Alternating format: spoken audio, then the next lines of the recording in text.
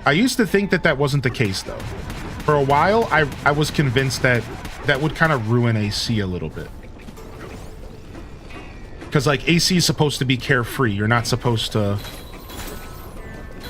Like, you're not supposed to be doing quests. That's what I used to think, but I'm realizing that that might be false. Wait, you can surf on it? Wait, did you see that? Hold on, can I surf in a direction? Yo, what's up? What's up, Raiders? How we doing, Mar Pizza? Yeah, Gamemation, something along those lines would work really well. Do.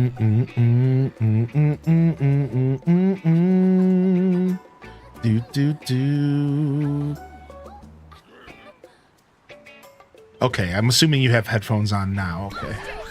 All right, hold on. Let's try this real quick. If I grab a chunk of this, float up, I can surf. Look. Surf's up, dude. Very nice. Sky surfing. No matter how much time you put between you and the chat, we're going to welcome you back with open arms. That's personally why I always feel comfortable popping in, whether it's just for a minute or if it's for hours. The community reflects that quote by always welcoming everyone in. You've manifested this beautiful community, and it's definitely something to be proud of. Aw, thanks. Thanks, Yuki, for saying that, dude.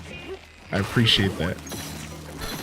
Thank you very much. It's obviously, it's the community, right? That's what it's all about. For me personally, I like to think of it as I'm just the lucky benefactor. I'm just the lucky benefactor of a very, very wonderful group of people who come together day in and day out to create some pretty cool experiences. Ooh, bonus round. Yo, Mar Pizza, how was a little to the left? Ooh, oh, oh. Surfing for gold.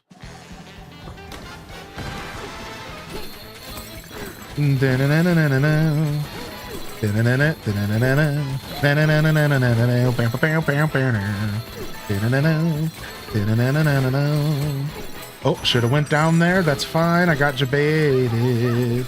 Got you baited.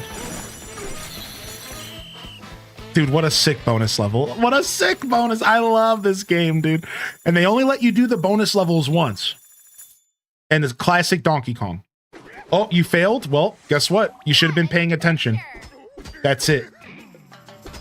I like that. I like that it's not just like, you know, go ahead and do it again and get all the gold you want. It's like a true bonus level.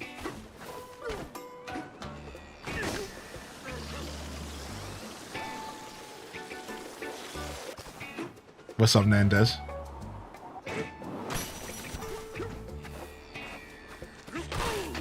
Oh, they do come back after a while? That's kind of good to know because I would like to do them again for fun. That's cool. That's cool that they are able to come back at some point. Maybe it's like after you beat the game or something. This game looks fun. Maybe I do need a Switch 2. For those of you kind of waiting for games for the Switch 2, I think the longer you wait, the more you're going to have to enjoy. So yeah, like I just keep waiting out, man. The longer you wait, the more you're going to enjoy. Like I was making jokes yesterday about how I'm super jealous because there's a bunch of people who get to go buy the Switch 1 and they get to buy the Switch 2 and they get to buy the Donkey Kong Bonanza as their first Switch 2 game. And listen, for as much as I loved Mario Kart, this is such a better first Switch 2 game. This is such a better first Switch 2 game, dude. Like, this is it. This is what you want. This is what you want to walk out of the store with right here. So I think that y'all are getting a better experience than I did.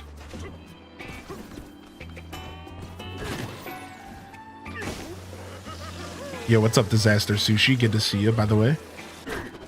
And what's up, Shui? Welcome back.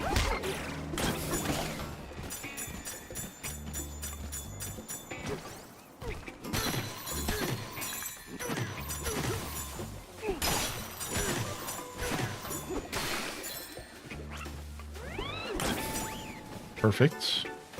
Rainbow Road? Yes. Did y'all hear that Donkey Kong... There's a Donkey Kong movie that got confirmed, I think? I shouldn't speak in absolutes here. I'm not sure, but I'm pretty sure Nintendo signed a contract or a deal for a Donkey Kong movie. As we all predicted, there's going to be a Donkey Kong movie that's going to be animated alongside the Mario movie. Like, a lot of us predicted that, right? We were like, the way that they showcased Donkey Kong in the Mario movie, obviously he's going to get his own movie at some point. And I'm pretty sure it's been basically confirmed. Like, they signed a deal with a company or something like that. I don't remember the details. And again, it's like, I take it with a grain of salt because I don't remember the details, but...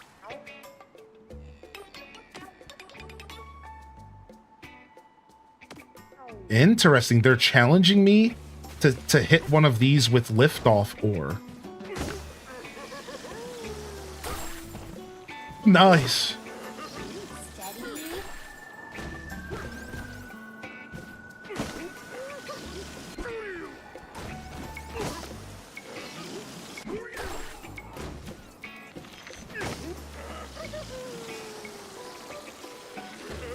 That's cool.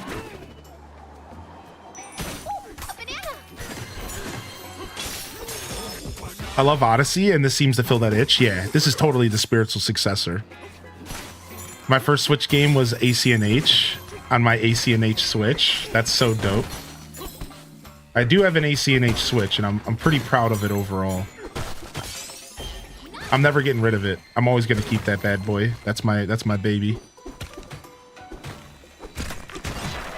DK must have gotten a new agent. Nintendo's definitely trying to give DK a comeback. Oh yeah. Oh yeah. DK's ain't going. He's making a comeback for sure. Big watermelon observation log. One day, a seed we planted grew like none other.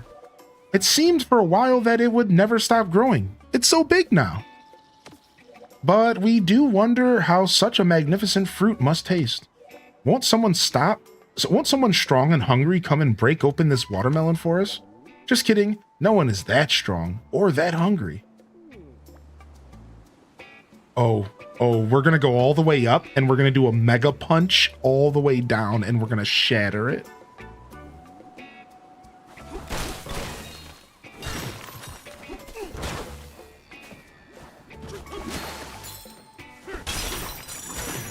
You think there will be an AC on Switch 2? Oh yeah. Sooner than later. Oh yeah, it's happening. Animal Crossing game 2026 likely. What's up, Mini Mansky? 2027 is acceptable as well. Also, Patry Payton's in the house. Yo, welcome in. Dude, Diddy Kong Racing, don't stop, man. I could see them remaking Diddy Kong Racing, personally. This is cool. I'm already loving this. So apparently they did remake Diddy Kong Racing, and it was on like Game Boy or something, like DS. I didn't even know this. But there was a DS version, so that actually gives me hope that they're still willing to do it.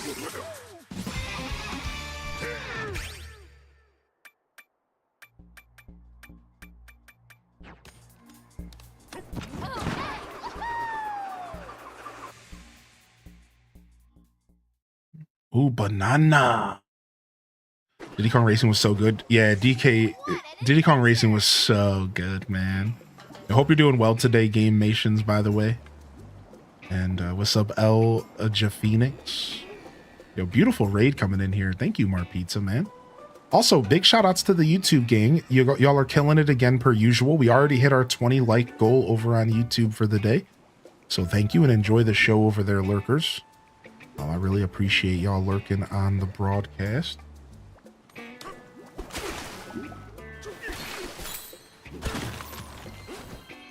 And happy Saturday, everybody.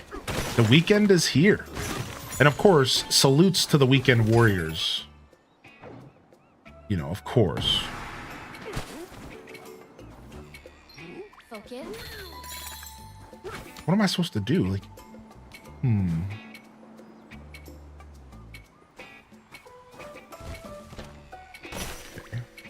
go ahead and make our house first. We've been watching the Tears of the Kingdom playthrough on YouTube in our house. Nice, dude. I got some more episodes releasing here. We're going to get them all out here real soon. I have to edit episode. So for you guys, it's like episode 12.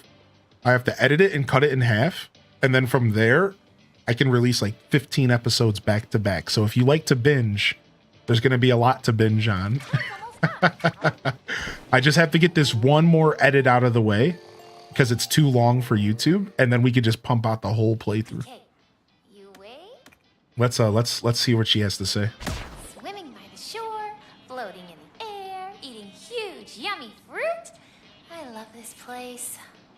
We should stay here forever. Oh, but if we could do this every day, it wouldn't feel special anymore.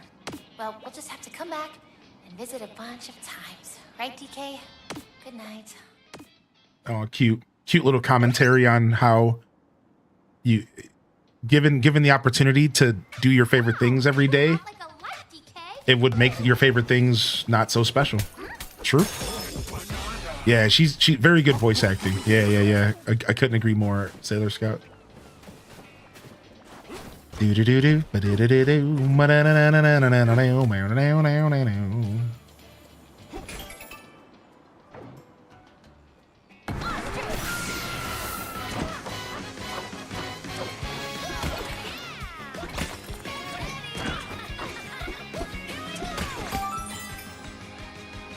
Piece of cake.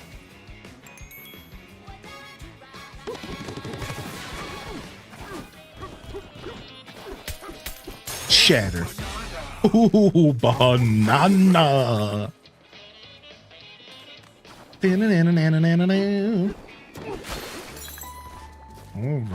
right, let's go ahead and head to the watermelon. Obviously. Oh, wait, let's get this first. Shortcut. Those shortcuts are super useful. And actually, I see a bonus round down here I want to go do real quick.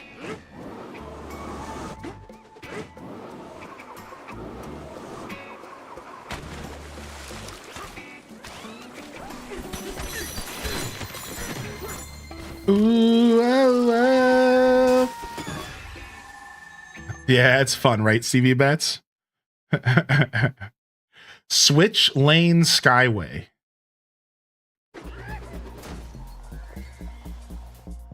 Okay.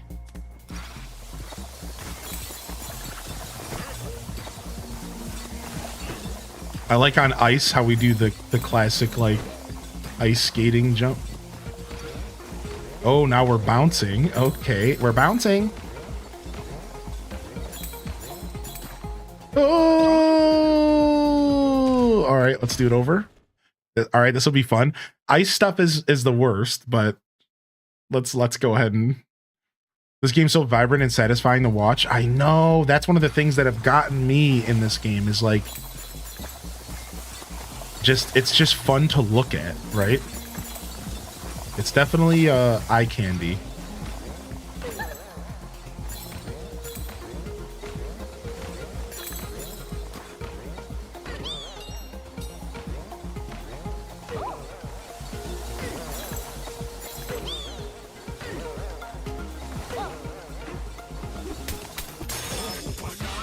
What's up, Sister Honey? Hey, welcome back.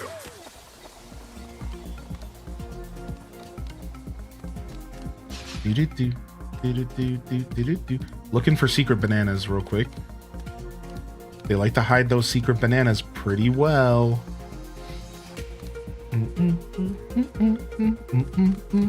Oh, it's bomb rocks now.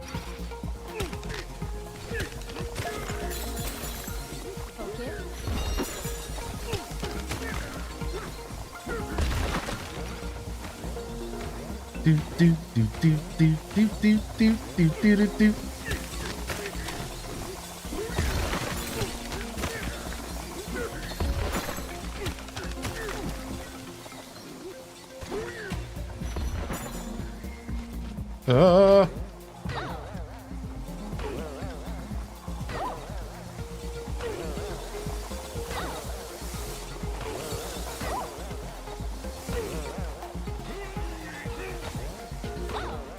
Ah, nice. Definitely got to be something hidden up here for sure.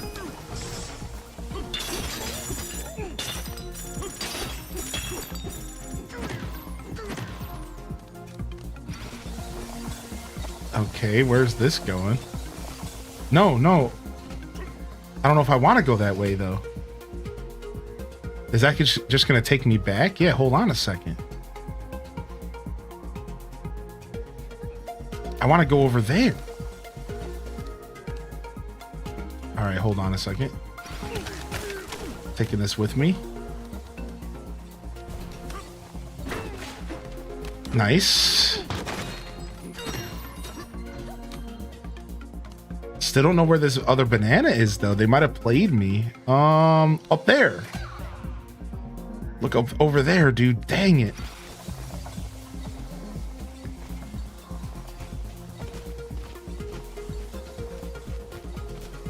We may have missed the secret banana.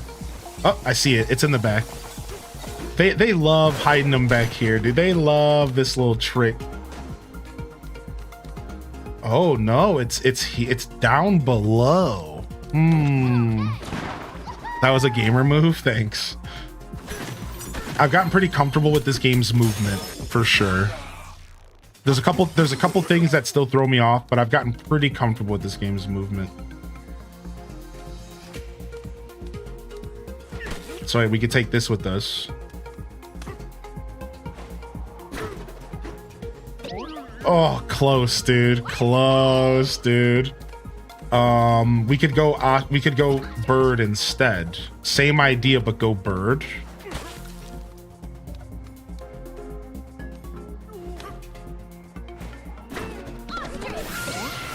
Oh, I'm going a little too low. Let's just try jumping down and flying over. Okay, that was easier. Nice. It's cool that you can use the bonanza forms to solve puzzles, because it just does the beautiful Nintendo thing nowadays, which is give us many options to solve puzzles. I don't know what you were supposed to do there. You know what I mean? I don't know what the proper way to solve that was, but the way I solved it seems just fine. Yeah, you were supposed to use the normal platforms, right? Whereas, like, so I like that the bonanza forms are an option. I really enjoy it.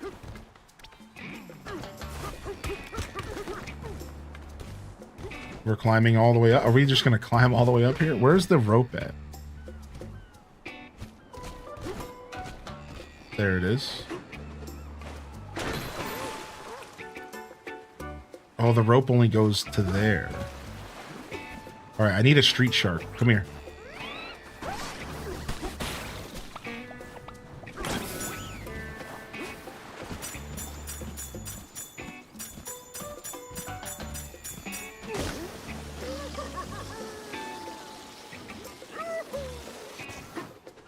Oh, we never hit this rope. I see.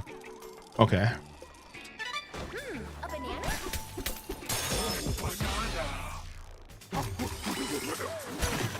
Yeah, that is funny how I paused to look for secrets and missed the secrets. Yeah. That is actually pretty funny. I love just going through the world and seeing all the destruction that I have, like, caused. Like, I love just, like, as you're going through the world, you just get to casually see all the destruction you caused. Just like as you're kind of just vibing.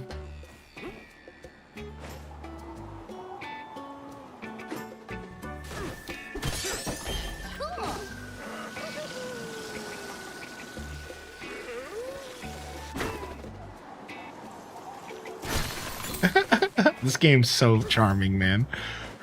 Sometimes I just pause and I can't even speak as I'm playing it. I've noticed that. I was watching one of my VOD. I was watching a Thursday's VOD for a little bit last night just to kind of see what the game looked like on my stream and stuff like that. And as I'm watching the VOD, I'm like, dude, this game leaves me speechless sometimes, and I don't know what it is.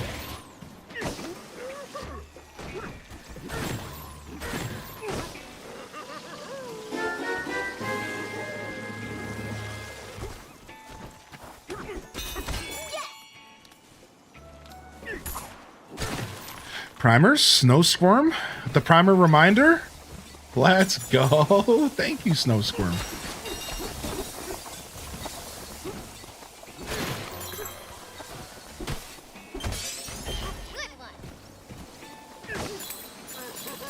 Thank you, Snow Squirm. Thank you so much for that primer, dude.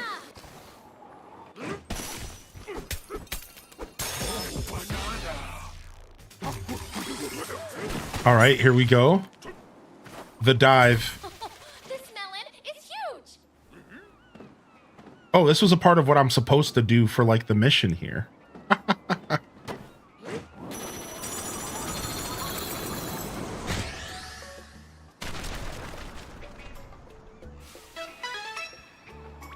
still more to go. Dig into the big watermelon. Moist sounds. Moist.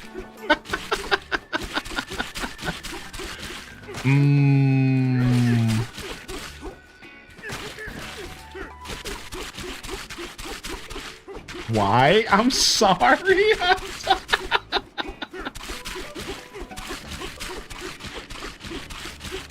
It's because I gotta increase my smash stats, chat. Don't you know? I gotta increase my smash stats. Look at my smashing stats, dude. Don't you understand? Look, melon. I had to hit 100,000 cubic meters of melon smashed. And now I gotta get to the melon rind. We're smash statting here, okay? Look how big this watermelon is. What the frick? I'm only halfway through. Okay, we got to keep digging.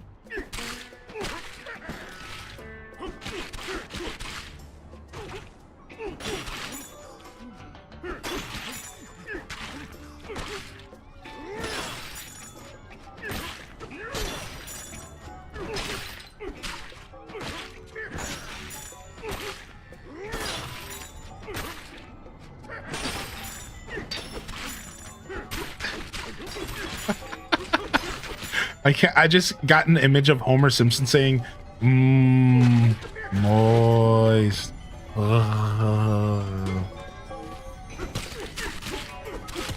Ooh, nice. This is some of that white melon rind, I think, here. Bye-bye to the bit rate for a second. Bye-bye to the bit rate for a sec. Bye-bye to the bit rate. Hey, we made it out.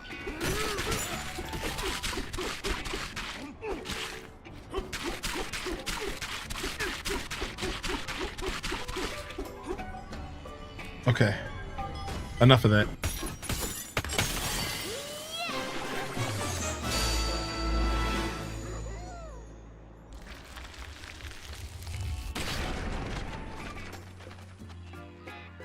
Well, that was satisfying.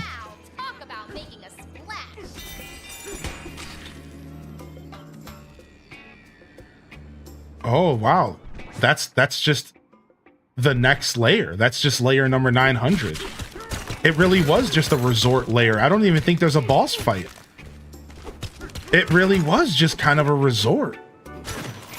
That's cool. I like that. That's so interesting. Now, do we have a quick way to get back up here? We could just probably climb. Let's go ahead and just dig ourselves a nice path to climb up here.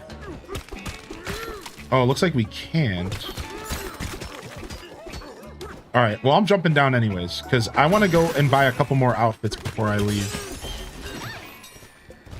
Ooh, what's that over there? Okay, we've been there. Yeah, I want to go buy a couple more different colors. There was a couple really sick colors of fur that I want to get. Yeah, that's probably exactly what that means. Right. It's like this really was meant to be a resort.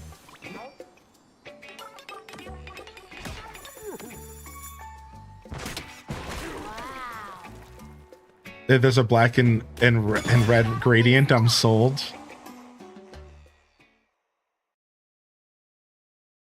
Molavoid. Molvaloid.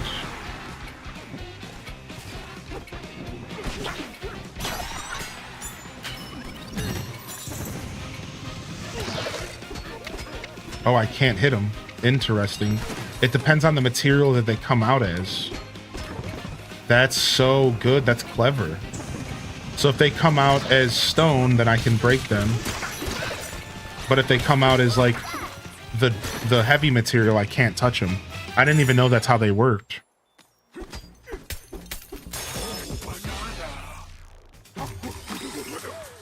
Boots with the fur. What's up, Kuda? Hey. 11:11. Oh, I missed it. No wishes for me. What's up, Brittany? Brittany's in the house. Yo, I was skeptical when they said no one was hungry enough to eat it, but the size of that thing, yeah, that makes sense. Awesome. Awesome. Absolutely awesome. How you doing today, Sailor Scout Megan? What have you been gaming on? Saga of the Exploratone, verse 14. There is water as far as we can see. It's warm here. The sunlight is strong. It feels nice to dip our feet in the water. We feel saltiness against our stone hide. The sand is damp and clay-like, with vibrant fruits buried in it everywhere. After eating our fill, we slept in the shade of a tree. Before we knew it, our nap had lasted several years. Now that we are well rested, it's time for us to head to the next sinkhole. Onward to the origin of us.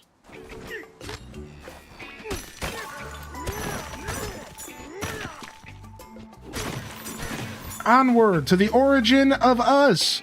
Hey, look at this massive slice of watermelons down here.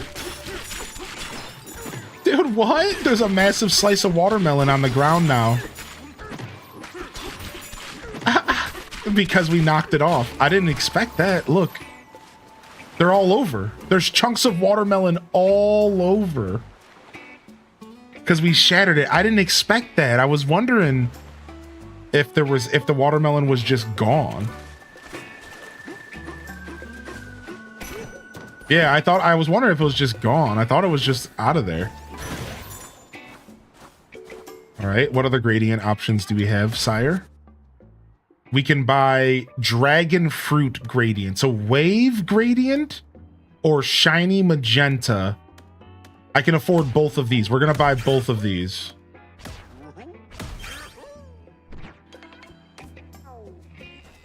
Yeah, let's go check out dragon fruit.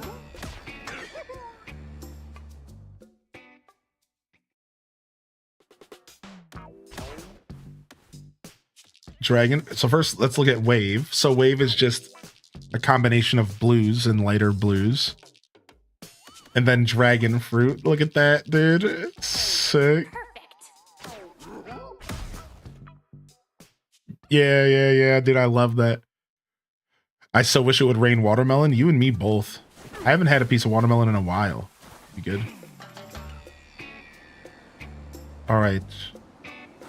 Let's go.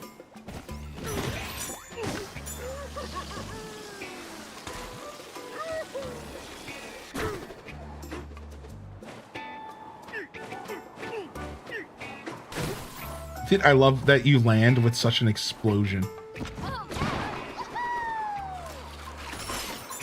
Straight through the watermelon. Couldn't be happier about that. Straight through the watermelon. Beautiful. This might get me into Donkey Kong. That's adorable. What's up, trainer? Yeah. I'd say this is definitely a good first Donkey Kong game for anybody who's like not sure because of the character. Right? This is a good first Donkey Kong game because it takes away, like, you don't need to know anything about Donkey Kong to enjoy this, and I'm talking even gameplay wise. You don't need to know anything about Donkey Kong. You don't even need to know who Donkey Kong is. None of that matters. This is this is definitely a series refresh. The same way that they series refreshed pretty much all of their games on the Switch generation. Kirby, Zelda, Mario Odyssey wasn't so much a series refresh, but it was definitely a pretty refreshing game to play.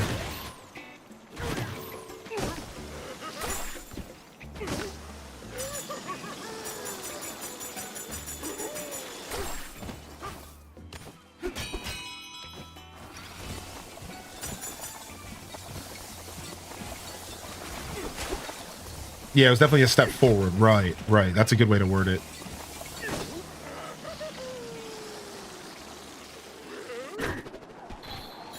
Oh, I didn't have to go all the way up here again. Oh, well, we might as well.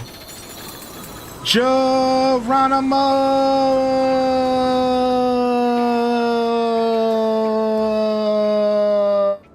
Oh. Talk to my 70-year-old gamer uncle into getting this game. How great am I? That's amazing. That's seriously so cool. Bye, weird fruit! You were fun! We had so many back-to-back battles. It was nice to relax for once. She's literally calling out the fact that they didn't battle. Huge watermelon. That's so cute. She literally was like, after all the back-to-back battles... Banana, right? Too bad there wasn't a huge banana. Yo, why would you even say that? That's so rude. You're so rude. Why would you even say that? Too bad there wasn't a big banana for you. We know that's your favorite food. Rude. Yo, what's up, Blunted Bud Master? Dude, I saw you pop in yesterday and your name stood out to me, obviously.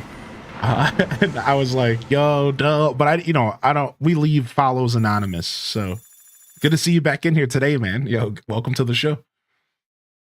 In assist mode, timers during battle challenges. I never have time to read those because loading screens are just too short. Tempest layer. Sublayer 900. Tempest layer. There's elephants. We're totally turning into an elephant. Making me want to cop the new Donkey Kong game? Yeah, for sure, dude. It's pretty fun, right?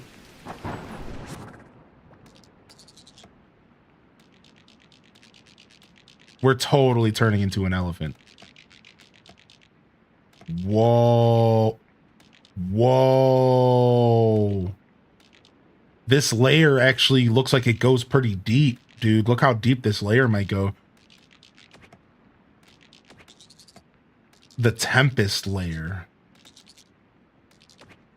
Did we skip 800? No, I think 800 was the relaxing layer. Yeah, 800 was the relaxing.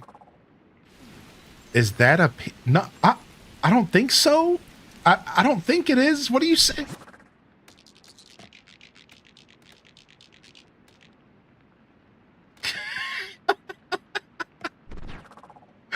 I don't know. No comment. Ooh, banana. All right, eat up.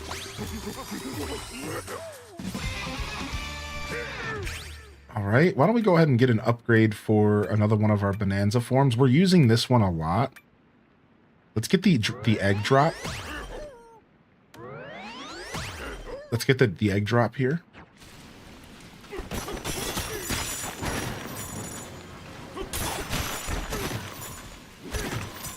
The Tempest layer. Tomorrow's weather forecast. Expect stray clouds to drop in from the surface, a strong front of ape with a chance of human girl in the afternoon. If you go out, remember to bring an umbrella, a very, very sturdy umbrella. Shut up. Who you calling an ape?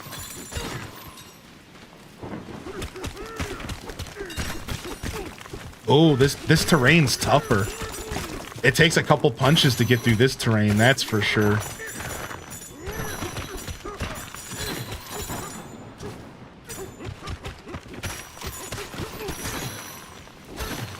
All right, not bad. Cars on my jam. What is this, a windsock?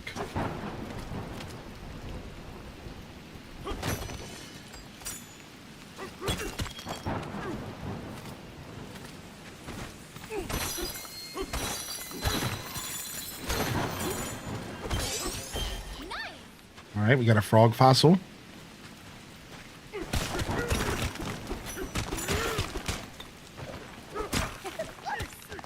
This material, what is it? Focus. Just even sturdier stone.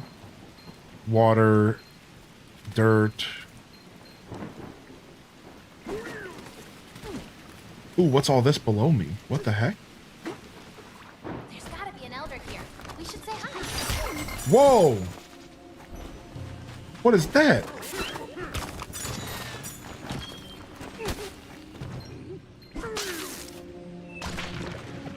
Ah, you have to stick something to it and drop it out of the sky.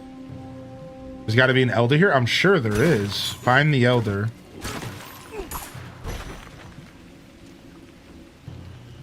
I don't even know if that's lava. That might be something else, but it looks like it could be lava. So what? We have to bring this down. Yeah.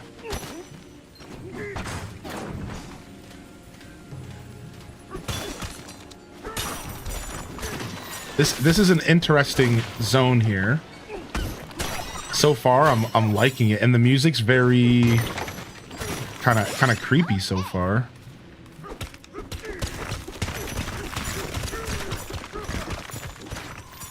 Looking for secrets. Yo, how you doing, Matcha May? And hey, what's up, Ella? Good to see you back in here. Happy Saturday, y'all.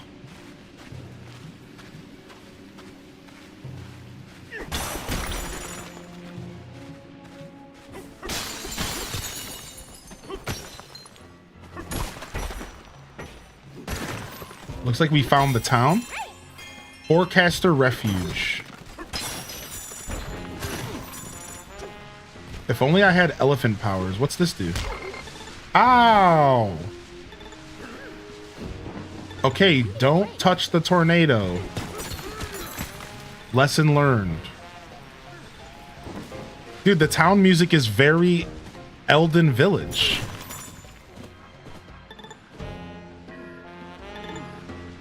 It's them trumpets, baby.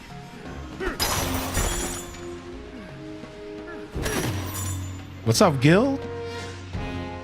Down, down, down, down, down. Very Elden Mountain. Very Goron Village. Yeah, Goron City. Yeah, Goron City. Exactly. That's what I meant to say, Elden Village, but I meant to say Elden Mountain, Goron City. Yeah.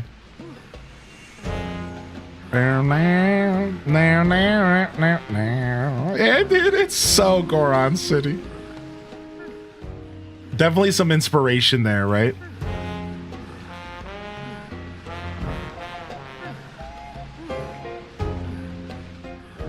Especially with the piano coming in like that. Oh, they're definitely leaning in.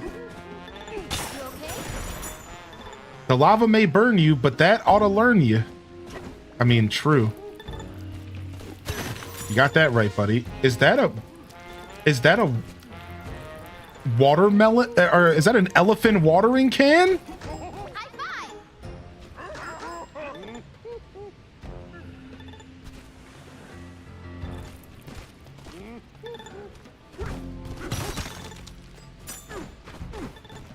Can I break this? No. You need a break.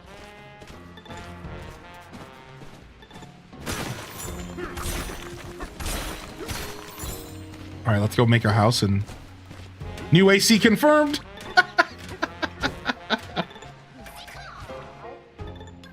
Let's go and get ourselves a little house made here.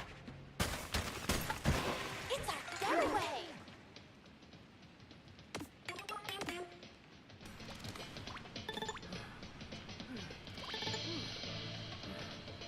Dun, dun. All right, let's sleep. Dun, dun. Y'all are too funny. That deep horn is so Goron City. Yeah, dude.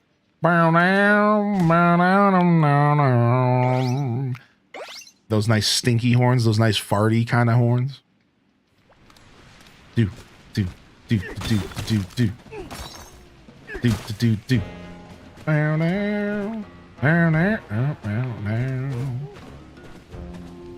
So Phyllis is in this game? Correct. What's going on here? Oh, you can't punch that.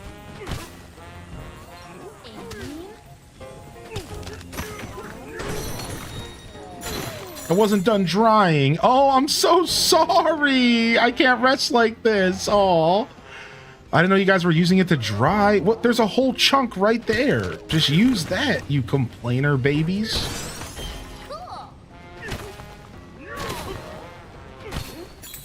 Cool.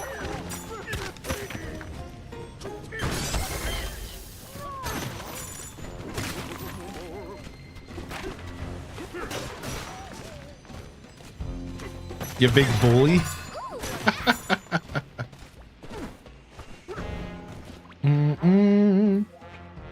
keep your nose in the know. Facts for weather forecasting. The singing blusterwing. The singing blusterwing is a mysterious creature with a unique connection to the weather here in the Tempest layer. Initial studies of its behavior revealed that when the blusterwing is in a foul mood, the weather turns foul to match. This discovery had startling implications that have since proven to be true. The creature's mood affects the weather.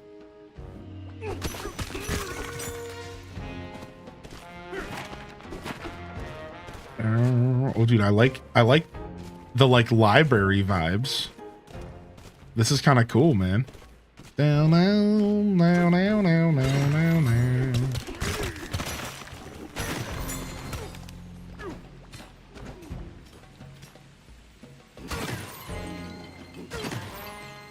Down, down, down, down. Ooh, there's a big fossil up top. Let's go grab it real quick.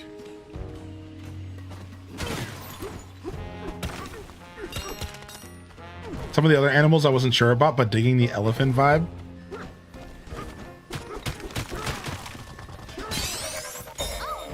Nice. Those big fossils are very good, very useful. All right, let's go see what's in the shop, just so we have something to look forward to purchasing. All right, so we have the burn-proof breeches. That's really nice. And the sky blue breeches. We have the apple a day tie. Increases the amount of health an apple will restore by 25. That's actually really nice. And then we have the yellow tempest coat for Pauline. Oh, that's cute. With the elephant ears on the coat. And then we have the mallow gradient fur and the mango gradient. Ooh. We like some good old breeches, right? We'll buy these breeches. That's all we can afford right now. And I'm going to buy the tie as well. I think actually being able to heal more might be nice. The game is starting to get a little more difficult. Down, down, down, down, down, down, down. Yeah, the elephant ears, right? Suits you. Hey, we're looking good. We look like a teacher with that apple tie. I like the Goron City music vibe because of the heat, but it also matches the elephants as a low-key sound that the elephants can make the trumpet sound. Yeah, I didn't even think of that. That makes sense, right? It's like it applies here. The animals, like the trumpets plus the elephants, actually make a ton of sense. I agree with that.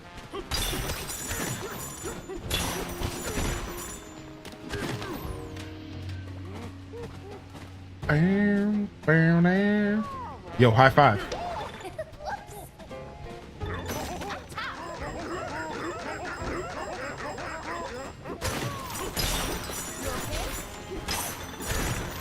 Ooh. Fossil. Tie suits the dragon fruit color. Yeah, it's nice. Oh, well, I see we have visitors. Welcome, little lost clouds. You braved some unwieldy weather to make it here.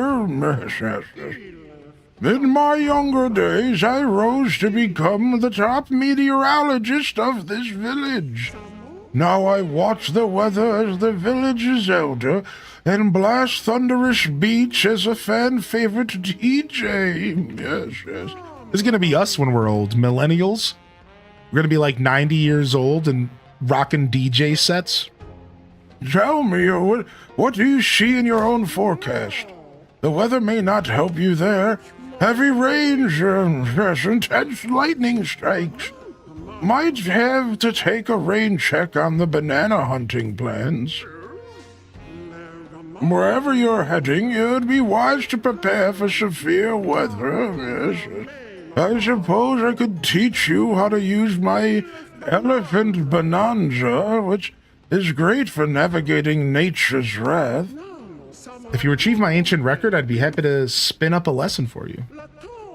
The young elephant over there will give you all the details. The twinge in my knee, that means strong storms are on the way.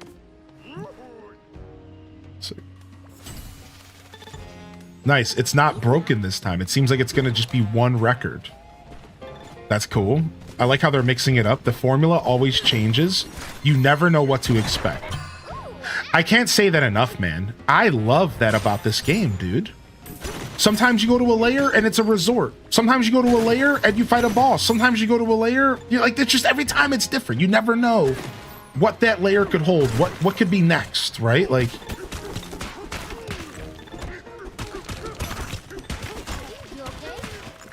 dang, I can't get through there. I love that so much. All right, where's this elephant with my details? What's up, Onion? Bye, boo boo. Sounded like you had a pleasant chat with our elder. Sorry to eavesdrop. With ears like mine, it's hard not to. Look at that donk on him. Look at him swaying his donk back and forth. Also, heard a rumor that you came all the way from the surface. How thrilling.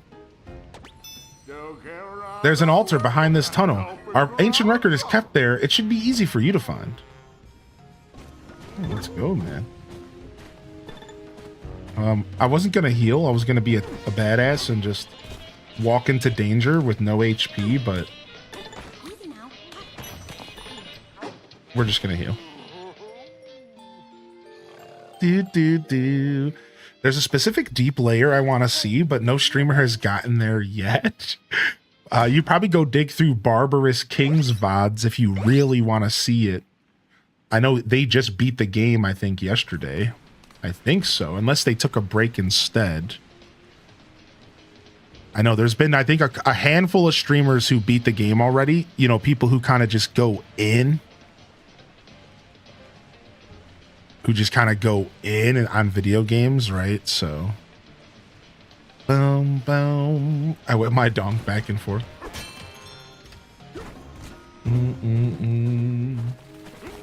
I imagine I imagine most casual gamers are probably right around where I am. I'd say maybe like a little bit before, maybe like layer 600-700. But I say casual. Like, I haven't been playing the game all day, every day for the past 3 days. But I feel like that's how most gamers game. We're in our binge era. That's just how gamers game, dude. That's how we watch TV. That's how we consume content. We just binge, dude. So, like, just because I'm streaming all day playing it doesn't mean that your average gamer is probably right where I am. But right around where I am, because I'm a pretty slow gamer. And we kind of take our time on stream and like talk in the app. So if you include the streamer tax, like I might be what 20-25 hours into this game.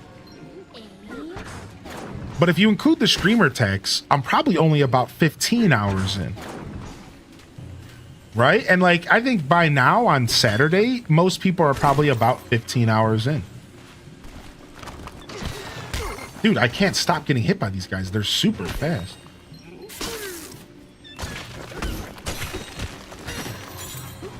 Yeah, if you include streamer tax. Now, the only thing that might not make complete sense with what I'm saying is, to be fair, it did come out on a Thursday, and I bet you a bunch of people didn't get to really play till yesterday. To be fair. Yeah, work and all that. Yeah, Planet Kitties, right? Like, that's just how we play video games nowadays, man. What's streamer text? Oh, streamer text is just because everything I do on stream takes longer because I'm usually chatting and stuff in between. Right? That's I call it streamer text. You know, think about how often I'm just sitting here in the game like this talking. I take a break. I'm discussing something. So I developed a term for that. I call it streamer text. And every game I play, if a game takes me 30 hours to beat, it might take a regular person 20-25. There's always a streamer text. And the same goes for most streamers. Some of them are a little bit more hardcore about just playing than I am. But I think most streamers, right? So like if a game takes me 50 hours, it might only take you 40 because streamer text, right? a puzzling predicament. The caldera altar is supposed to be right here, but it sank into the lava. Love that? Yeah. Streamer text. I specialize in studying weather, not navigating cave walls. Oh, don't worry. I'll navigate those cave walls for you, little cutie. I love elephants. Elephants were my first favorite animal growing up. Well, my second. First snakes, then elephants, then turtles, and turtles are now my favorite still.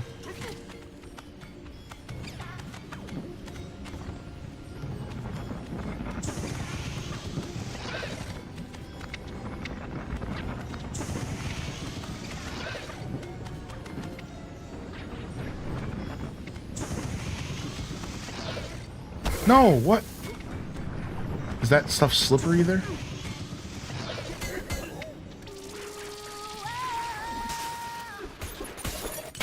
Yeah, I love reptiles, man.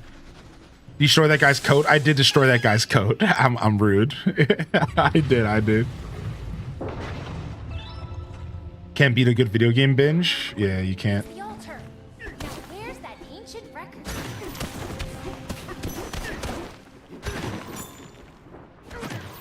Yeah, I was about to say, there's got to be something in here. The way they set up this wall. Hold on a second. It's like, it's got to be like right... It's right there. Can I get in here? Cannot. Interesting. Okay, there's one right here. Ooh, I fell into a hole here.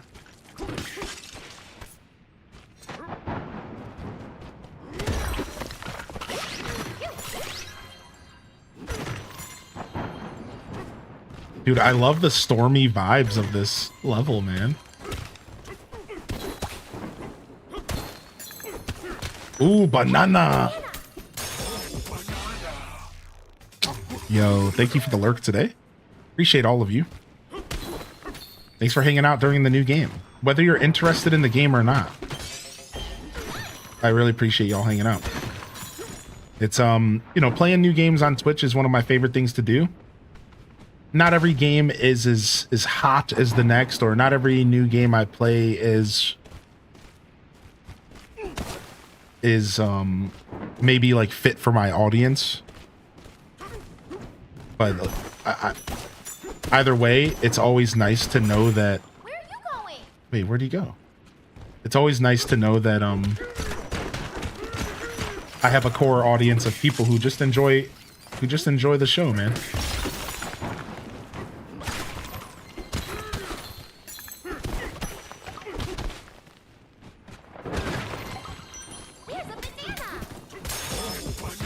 Dude, that's so sick, man. I love these random caves. There hasn't been like a ton of cave stuff. Like, you've been able to like make caves all you want. Like, you could go into the ground at any time in this game. But this is like kind of one of the first times that like they almost created like a cave experience here. Like I feel like I'm hunting in like a dungeon.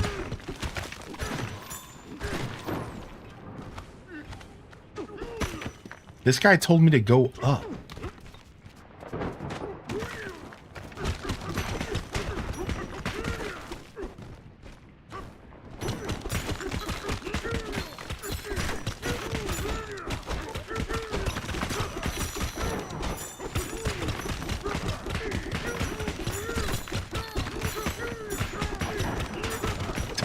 I don't know where I'm going, dude.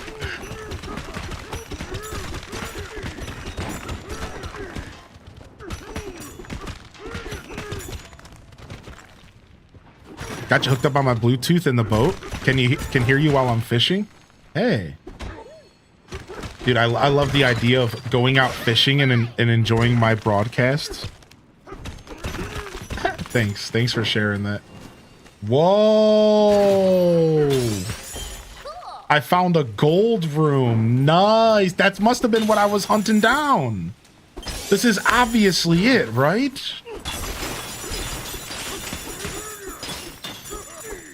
Nice.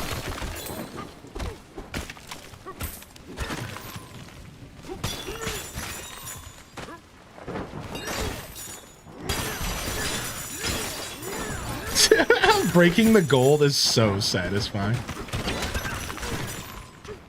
Yo, what up, Jay Kaiser?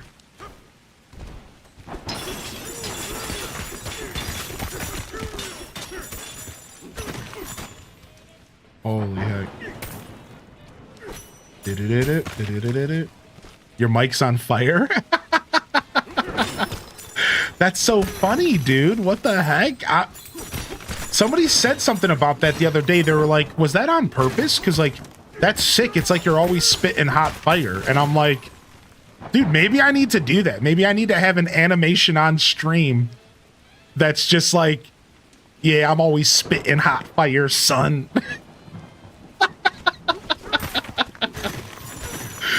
That's so funny. I didn't realize what the person was saying when they mentioned that. Like, this was just the other day. Somebody said this on stream, and I was like, what? Is this coming after me? Is this storm attacking me? It is. What the frick? Watch out. Or you'll betcha a tornado will get you. Whoa. The Elder is just beyond this gate. Thanks, man.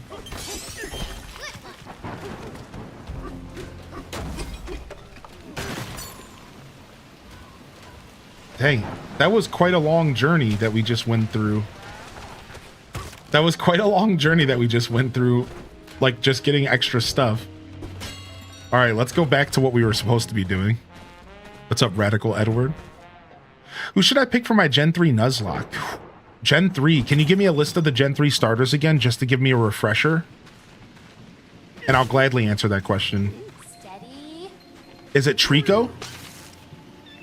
Yeah, Nembo Tavi. Trico? Yeah, it's the Trico generation. I say go Mudkip. Nuzlocke? I say go Mudkip. Go Mudkip. Mudkip's a really good Pokemon to start with, I think, in that situation. Yeah, I say go Mudkip.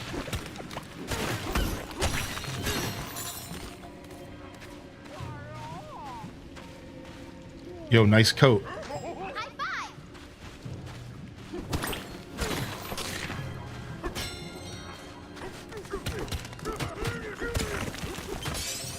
Cool. All right.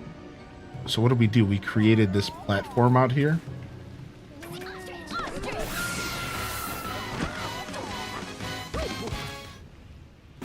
Uh-oh. Some kind of boss fight, I think. Oh, it is 2 parts.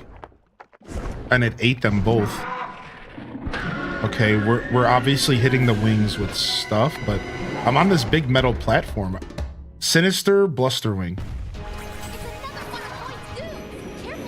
Oh, I see. Okay, it's gonna create the goop for me. Nice. I love that.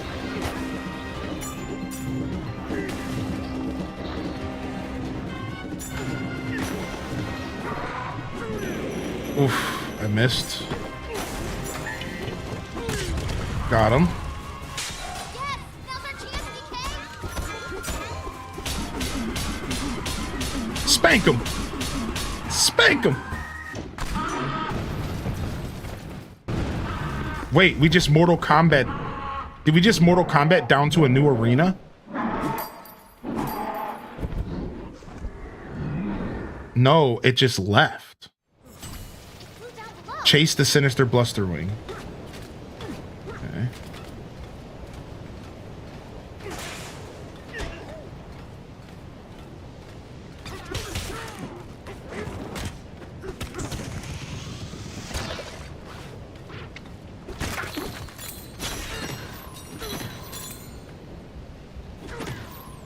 Just wanted to look around real quick before I go.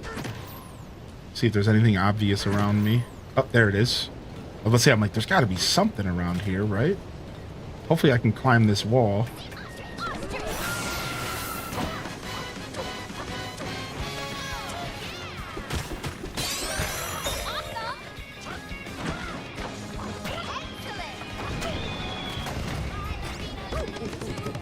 You rang? Yo, spank him nasty.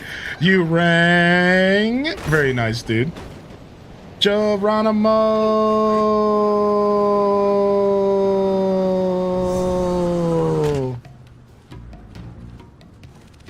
Layer 901. Whoa. Interesting. Okay, this is cool. This is a cool looking layer. Look at this. We're in caves. We're in the caverns, dude, right? Ow. I bumped my hand. What's up, Saridra? Good to see you in here, Super Saiyan Turi, dude. How's your deluxe adventure been?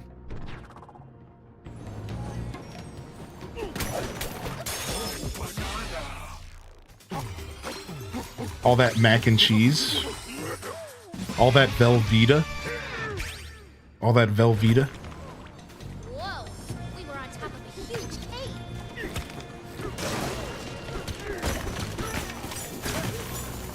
I'm out. Wait, what's hurting me? What? If I go out here, I get rained down? Oh my lord. Oh my. So hold on, do I have to hold a rock above my head? Yeah, I have to create my own umbrella. Nice. Incredible. Yeah, dude. Literally so cool. All right, well, I mean, obviously I'm going to jump straight down there first. And you can't tell me what to do otherwise.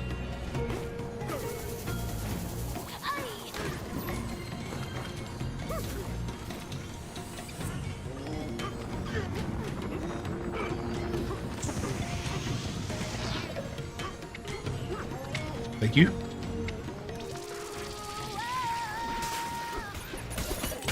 I knew you could do it, DK. A banana. Wait, where'd you see a banana at, girl?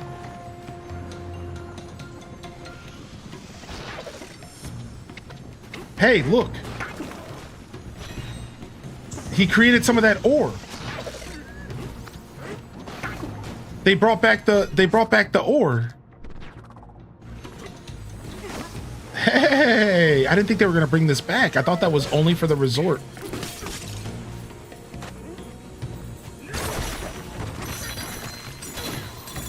Super happy to see that stuff come back, actually.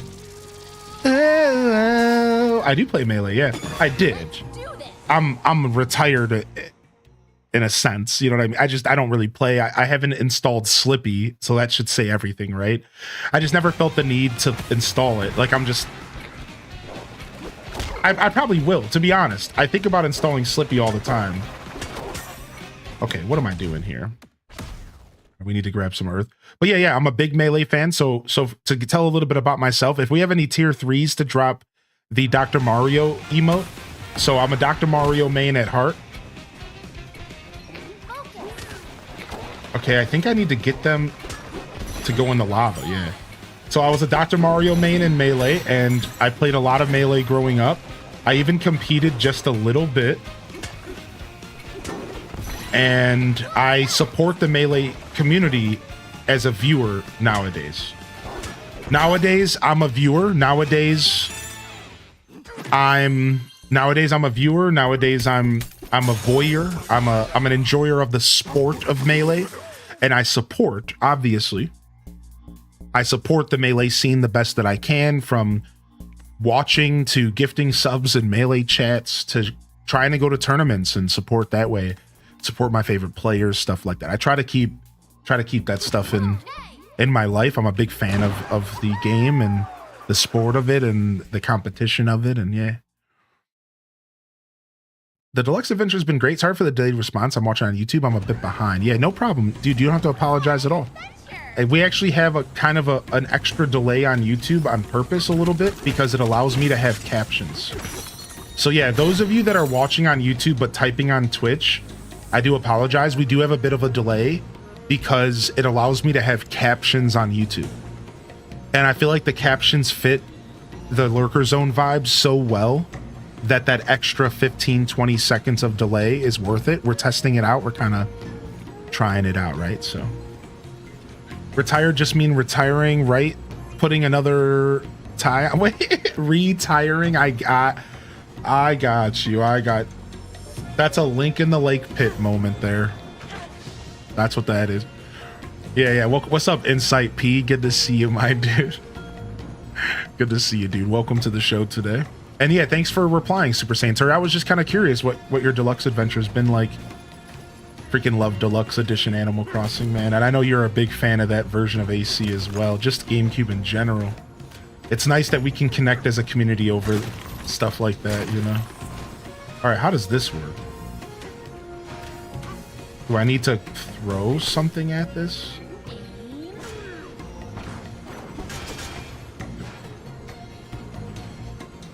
What?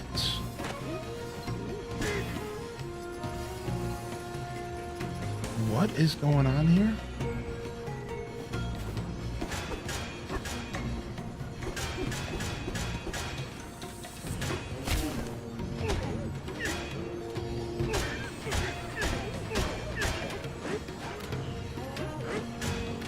I don't understand this mechanic at all. I'm sure they'll teach me somewhere. I did run away from... Like, I did... Oh! I see! I use it... I bring a piece of material, but I used dirt. And the dirt... I used the dirt there, right? And the dirt, didn't last long enough. So that was... Alright, we need elephant for this door. Is that tornado coming at me? No, it's not.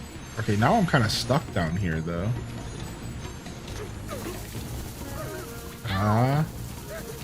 We're getting rained on, dude.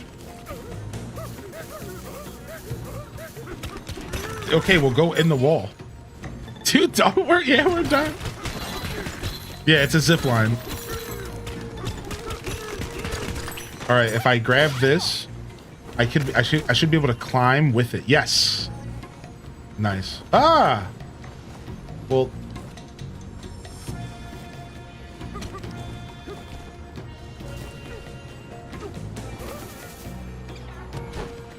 Okay. She said we revealed a banana somewhere. I don't know where we revealed a banana.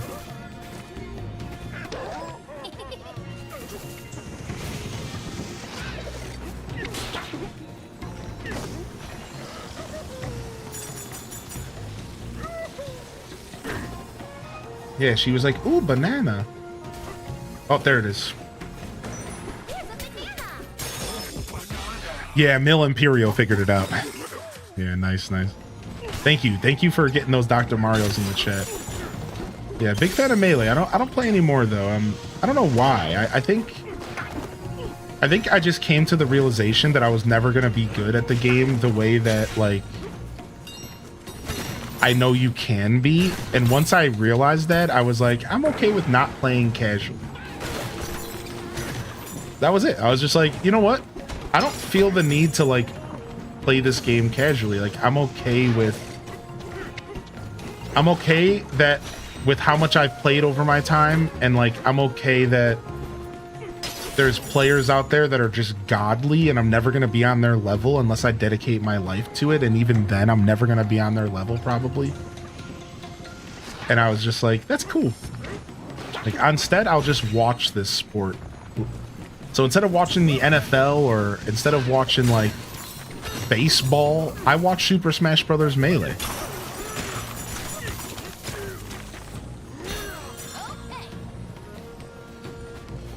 Whee!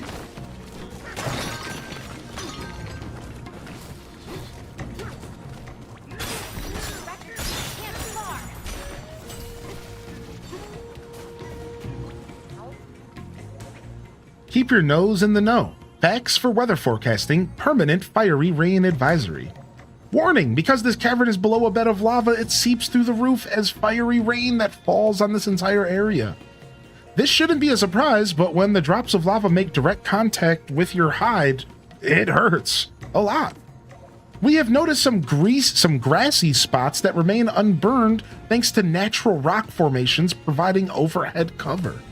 We do recommend staying within these zones for safety, but if you have a need to explore the larger cavern, simply hold a chunk of terrain over your head and stay unscathed.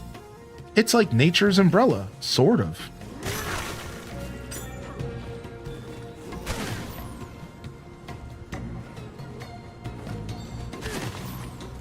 Hockey, then baseball, then American football.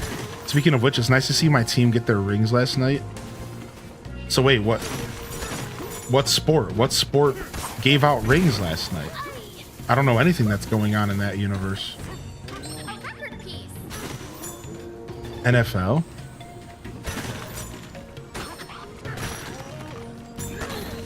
Oh, they get the rings later because they have to like make them custom or something like that.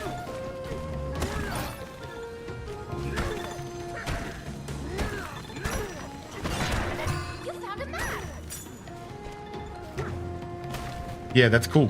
That's actually super cool.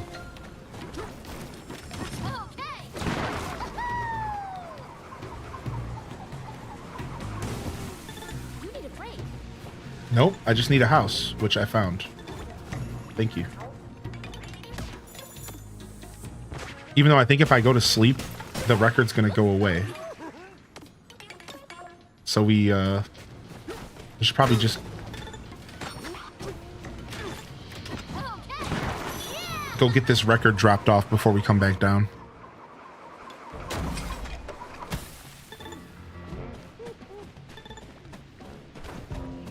American football is life in the South. It took me years to get used to it. Now I can't wait for football season every year.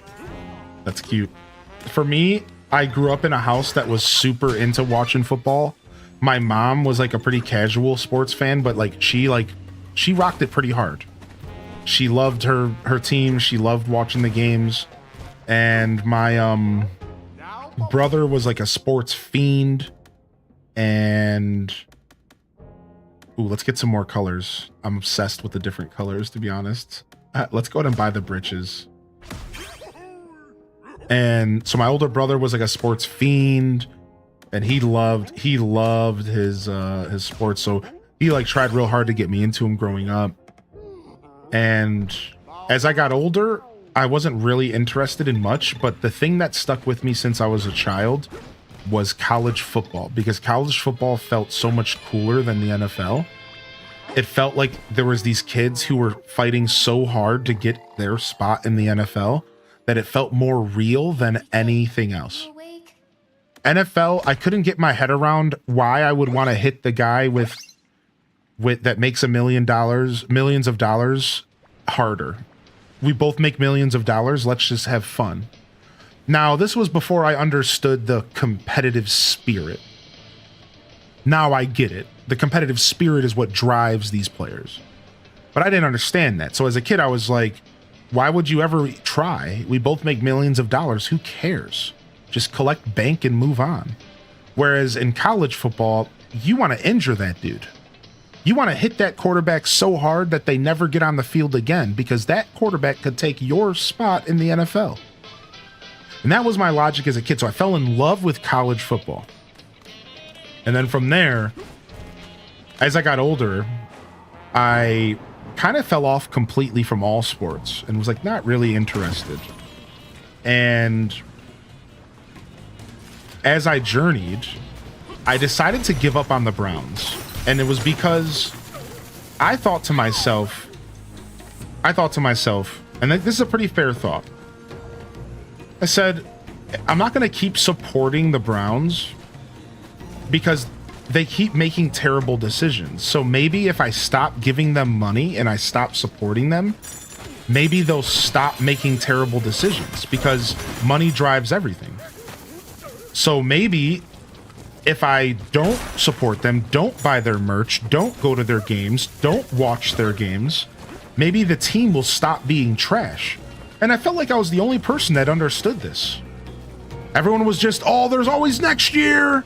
Gotta support our squad. And I'm like, no, we shouldn't support terrible decision makers. We need to fire them all and get a real team. So I stopped supporting the Browns years ago, and that pretty much, I became a Buccaneers fan. I kind of like Tampa Bay because I like Pirates. And, you know, you could actually follow their success story, and like, it was nice to be a football fan when your team made decisions that made sense. So I watched the Buccaneers for a couple of years and, you know, kind of rode that out for a while. And then kind of moved away from the NFL again. Still don't support the Browns. I'm not a Browns fan. I am thinking about being a Browns fan sometimes. I'm like, I miss the boys. But I'm like, nah, whatever, screw them. I'll just be an Ohio State fan. And then a couple years ago, about 6-7 years ago, I decided I wanted to become a baseball fan. And that's where this was all leading. I woke up one day and I was like, you know what? Baseball's gonna be my sport. I was like, I'm nerdy. I'm a nerdy guy. I love numbers. I think baseball's super methodical and super sick. It really is, if you really think about it. Like, it's just like, it's so cool. It's such a methodical sport.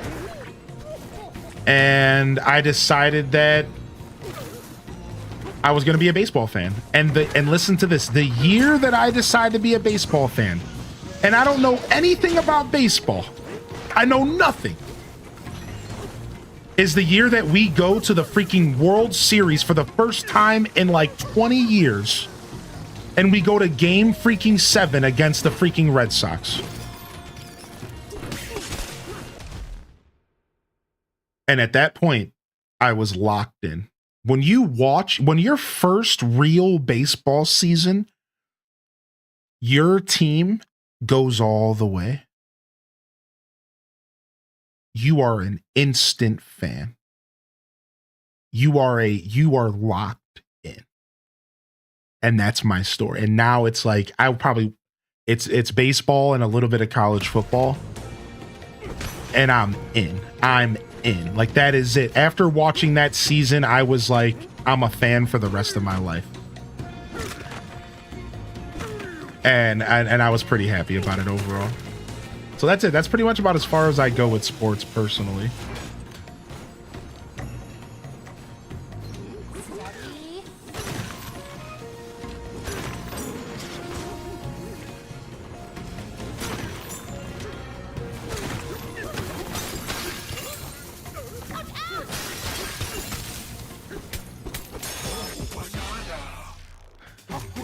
What's up, L? Just got my first flame in Skyward Sword. Nice, dude. This is your first time playing Skyward, right? Or the first time you're attempting to complete it? Right, Exhaustion? Is that what I remember? First time you're attempting to beat the game, or first time you're playing it, something along those lines? Congratulations, man. That's a beautiful game right there, dude. As you know, I just played it recently. Where was the record at? Oh, it's not up here. It's below. Oh, we need to like throw some goop at it to lower it. Well, I guess what I can do is ride it down. Jack this dude up. Throw something at that. Grab this, ride this down. What a cool mechanic. Whoa, whoa. I'm really enjoying the zipline mechanic. It's fun. Bold. I got it in November for my B-date, but waited to play it, or late to play it. I want to play them in order since we talked about the timeline. Nice. That's cool, man. You're starting off on such a treat there. Playing them in chronological order makes sense. So nice. Good luck. You're honestly in the thick of the game. Wouldn't you agree? You're in the thick of the game now. Like, you really are. Like, the 3 dungeons that you have to go through to get the 3 sacred flames are like some of the best dungeons in Zelda history, dude. They're so good. So you're in for quite a treat.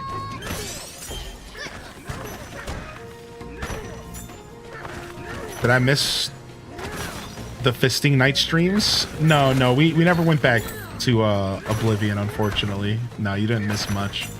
we did go back for that one episode that you may or may not remember, in which I figured out the computer stuff and we tried it and we had finally had a successful stream. And then after that, I just didn't get back to it. Yeah, from there, the Switch 2 came out, and then we played Cyberpunk. And then I was like, well, now what do I do? Do I play Cyberpunk or do I keep playing Oblivion? And then from there, it was just like Tony Hawk, and yeah, it just kept going and going. So just the other day, I actually did kind of officially announce to the community that, we're just going to have to take a breather from those games, because, I'm not going to keep stretching out the playthrough and pretending like I'm playing it. So hopefully one day we can go back, but as of right now, we're just going to take a breather from thinking we're going to play the game. I guess I'm trying to figure out how to word it. I was kind of edging, if you will. yeah, we're going to come back and play Oblivion. And then I just never got to it. It's all right, let's just pause. We'll get back to it eventually, but I love the idea of playing Elder Scrolls games on my channel, and I've always loved the idea of playing Elder Scrolls games on my channel. So every once in a while, sometimes you just get distracted, man. You know, we all deal with this, gamers. You just get distracted. Games are constantly coming out, and and you want to know what really stopped me from enjoying Oblivion this time around was because my computer wasn't streaming it well, man. So it just came down to a series of unfortunate events, right? It was all right, we're going to play Oblivion. And then it was okay, my computer's not handling it. So I went and literally bought a brand new CPU just to play Oblivion. But by the time the CPU came and I had 3 terrible streams because the game was basically not running properly, I had already tapped the energy out. You know what I mean? It was what am I even doing at this point? It's been 3 weeks. Finally, my CPU's here. Finally, I can sit down and play Oblivion. At that point, I was over it. I was just unfortunate, but yeah, it just happens like that. Yeah, hopefully one day we can get back to it, though. Like I said, I'm a big Bethesda fan, and I would love to sit down and play Elder Scrolls on stream one day. We've done Fallout 3. We've done a very little bit of Skyrim and a very little bit of Oblivion, but we're going to have to sit down and just play all those games one day. Just really just sit down and play it all. Just enjoy it all. Every little bit of it, Hundreds of hours of content we're talking about here.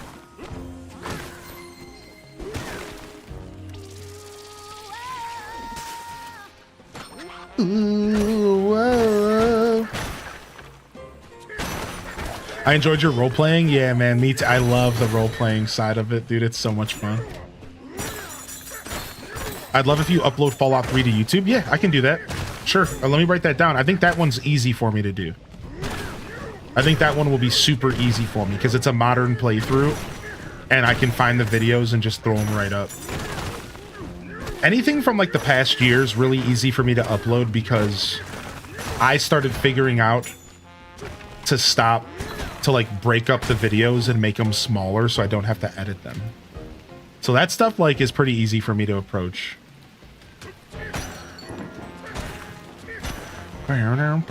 It's the old stuff that takes a lot more finesse because it's I have to go back and edit a bunch of it because I was doing 12-hour streams and then I would only save the 12-hour VOD. You know what I mean? I wouldn't cut it down in Twitch because I didn't think I needed to. So we've come a long way as a creator. Stuff from year one, there's I have a 16-hour playthrough of Minish Cap. And I have a 13-hour playthrough of A Link to the Past. And these games where I just no. These games where I just I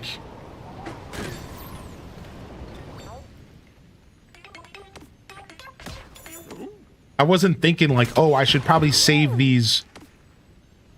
I should probably split these playthroughs up. I wasn't thinking that way.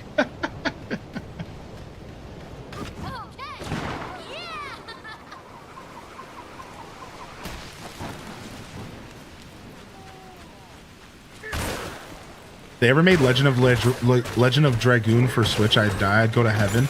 People love that game. Oh yeah, Legend of Dragoon is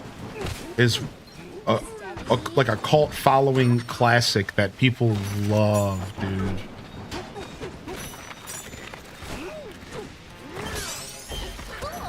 Yeah, that game gets a lot of praise. I've never played it. I've watched it get played a good amount,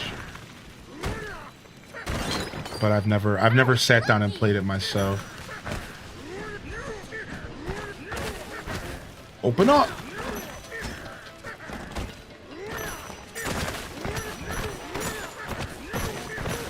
Yeah, 4 disc long. Where'd it go? There it is. I lost it for a second. I have to imagine that the elder elephant is thinking while you're just swinging the ancient record around. Yeah, I know, just destroying everything in sight. Like, 1 second. I'll be right there. I just got to take care of something real quick.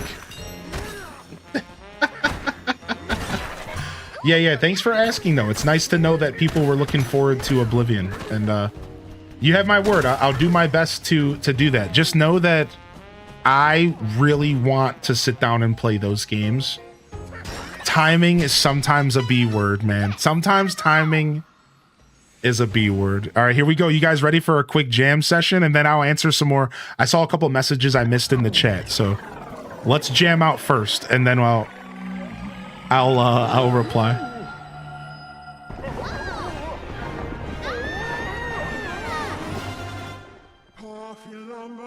That power of yours, rain it down on us.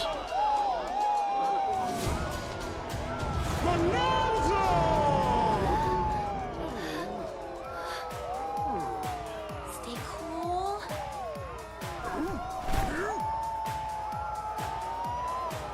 We can actually just pause right here. I know you're not playing it, but what did you think of Cyberpunk on Switch 2? So Stratocaster.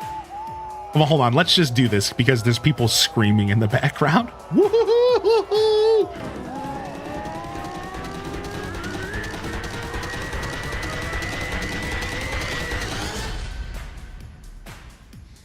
All right.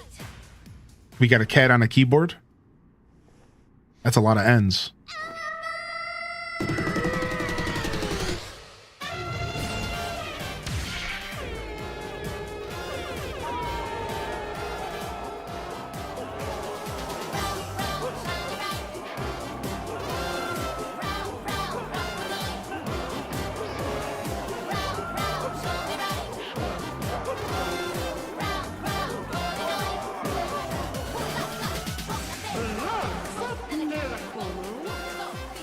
All right, here we go. What do we do?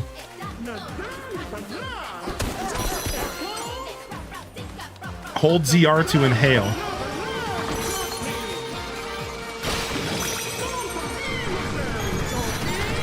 No way, dude. We can suck up materials. Trunk chunk.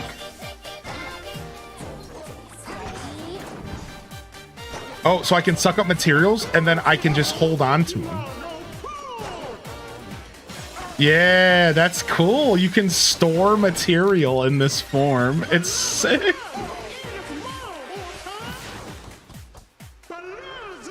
Inhale terrain and then spit it back out with the woo. That's the forecast for your elephant bonanza.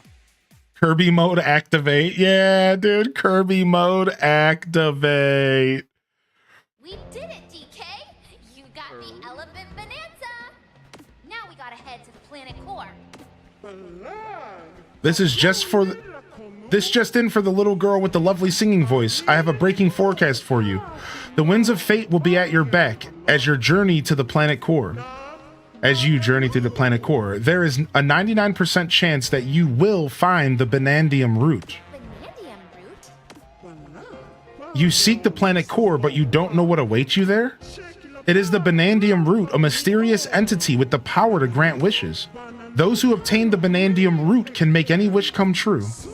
It slumbers far below, deep within the planet core, ripe for an awakening. So once we reach the planet core, we'll find the Banandium root 2? Got it. I have no doubt that the two of you will find it down there. As a next step, the Elephant Bonanza will let you breeze through the rest of the hot shower cave with little trouble. Off you go. Continue your journey and make your wishes come true. Thank you, Elder. Head to the hot shower cave's exit. Nice, dude. Okay, sick.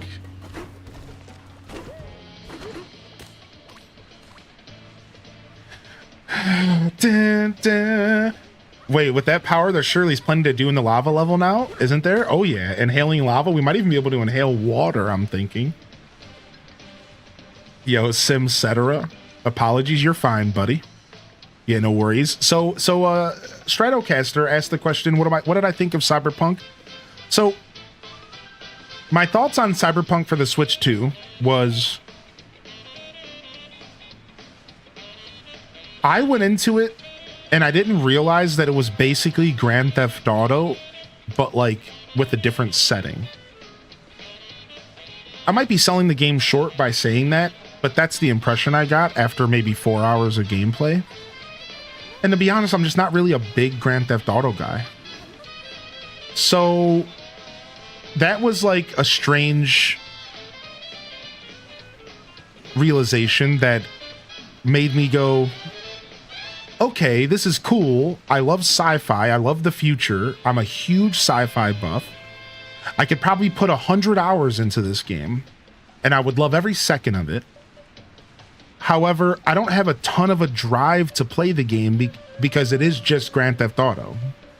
And I was just like, so I don't know. Like, it kind of left me non-committal about the whole experience, the whole game. On one hand, I think it's probably going to be a great experience and something that I'd love to play.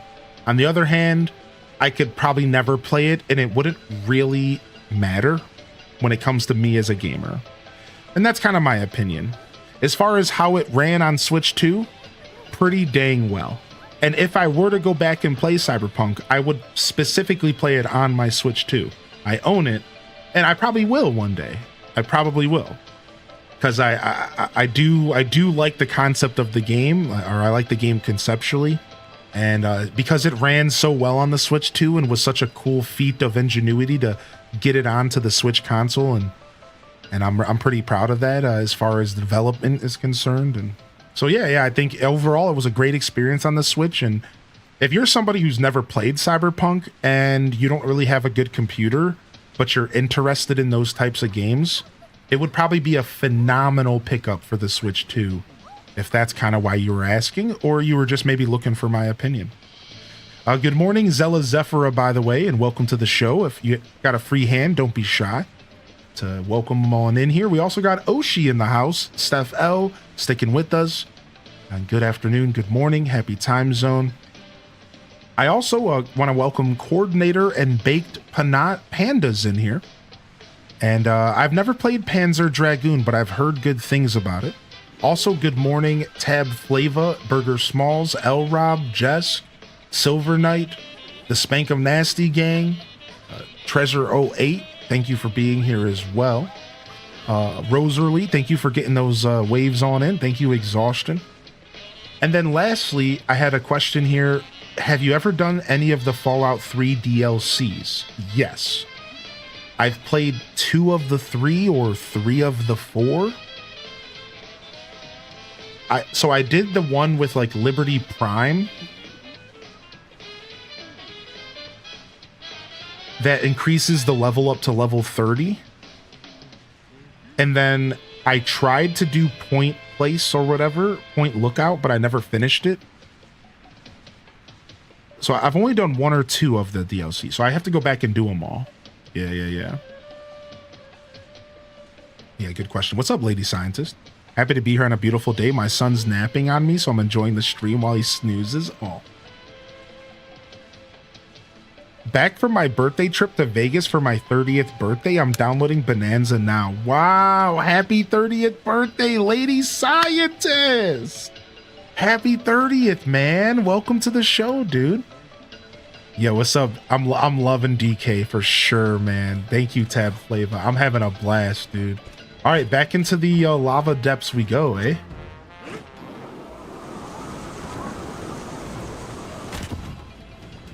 And now we have elephant mode to work with to give us a little bit more. So now, what's up with these tornadoes, though? Maybe I can suck the tornado up.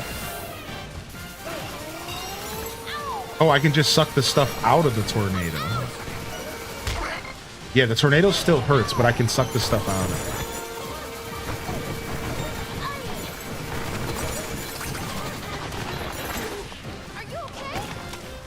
You can't inhale anymore after you fill up, it seems.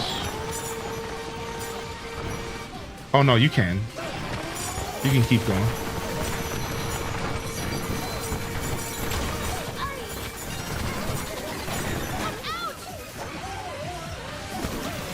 You can just literally... Look at, dude, I can clean this whole place up. Dude, this is the first Bonanza form that makes me go, I wish I could stay in this form forever. Like, the same thing with the gorilla, but for real. Like, this is the first one where I'm like, actually, dude, this is cool. Like, I want to go suck everything up. So we're going to have to put some skill points into extending it, or if we give her the right outfit, she'll extend the length of it. Yeah, it's going to be good for digging for stuff, yeah. So here, I'll go ahead and I'll put on, I think I bought her a new outfit. And we can extend the length of the elephant by 40%, which is going to be nice. And then, didn't I pick up the other ones? Yeah, burn-proof breeches. Let's go with those. The music's so good in this. Yeah, it's so good, man. What's up, Mistake? Good to see you. Yeah, how was your birthday trip? If you have any details you'd like to share, we'd like to hear them. But you know, what happens in Vegas stays in Vegas, I guess. So you know, only if you're interested in sharing.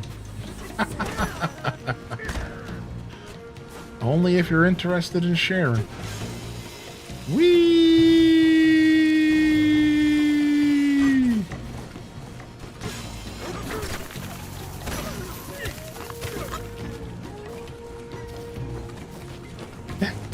All right, so look at this. It's an obvious path that we can create using the elephant.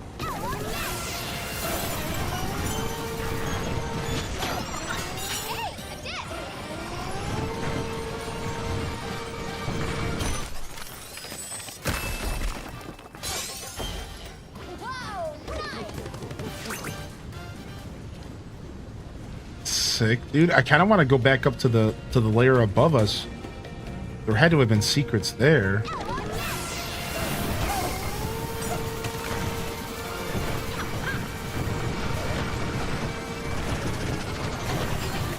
This really do be some Kirby stuff.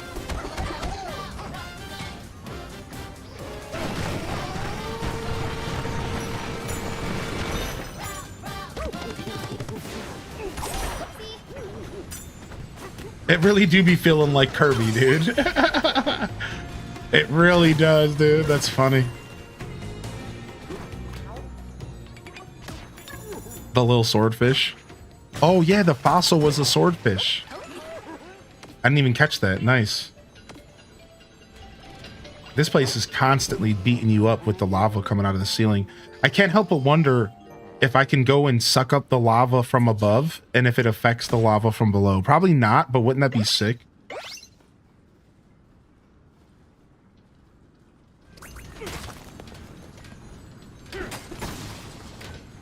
All right, this guy wants to build something. A nice barrel cannon shortcut. Thank you. We like a good barrel cannon shortcut. Yeah, Ungard. He was the big fossil. If you look over here, look. Because every zone has like not every zone, but a lot of the zones have like a big fossil. Oh, the key is in the tornado. Oh, how funny is that? The key is in the tornado. Oh, I can read this half-busted sign. Facts for weather forecasting. The basics of trunk inhalation. Experienced elephants know how to convert any inhaled terrain into ready-made chunks with in their trunks. Expert inhalers can even convert terrain like grass or lava into helpful tools.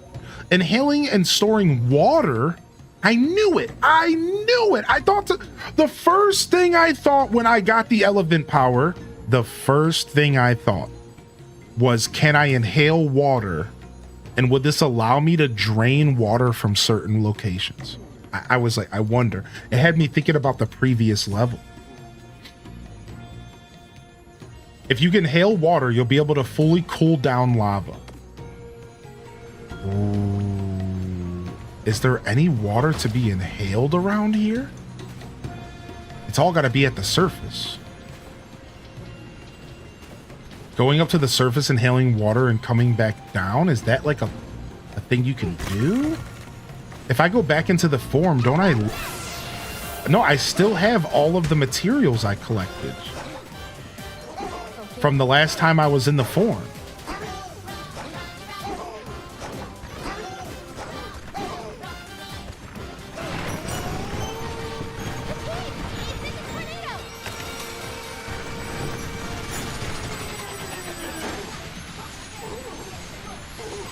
He's got to recharge.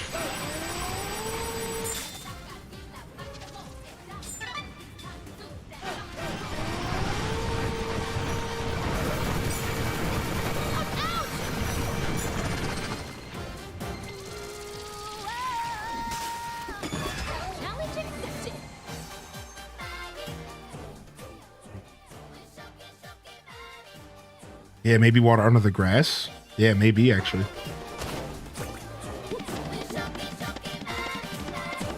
Okay, let's go. Do do do do do do do do do do do beep po po po po da beep po po po po da beep po po da right.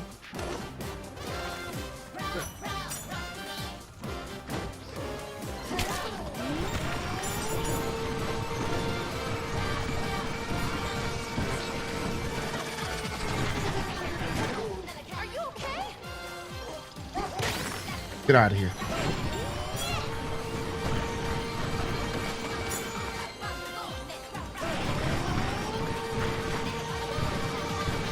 Ra ra ra ra. Beep bo beat a bow. Beep bo beep a bow.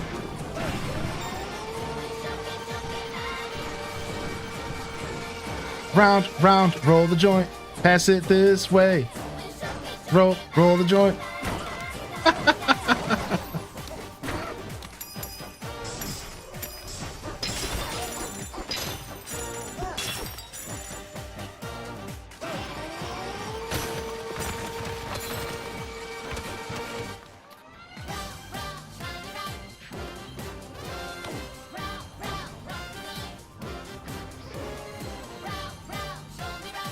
The song's cute, man.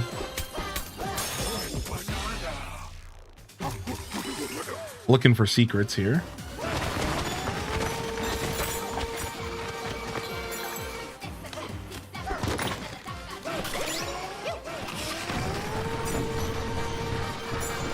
There's big lava elephants out there.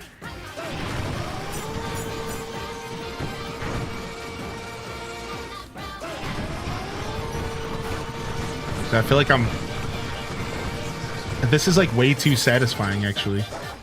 This makes me want to go run my vacuum in my house. This makes me want to take a break and go run my vacuum real quick. Get them good carpet lines. Shop vac simulator.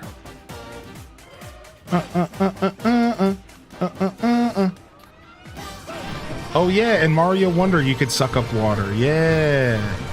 I didn't remember that about DKC3 though. Whoa. No.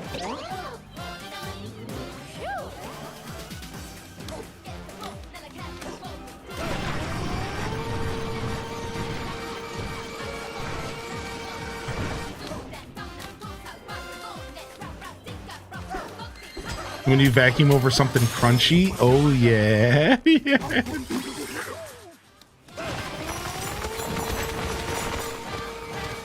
Dude, this form's cool. This might be my favorite Bonanza form so far. I think the Great 8 form is also good, to be fair. The first one they give you. It's great. It's classic. It just makes you a bigger, stronger 8, which in a lot of ways that's like what you want. But this one I think is super cool.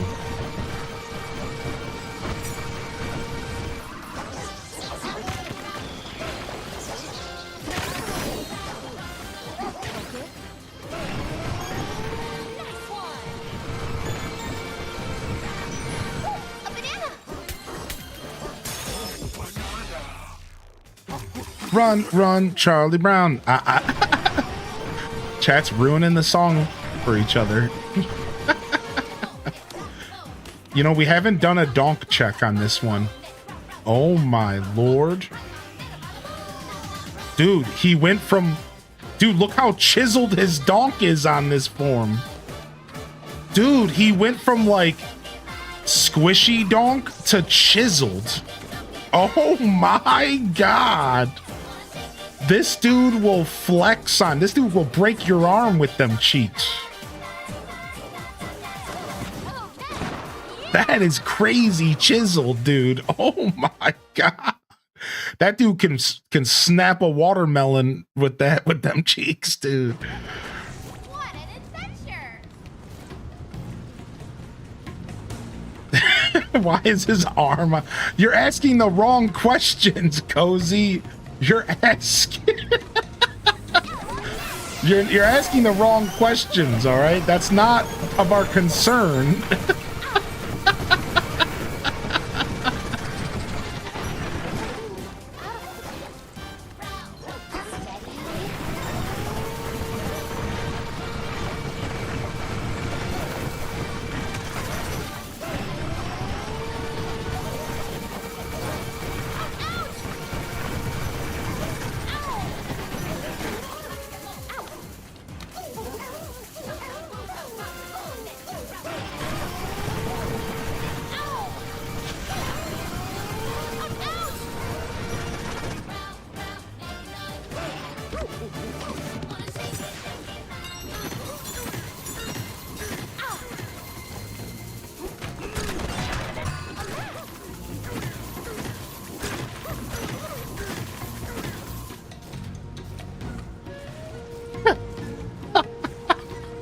I'm still.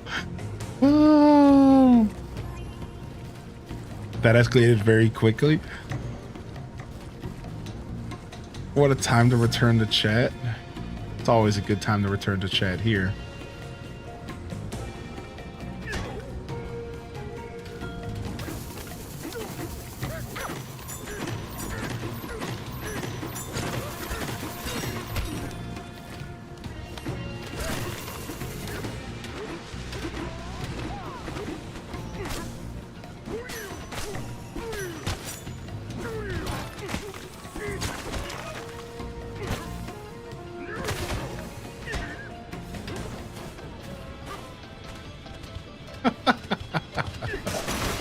I'm still speechless by that comment.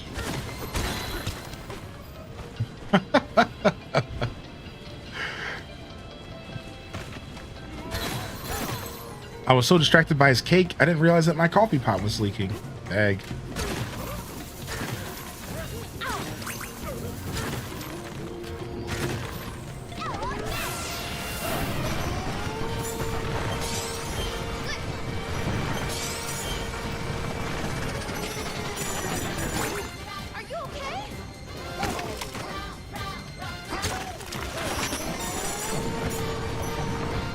Oh, nice. Nice. We discovered the bonus round. Nice. Sick. Bonus round, son.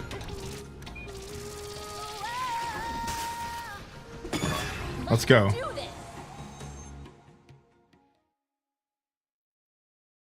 Smashing for gold.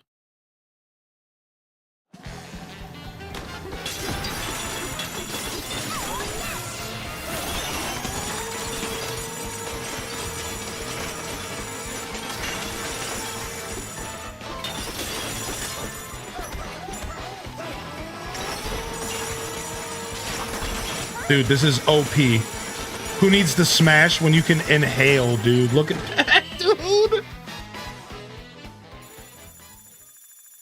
That was sick, dude. I'm glad I tried that. We left a bunch on the ground, unfortunately, but still. That was fun. I agree with that. That was a blast.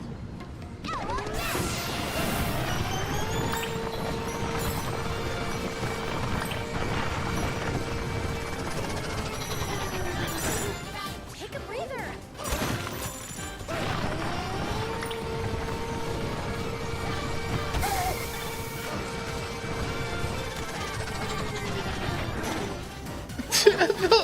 That's so crazy, dude.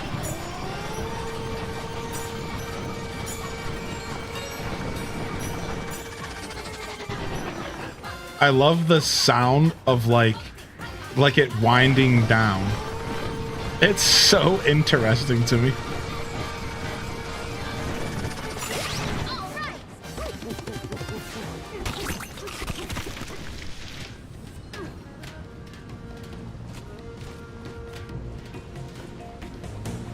Okay. Sounds like my vacuum. Yeah.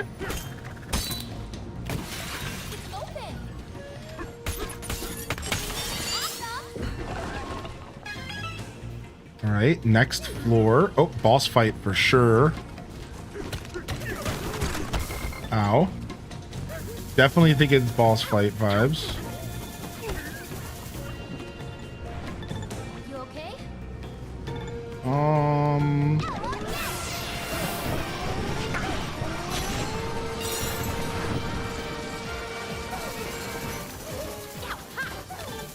We're gonna lose our HP just because this raining lava. All right, let's go to our little house and heal up. All right, well, I'm glad we made it to the vacuum phase of this game. DK?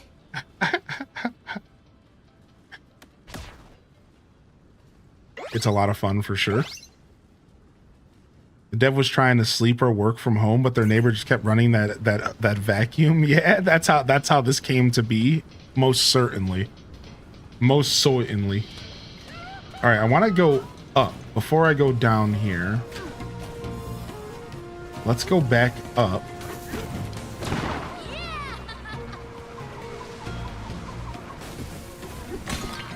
And let's go see what's up with that layer above us. I just want to mess around with the lava up there real quick.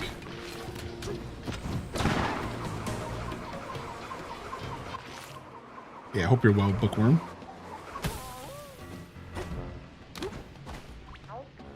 Can we upgrade our pants? We need one more fossil.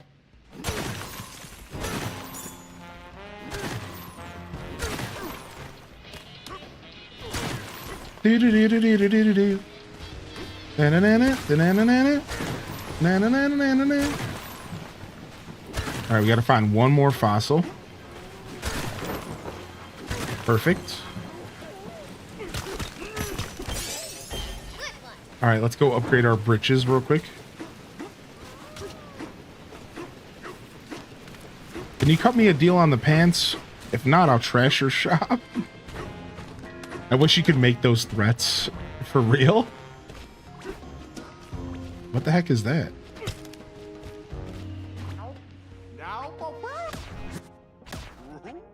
All right, nice. Now we're a little bit more burn proof, which is nice.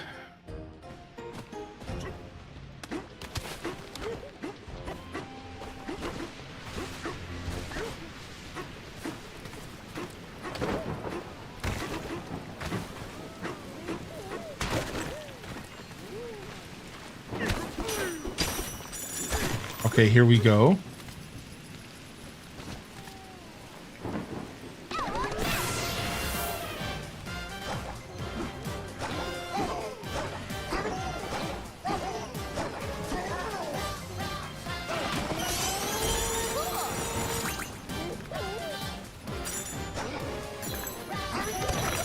Dang, I don't know if that was enough water. Dang it. It's not enough, I don't think. We need like a body of water. Oh, nice. You don't have to throw stuff away.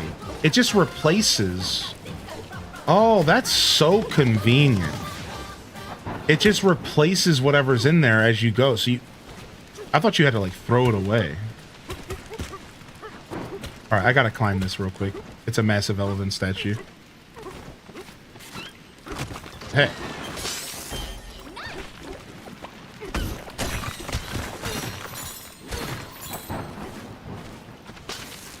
Whoa. Whoa, whoa, whoa, whoa, whoa. Nice. We haven't even... Oh, is that a record? Dude, we actually haven't even been up here at all. Look at this.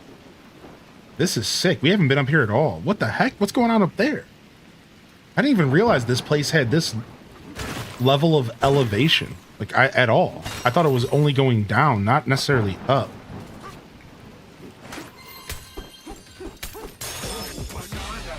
Yeah, we haven't had it for too long. Nice, dude. Grab this real quick.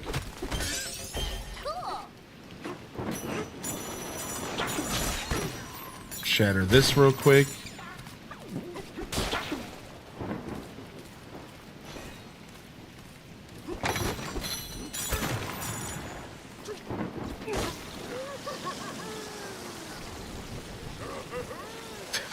Dude, Donkey Kong flying up in the sky is so deep.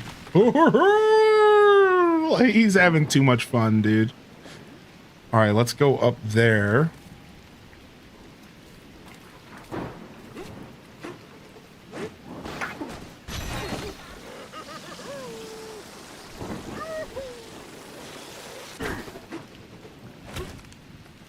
He's having so much fun. Oh, nice. We got one of the gold trees up here.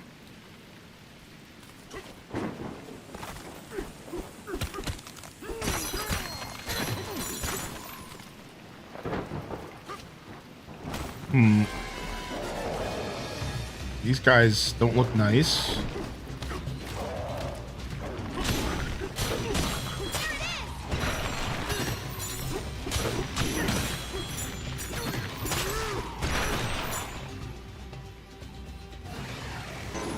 What? This is like a mini arena?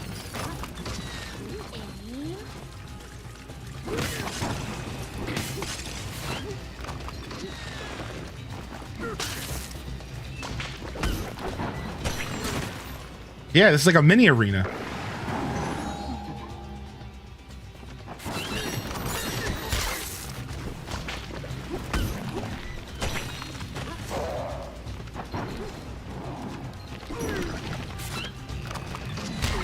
Ah, these flying guys suck.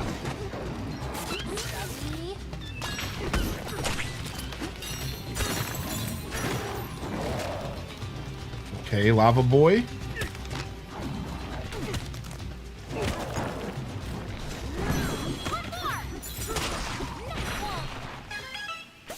Sick, cute little like mini arena banana. You just cross some rivers? Yeah, there's a couple big bodies of water here we could probably take advantage of. If I remember correctly, so we'll have to go back down there. Yo, what's up, Aubrey? All right, let's see what we can do for Elephant Bonanza skills. Allows you to store up to 10 chunks. Better inhaling, increasing the range and distance. Stronger lungs. Increase the amount of time that you can inhale. Allows you to store chunks of terrain more quickly while you inhale. Let's do trunk room to 10. And then we're going to upgrade better inhaling next, I think. Very nice.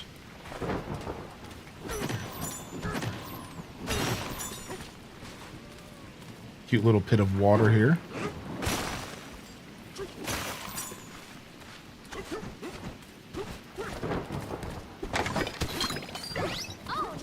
Nice, we needed that.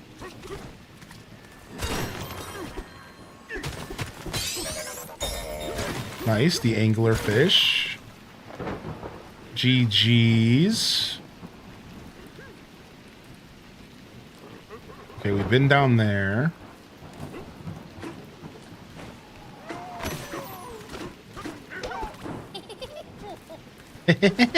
See, Pauline likes when I bully. Pauline's a little bully incarnate. She likes when I bully the punks.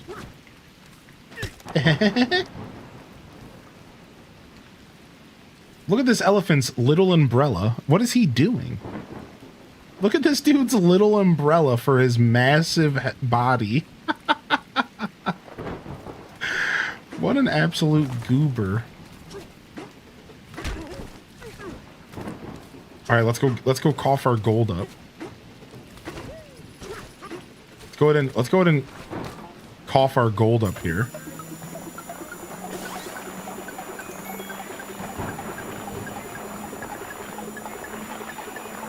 I convinced my friend to play one of my favorite games aesthetically on stream, and she did and was like, the music is good, but this is one of the worst shmups I've ever played. And I was like, yeah, it's really clunky as a game, but Fighter and Attacker by Namco has an immaculate soundtrack and presentation. Aw. Yeah, not every game is for every person. Not everyone can appreciate games outside of their, like, playability, right? Like, even I am a gameplay first type person, but I can still play some games just for, like, one asset of it, right? Like I have some games in my life that I play for a specific reason. It might not be the best game, but it might have the best music, or it might have the best visuals, or it might be the most relaxing. Like this game right here, this game has a lot going for it, but I can tell you right now, if I ever wanted to be satisfied, if I ever wanted the feeling of satisfaction, I would pick this game up. Right? Like, so like, even if this game sucked, I would still give it praise for the fact that, like, it's just super satisfying to play. But it obviously doesn't suck. But if it did,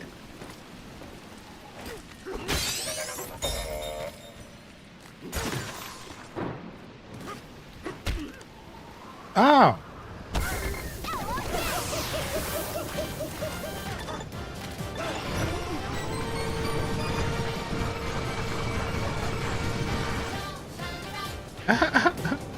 All right, let's go back up here real quick. So 1991, it's ancient. We sure do love our ancient video games. Ancient Aliens. Ancient Aliens video games. No! The mini umbrella is too cute. Plus, I love how they integrated that since elephants and umbrellas have always been a thing, who knows why. That is true. They've always been a thing. All right, we need to go heal real quick.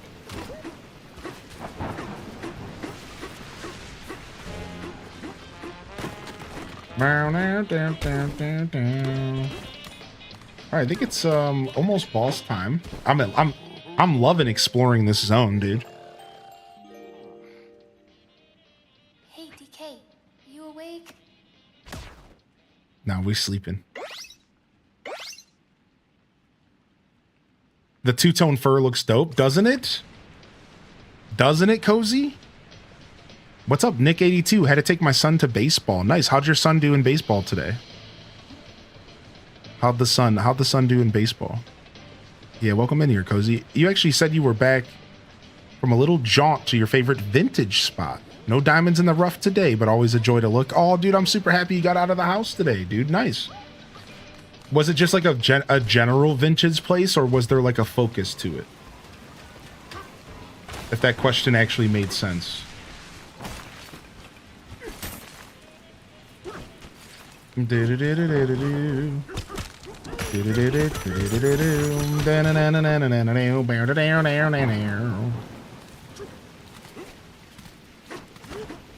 know what I mean? Like, was it focused on like clothing, or is it like toys? Cool. Hey. What?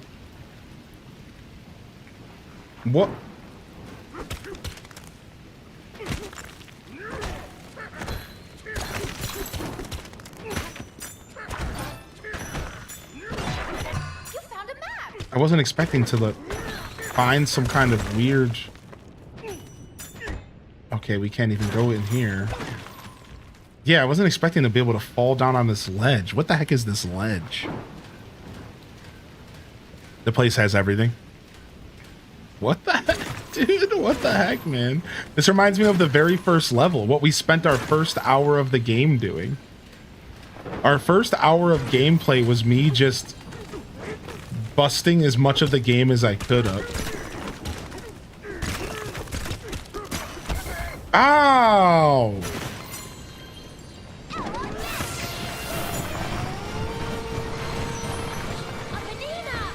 There was a literal banana just sitting in the middle of this lava. Of course there was. I think we all expected that to some extent, right? Like, obviously they were gonna hide some stuff like that. Are you okay? They know what they're doing.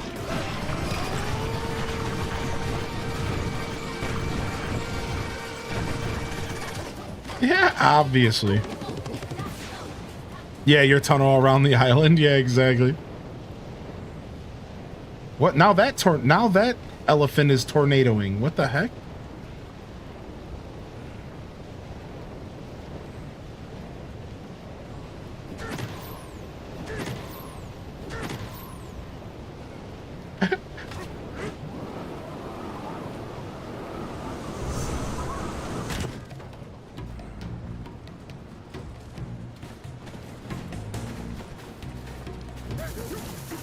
Gotta pick up the littlest from his grandma's. Aw. Be safe. Thanks for hanging out, of course.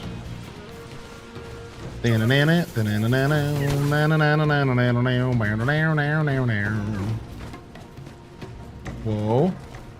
Where am I trying to go?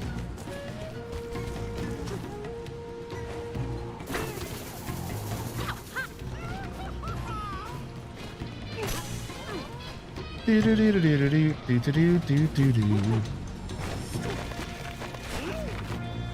we go. Boss time. Albino Black Bear and Quay. Hey, Quay. Hey, Albino. Good to see you. Soul Shepherd, welcome back. Thank you again, Snow Squirm, for the prime, dude. Oh, of course we're fighting the Blister Wing again, but it's gonna be a different fight this time, huh? Yeah, we gotta use the elephant.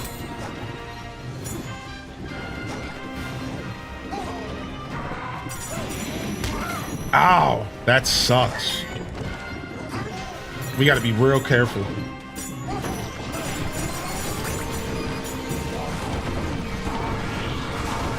Whoa, he's throwing tornadoes at me.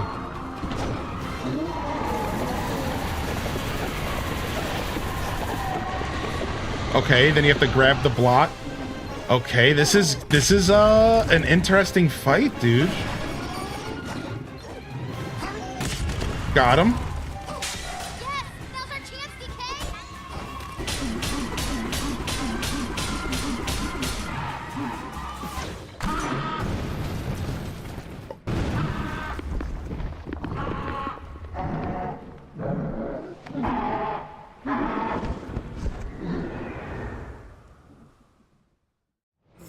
It got away again. Where to go this time? I kind of like this the boss keeps running from me vibe. I kind of enjoy it. It's cool. Here we are in this. Yeah, so anyways, about the elephant in the room. Oh my gosh, look how much level is, dude. This layer is crazy. Look at this, dude. Okay. So let's go. I mean, I kind of want to see what's in here. Let's see if there's anything in here real quick.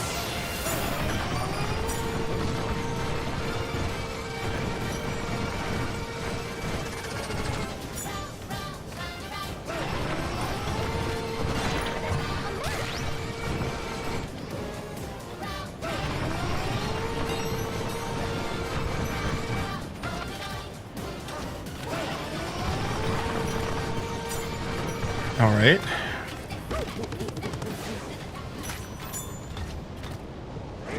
And time for layer 902.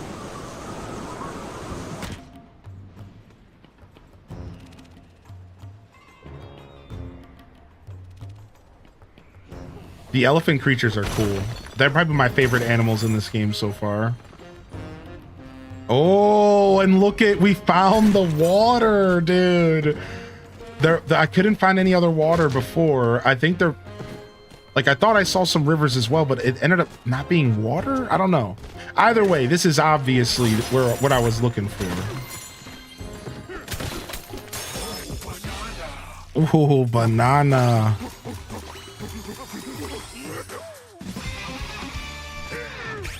All right, let's go ahead and get better inhaling.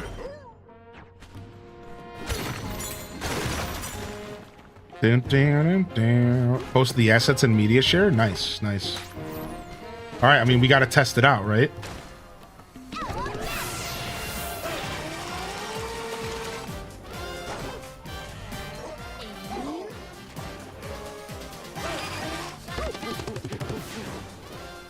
Her little ear hoodie. Yeah, you like that? I know, dude. There's a banana. I know, I see that. No hot water is coming out. So I mean, the first thing I obviously think of is building a bridge here. Oh, it's not too far up. I could just jump and punch it. Okay. I thought it was higher up than that.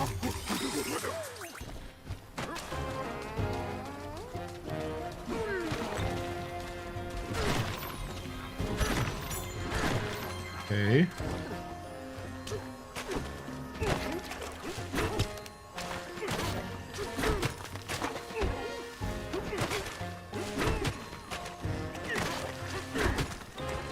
Yo, punch this fossil, man.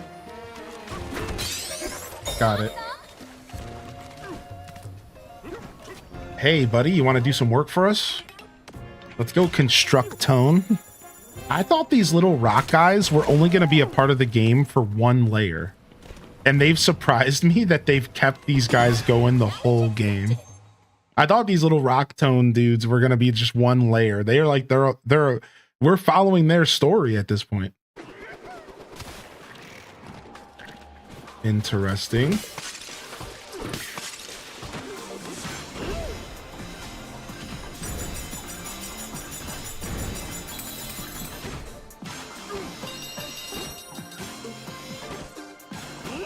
This is cool.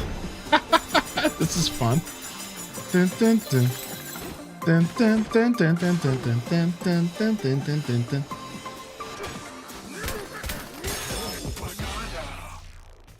Donkey Kong Hero. Any secrets around here? No secrets to be found. No secrets around here to be found. All right, we're going in. Woohoo! They're really trying to make me push it now.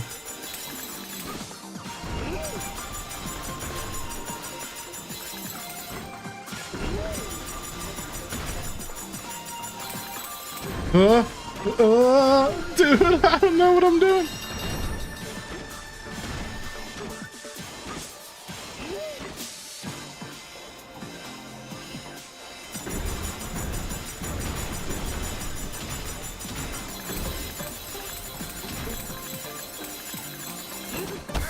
Oh, they finally got me, dude.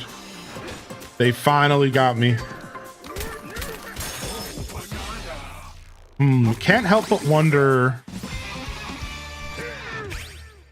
Can't help but wonder. Do, do, do, do, do, do, do, do, do.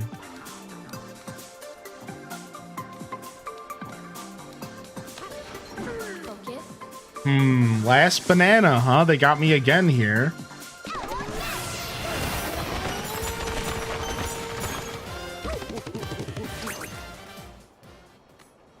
we obviously just have to redo the whole thing, right? Like we can't go backwards on these wires.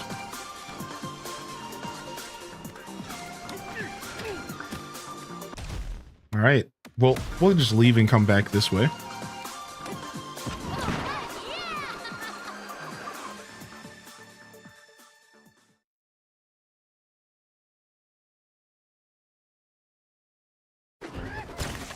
Okay, so it's got to be towards the beginning. So it might be a beginning trick here. Yo, what's up, Soft Pinks?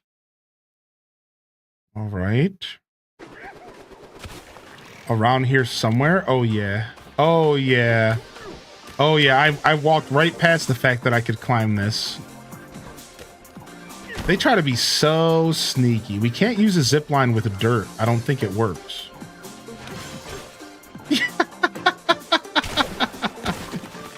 Can't use a zip line with dirt. That doesn't work, unfortunately. So we could grab this right here. You would have think I would have turned to the right and checked. That's the funny part about this, is I was talking a big game like I was in these developers' heads, and somehow I didn't even turn around to look at the entrance this time. They're still getting me, dude.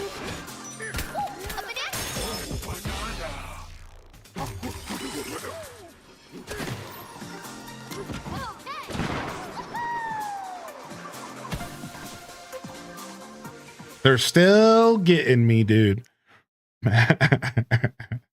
Hope you're doing well today, Dazabound. Off work today, dude. Here on a Saturday. All right. We're going to stand up and do a nice little stretch here, chat. Take a little bit of a breather here on a Saturday. Try to be advocates of healthy streaming, healthy gaming, and healthy viewing. So maybe you need to get up and stretch your legs as well. You could always say no, Mr. Streamer. Don't tell me what to do, Mr. Streamer. I'm just a guy on the other side of the screen, my dudes. All right, I'll be right back. Give me a couple minutes. I'm just going to use the restroom and get myself some more water, and I might get another pot of coffee going. I'm feeling sluggish today. We're on our 6th day in a row of streaming. And we had our nice Thursday, Friday long boys, right? So we're feeling a little tired today for sure. All right, we'll be back. We'll be back. Give me just a couple minutes here.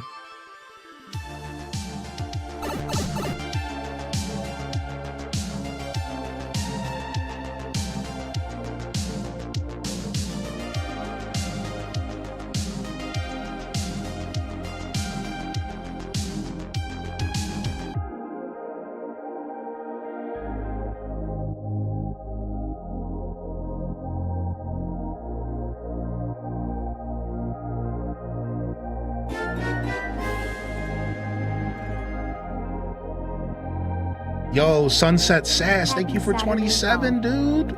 Yo, thank you so much, man. Good to see you back in here, Sunset Sass. I was just asking about you yesterday. I'll be right back. I was stretching, so I didn't walk away yet, so I saw that. Yeah, I'll be right back. I'll be right back.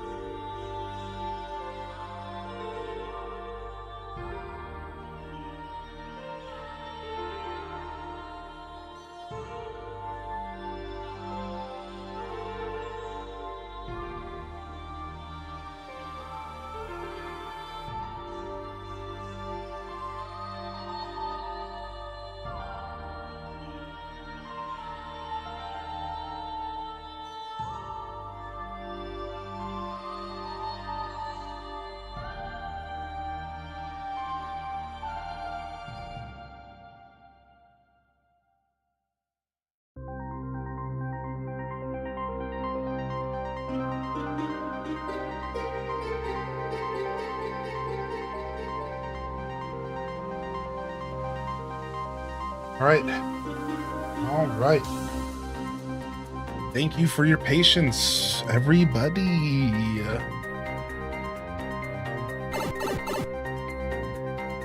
Okay.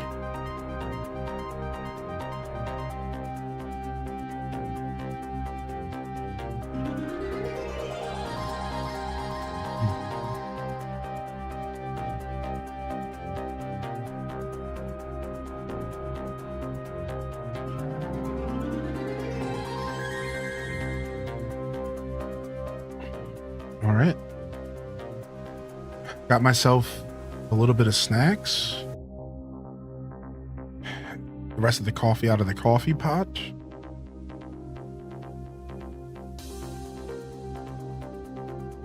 Welcome back. Thank you. Yeah, and water.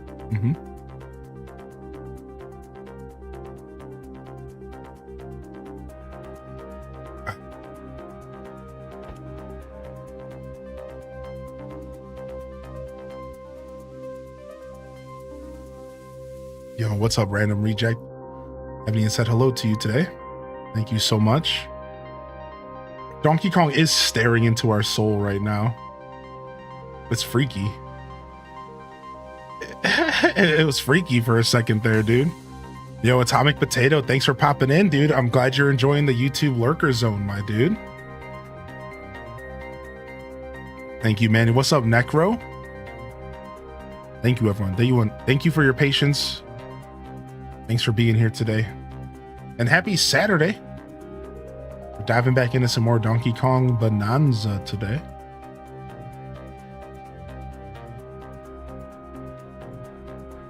I'm making bacon and stretching my hips. New student orientation at the university I work at. Worked 6 days last week. I have been stretching. I'm making bacon and stretching my hips.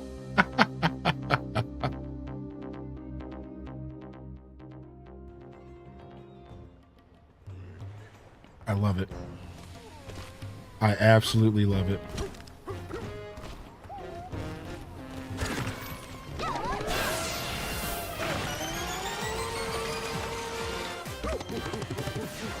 All right, we got ourselves some water. Now let's see how this works. Saunas make my trunk feel nice and toasty. So let's ruin their sauna.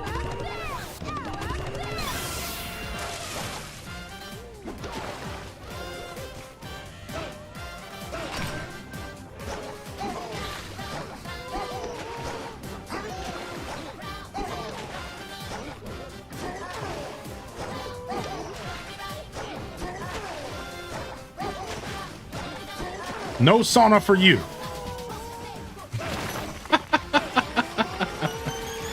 No sauna for you. You just got coffee yourself? Nice. I had like a couple sips left in the bottom of the pot and I decided to just throw it in the microwave.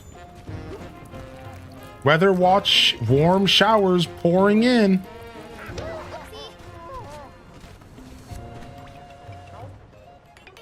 Where did we go? Do you know?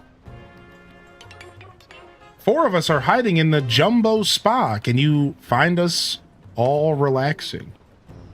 I love these little scavenger hunts. These are actually fun.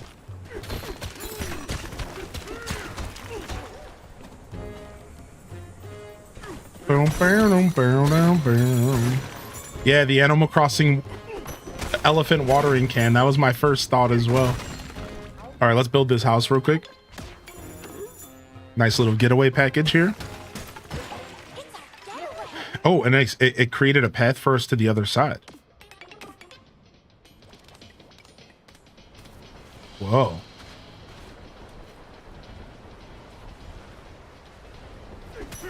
What is going on out here? Do.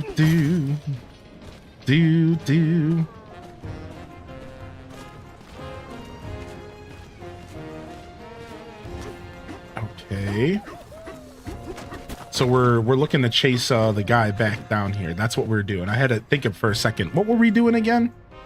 It's so easy to get distracted in this game. All right, so obviously we need to stop that, right?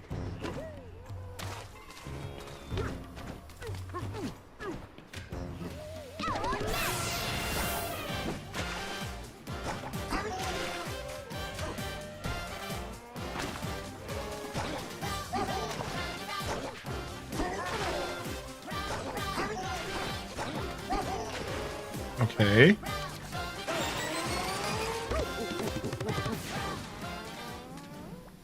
No hot water is coming out. We're about to fix that right now.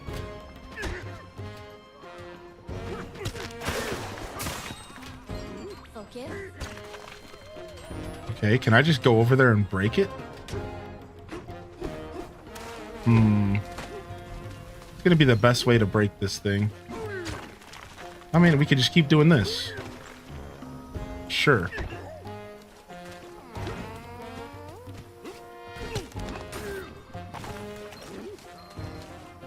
Sure, why not? So yesterday I decided to start watching Dexter's Laboratory again, and I kind of come back to the show every couple of years. And man, Dexter's Laboratory is hilarious. I think that cartoon is hilarious.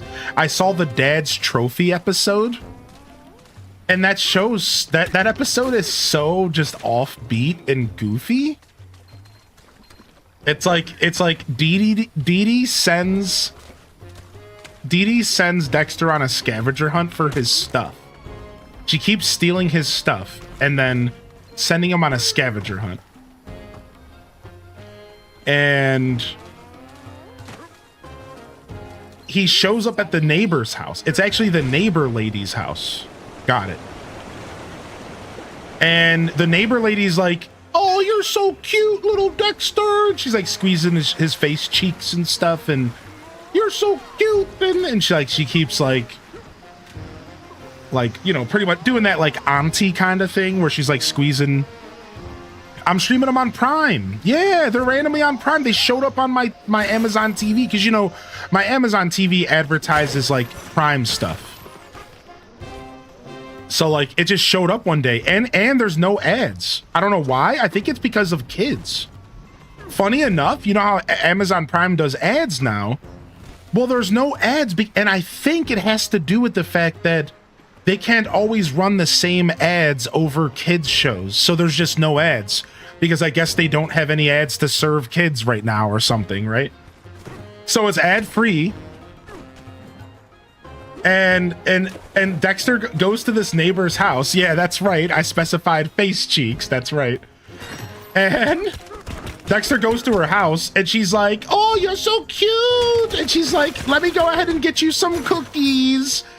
And she like drops one and she's like, "Oh, my bad." And she bends over to pick it up, and on her ass says Dad's Trophy. And here's the funny part. Out of context, it's actually like what's really happening is that's one of the clues that DDD left for him. So I never knew the context of that joke. But the context is that's the clue. So then he has to go find Dad's Trophy for the next step of the clue. But they sneakily snuck this joke in that goes straight over children's heads about how like Dad's Trophy, like it is just so messed up.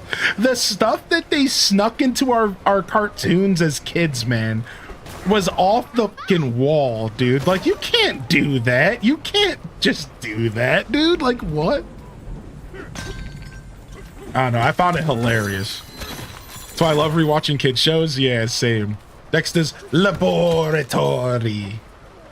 And a world had never seen. In Dexter's Laboratory, he's the smartest boy you ever seen. And he blows his experiments to smithereens. What a good cartoon, man. Minor meteorological musings. Trunk Dunk Hot Springs. The heat from our layer's lava keeps Trunk Dunk Hot Springs at a blissful, rejuvenatingly warm temperature. A good long soak has been known to soothe aches and pains and may help you work up an appetite for bananas. Simply slip into the springs and remain perfectly still to enjoy a soothing soak. Its healing effect should kick in shortly. Oh, nice. So just like in Tears of the Kingdom, you can heal in the hot springs. Down, down, down, down, down, down.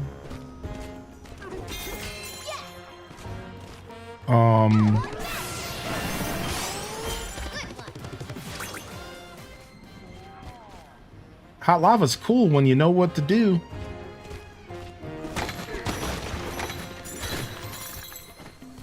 Banana chip shop. They're being cheeky back then for sure. Yeah. Laboratory.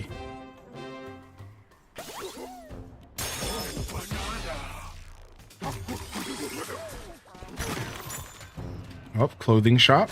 I'm assuming it's the same shop as the one above. Yes. And we'll go ahead and we'll upgrade the burn-proof pants here. And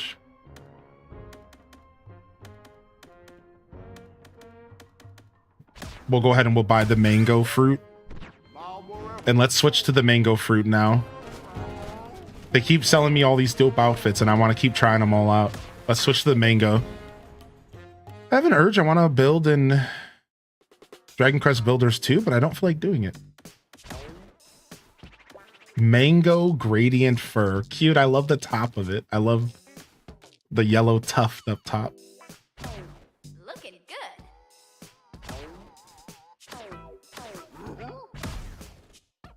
We're going mango, baby. We're going mango. Do we know how many hours this game is?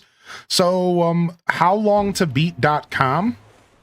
Howlongtobeat.com says 20 hours of story, 30 hours of story plus side quest, and I think it was basically 40 for everything. Oh yeah, we're still looking for 2 of these well-hidden creatures. Yeah, it was like 20, 30, 40. 40 again being literally everything. 30-ish maybe everything plus, or sorry, main plus side quest. And then, you know, so on. And again, that's just like average. So that's assuming you're beelining straight to the story. So if you were to get every single banana in this game and take your time while doing it, I think it would be honestly closer to 50 plus hours, because I don't think your average person's just going to be zooming through it unless they use a guide. So I think How Long to Beat is actually wrong this time, which normally it's not too off. I think it's a little off though. I don't think there's any way you're going to get all 777 bananas or something. I don't think you're going to get every single banana in this game in just 40 hours. I think you're going to be putting well over 50 to get all the bananas. So I think howlongtobeat.com is a little off this time around. And it might just be because the game just came out and it could just be placeholder times. I don't know how that works, but I'm assuming that those are maybe just placeholder times.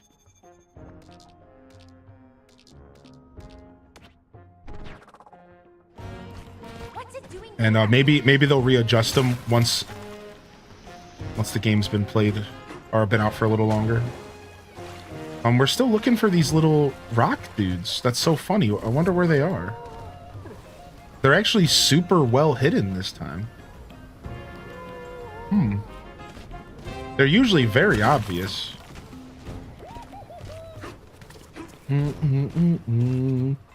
That hall leads outside. Go cool off your hide. Okay. From pachyderm to relaxiderm. Such wonderful wind. Oh, here's Cranky. Hey, look whose big hairy mug turned up. Do you know why I'm here? Banana Bandit, the leader of the bunch. Fooey, Ramby. Give me the bananas. Shut up.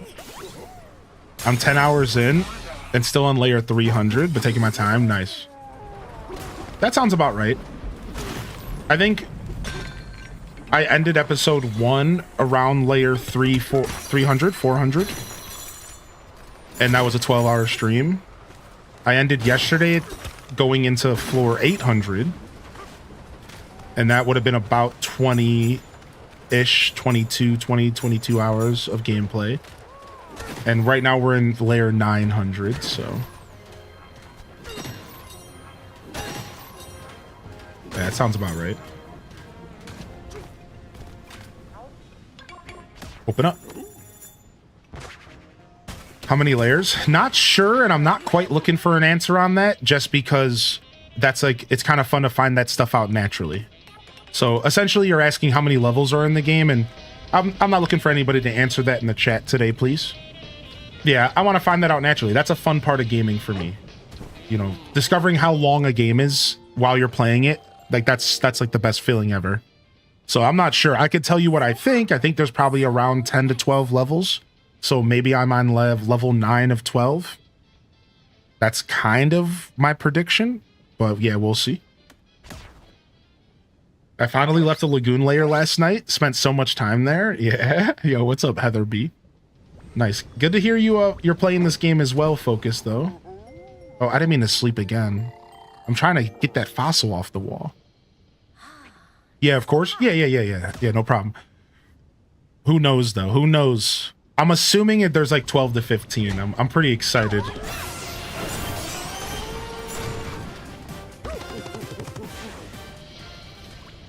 Okay, what's going on here? This is obviously an elephant.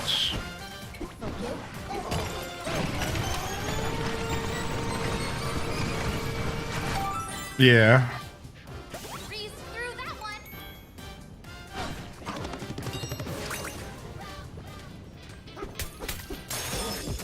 I like that they're not afraid to incorporate the Bonanza forms more and more into the gameplay. At first, it felt like the Bonanza forms were kind of side stuff, and like that was okay. And that was okay with me. I liked that. I was like, okay, I don't really have to use the Bonanza forms. I'm just going to play the game the way I want. That was kind of my thought. And the more you go through the game, the more they kind of force the Bonanza forms on you in a good way. And they're like, no, we want you to solve this puzzle with this form.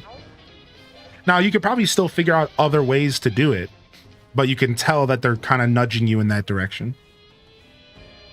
Saga of the Exploratone, verse 16. We have been told of a massive bird on this layer that can control the weather. The equally massive elephants here live alongside this bird, observing the weather and conducting experiments. We have had some of the trainee forecasters predict the weather for us. The verdict was that the road ahead for us, as well as our destination, would see sunny skies. Okay. There's a banana sitting up there, but I haven't a clue on how to get it. I don't think that one would be too hard to get. Yeah, obviously we can't climb this, right? But then once you're up here, how would you...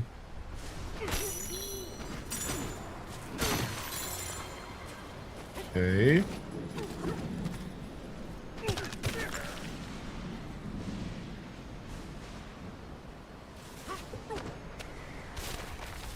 Right, you could always do that. Because once you jump into surf mode, you get like a boost, right?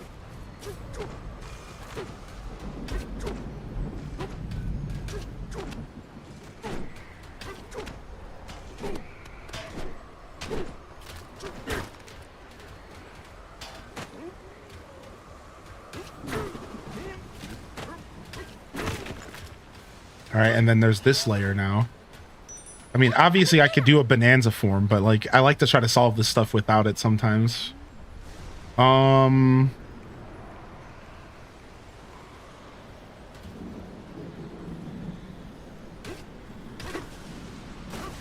hold on. I have another idea. Can I do this? Oh, close, dude. Close, dude. All right, that's a little bit higher than I'd like.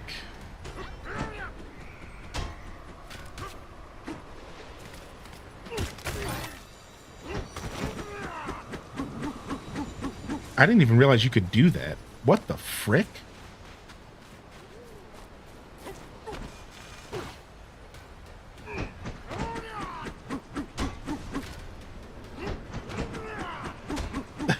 That's crazy.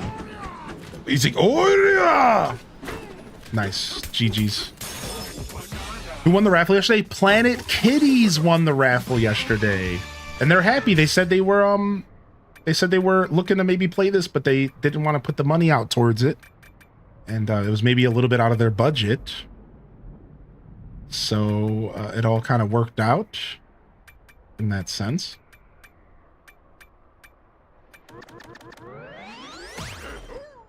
So very cool.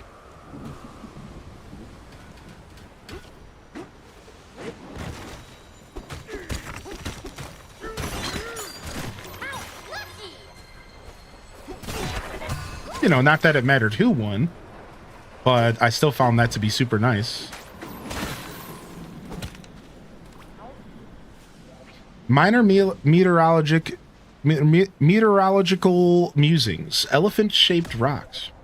This area features several prominent rock formations with familiar shapes. The large rocks protect the areas beneath them, making them ideal rest stop locations that are safe to explore. If you're able to stand atop them, they also provide a fantastic view of the larger area. Thank you, Rocky Cousins.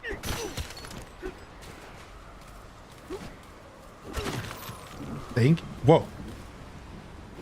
Oh, there's fossils in the eyes. Nice.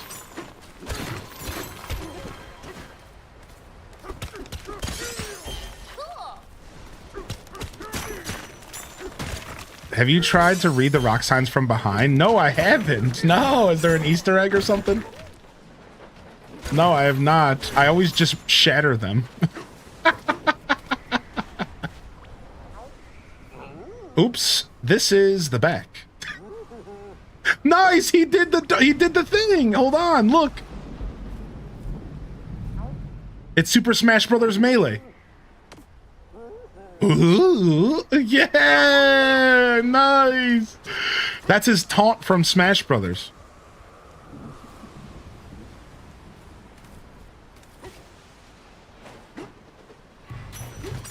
Go after that thing. Chase the sinister Blusterwing. Where's it at? What? Is there lightning striking? There is. Blusterwing flew to the stormy station. Okay.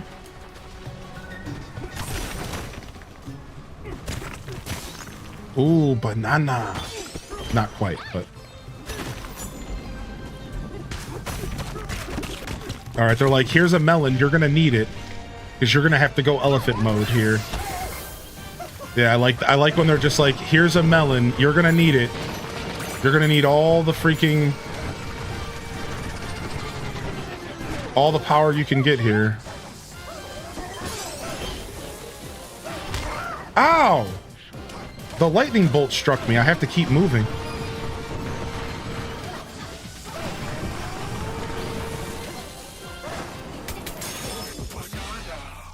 Nice. The elephant banana eat is good, dude.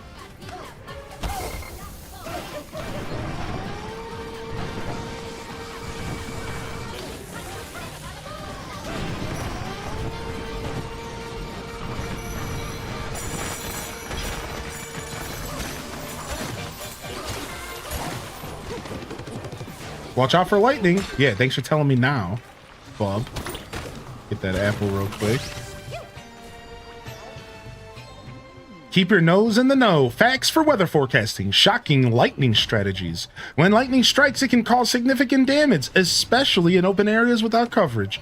If you're watching the weather and a lightning strike is imminent, grab and hold a chunk of terrain to stay safe. Be cautious while standing in the water or on slippery iron. The lightning might electrify the whole spot in a flash. Remember, if you find yourself in a lightning storm, stay out of the water and grab some cover. Good idea.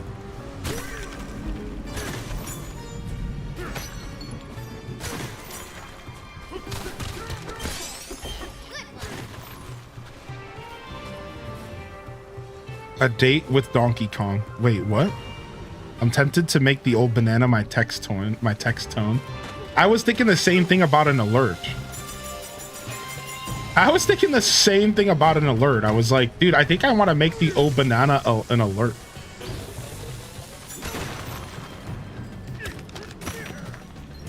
Steady. Got it. Oh, banana.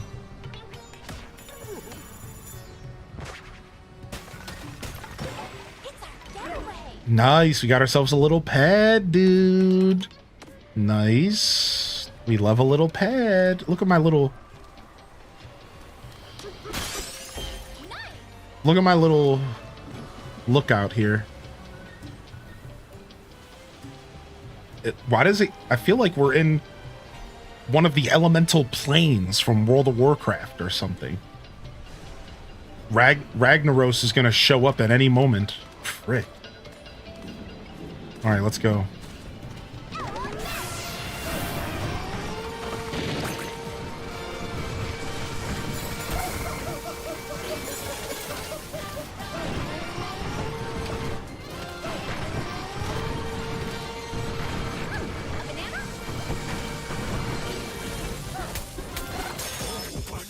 Oh, banana!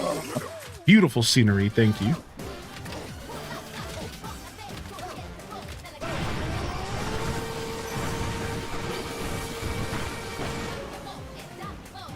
That's what it looks like when something is electrocuted. I was wondering if there was like an indicator. Oh, got too excited about the banana. In the words of Whitney Houston, didn't we almost have it? Wait, what? Out of context, I have no clue what's happening in my chat, and I'm okay with that. Carry on, chat room. Lightning struck. Now we're flat out of luck. Oh my gosh!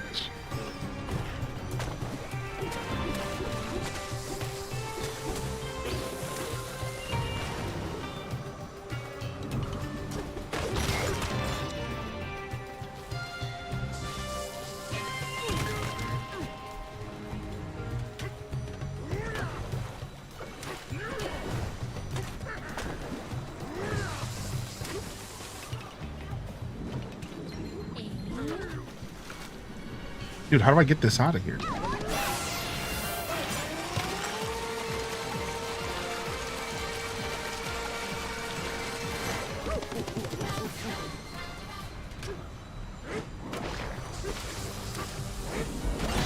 Got it. Whew. Just in time, too.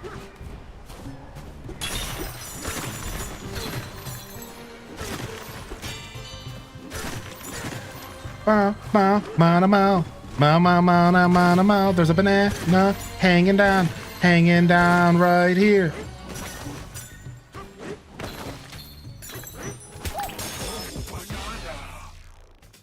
A banana in the mud bath. Oh, we're in the mud. Gross. We're in the muddy. Excuse me.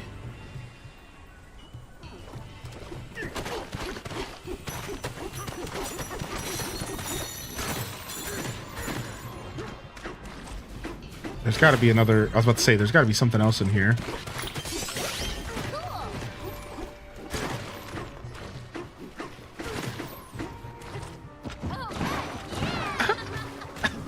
LPK.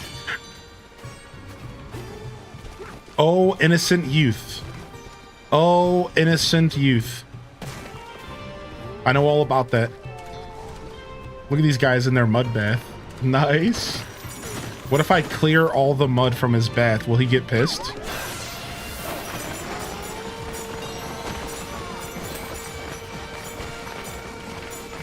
He said, like all trends, this mud bath didn't last long. Sorry, homie. Sometimes it be like that, dude. Don't be a trend chaser. If I was playing this, I'd destroy literally everything I could. Oh, yeah. Oh, yeah, dude. And it's so satisfying to do it. It's so satisfying to just break everything.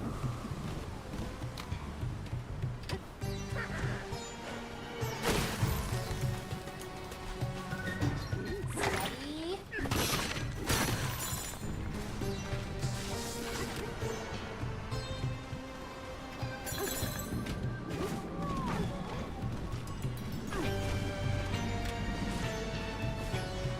The heck?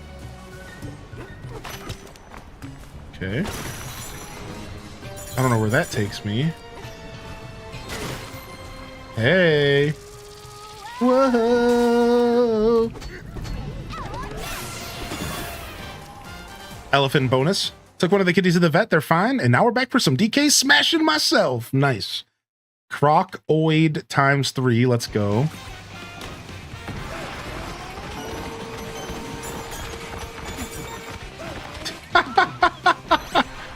Why fight them when you can literally remove the ground from under their feet?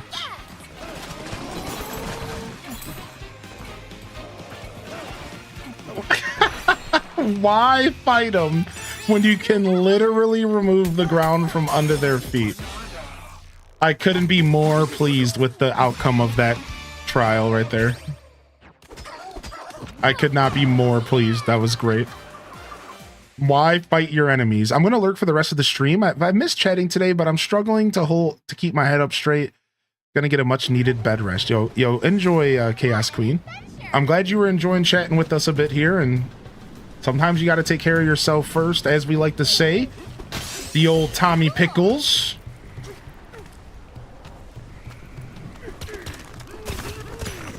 A baby's got to do what a baby's got to do.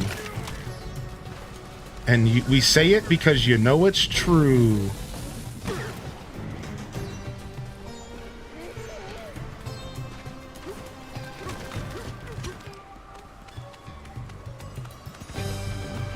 Going up. I guess this is a massive elephant.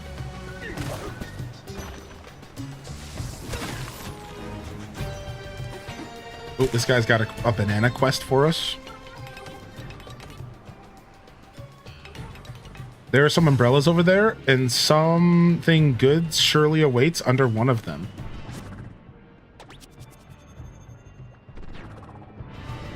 What's it doing there?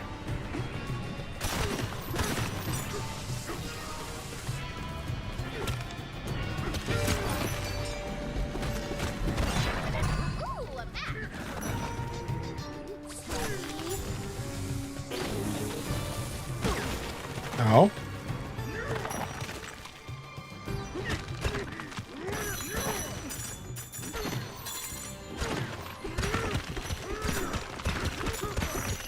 The toughness of the layers have definitely started showing itself. When you first start the game, you can kind of just punch through anything. And relatively easily, mind you. Like, relatively easily, you could kind of just punch through anything. And it maybe just takes one or two fistfuls of strength. But as you get to the different hardness layer, as you get deeper in the game, the terrain gets tougher. And even with upgrading my fist and stuff with my skill points, I'm maxed out with I need one more punch power, which I should probably get that here next. It seems like everything's taking a couple extra punches to break, which is cool. I like the natural progression of the game. All right, I think we're trying to go up here. Tiny spider in my hair. When did he get there and for how long? Aw. He's just trying to find a friend. He's just trying to find a friend. Little spider guy looking for a friend. I would freak out if there was one in my beard or something, so I get it. No, I am not his friend. Yeah, I get it. I would freak out too, dude. I'm just joking. I would absolutely freak out if I were to find one in my beard or something, dude. Are you kidding me?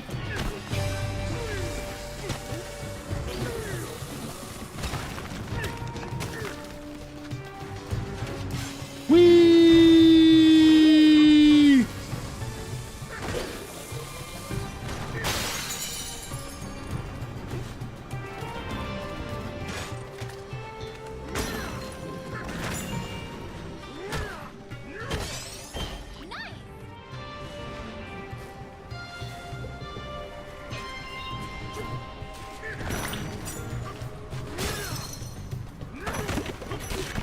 All right, we're probably gonna need elephant power here. Da, da, da, na, na, na, na, na, na, na, na, na, na, na, na. Na, na, na, na, na. I was at a garage sale earlier, that's my guess. I try to move spiders outside when I find them. They eat mosquitoes. Yeah, me too. I try to keep them alive when I can. There's just a certain level of entering my space that cannot be tolerated, and that's all I ask. If you're gonna enter my space, dude, like, you're asking for pain. What do you want from me? Like, when I say my space, I'm talking about, like, my personal bubble.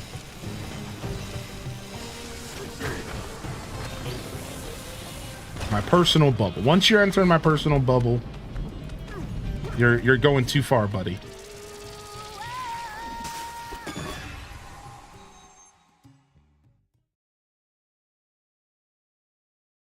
Hot lava hot foot. Ooh. Just got 2 Sylveon EXs back to back. First the rainbow, which I posted in Discord, and then the regular. Nice. That rainbow Sylveon card's gorgeous. Do your best. That's all we ask. Okay, let's go. Oh, we have to be fast. Oh, I see what's going on here. All right, let's restart it real quick.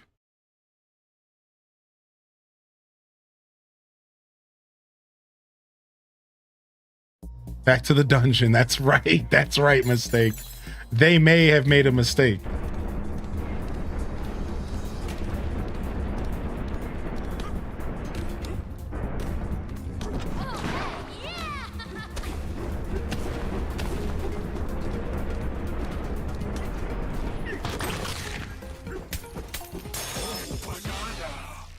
Neo scorpions, which are ant-sized and have little pincers.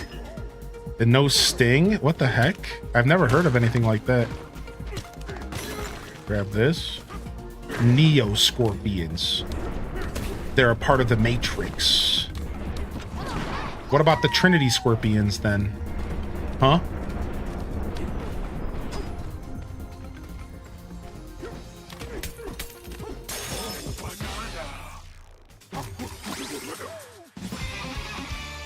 Where's the Morpheus scorpions at, huh? Okay, I'll stop.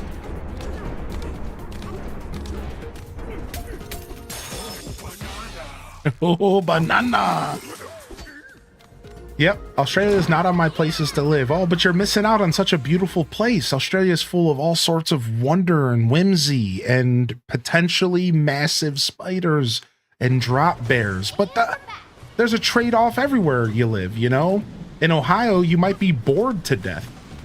So I don't know. What's more exciting, adventure or being bored to death?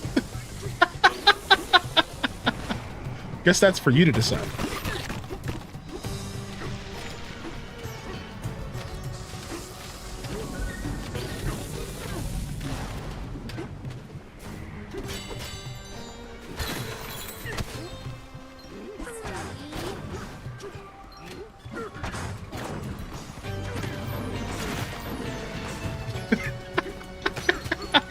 Rather be bored to death than get chlamydia from a koala bear. Okay, that's just a dirty assumption that all koala bears all of a sudden are just chlamydia ridden, okay? That's unfair to the good people of Koalaville, all right?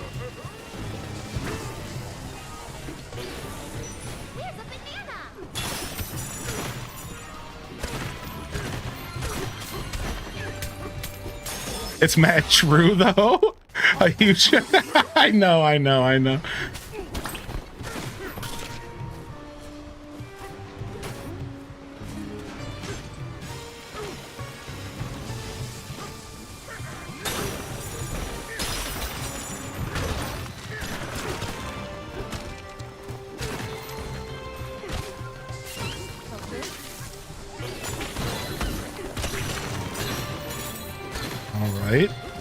I like this zone a lot. You're dealing with like the lightning. I will say that I think I have to agree with the statements that I heard in the past about the zones getting a little bit harder and like the game just the overall difficulty of the game increasing slowly. And while I noticed it a little bit myself, I do have to say, like, that's for sure happening. Like, this zone does have a lot going on. There's a lot more threats. There's for sure a lot more threats around you in this zone. So, like, yeah, it definitely starts to ramp up. It's pretty cool. It's not like insane, you know, you're not.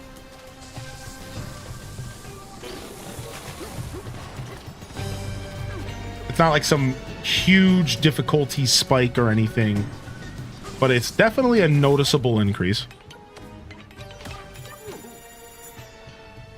Be better, koala bears. Be better. Let's do this.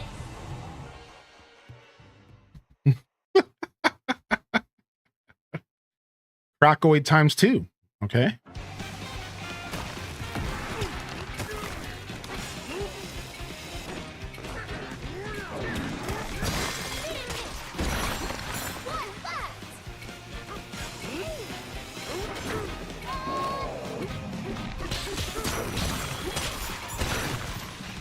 Nice. Did you see Furukawa's comment on how video games are products and not art? I did see that, and like, I think that's kind of something we've known about Furukawa, though. Furukawa has always looked at video games as like a product and not art, and like, there's actually something good about that. It's not just negative. I know when you initially hear that comment, you think negative, right? You go, "What the heck? Screw you! You're missing the point, Furukawa." Right? Like, it's an art form, and that's true. There's some truth to that. However, think about it from their perspective. They're the president of Nintendo, and they have to sell video games. And what do products do really well? Well, products sell really well to the people that the products are made for. Therefore, in theory, Furukawa's commentary about video games being a product is a good thing in some ways. Because that means that the video games are being designed for you, the person consuming the product. And that's a good thing. That's a positive thing. We want video games to be made for the consumer of the video games. We do want our games to be made with us in mind, even if I do think that there's something lost when a game isn't made just for the art of it. Believe me, I see both sides of the conversation. On one hand, I do see there's something missing in this equation. When we grew up, video games were an art form, and you made video games for the art of it, and then you worried about selling it later. Does that make sense?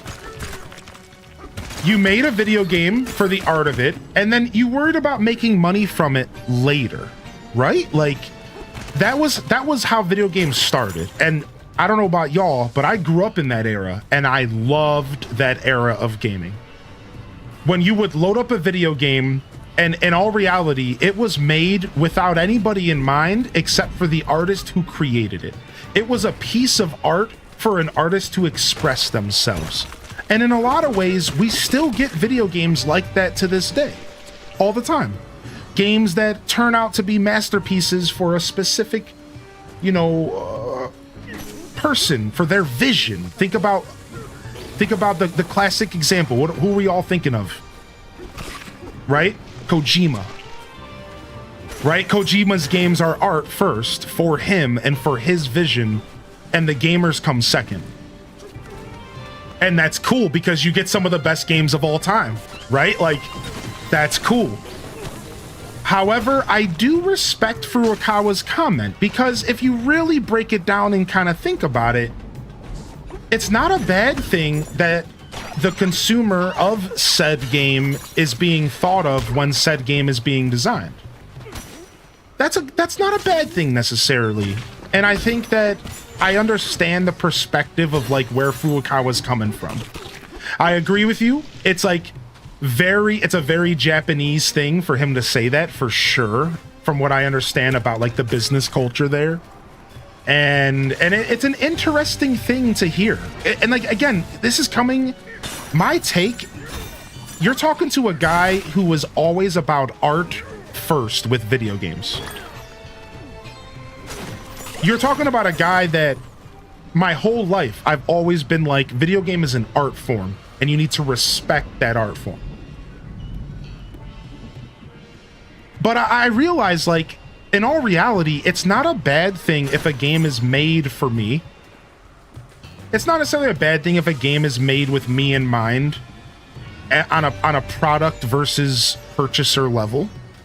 Because then at least we can go into the game knowing that we were considered. Maybe our time was considered and how much time we spend in the game. Or, like, let me give you an example of where I think product versus art matters. You ready for this? Here's a good example. You ever play a game and say to yourself, this game's like good at wasting my time? Here's an example. The dodo birds in Animal Crossing New Horizons.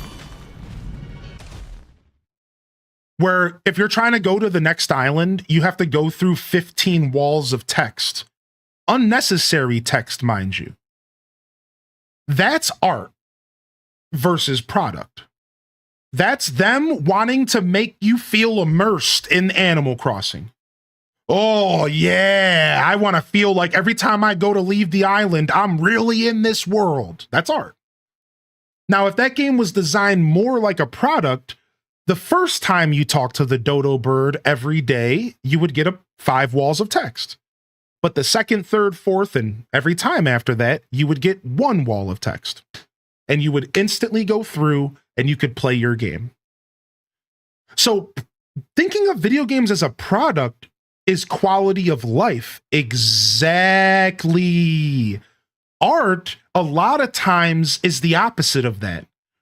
It doesn't have to be. Keep in mind, it doesn't have to be. A lot of times, art and quality of life can coincide, and they can create masterpieces. But a lot of times, when the game is quality of life down, you lose the art of it. And sometimes when the game is too artful and too open-ended and too, ethereal, it turns it into a sometimes tedious experience. And so it's a fun thing to think about. It's like, should our games be art or should our games be products? And what do we really want as gamers? And of course, the obvious answer is both. And we're allowed to say that because we're the consumer. We fucking want both. Make our games fun to play, but also keep the art intact. I want both. And sometimes you get it. I want both. I'm not afraid. I'm not ashamed. I'm not entitled. I want both. You're going to make my games. I want them to be perfect. I want you to consider all the quality of life, but I also want you to make the game beautiful. And I want it to be passionate, and I want it to be something that I'm thinking about years later in my life. I want both. And I think that the developers that can find that perfect balance do a really good job. Now, how did this rant start? Furukawa and Nintendo.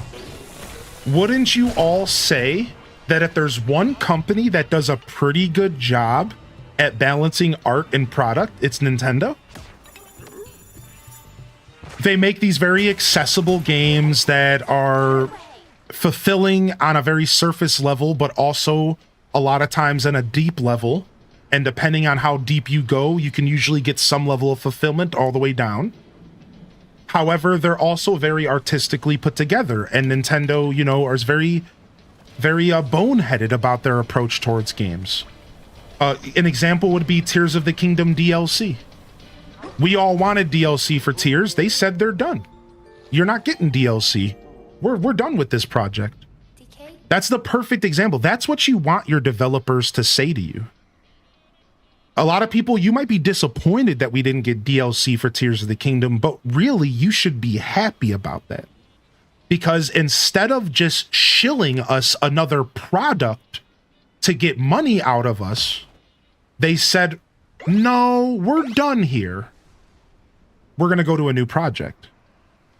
So you can, Nintendo shill aside, I obviously am a Nintendo baby. We want our video games. Nintendo does a really good job at finding that balance.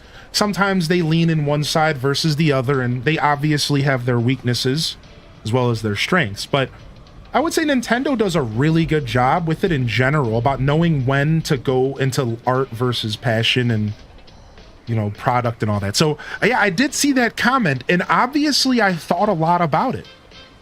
As you can tell, I obviously thought a lot about Furukawa's comment, and I thought it was really interesting as a guy who was always about video games being art first my whole life. So when I first read Furukawa's comment, I was like, ugh. I straight up stank faced. I was just like, ugh, like, what are you saying, homie? Like, what? It's a product? And I'm like, what are you saying? But it's, I think if you really think about it, it actually makes a lot of sense. So it's pretty cool to wrap my head around. And it's just another one of those many situations where I wish I was a fly on the wall during game development, and I wish I had a better knowledge on like how the decision-making process works for Nintendo, and like when they decide to do something like not make DLC for a game that is obviously worthy of it, and like truly like why did they decide to not do that? And like, was it because they couldn't afford it, or was it because they didn't think it would sell, or was it truly because of integrity? And I guess we're not really meant to know that, and that's just kind of part of the fun, I guess.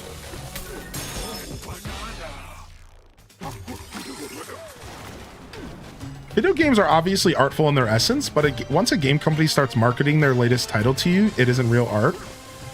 Right, yeah, that's like a kind of a good way to think about it, right? But like, that isn't to say, you know, like if I isn't an art gallery in a way just marketing your art to people? So like if I set up an art gallery with the hopes of selling some of my art, couldn't you say that I at that point was marketing my art for you to buy? Now, that's not quite what you said though, because you were more making a point about how once the game is like designed for the customer, then it stops being art. And I do agree with that. Whereas like the example that I made, it's not like this person painted this picture with me in mind.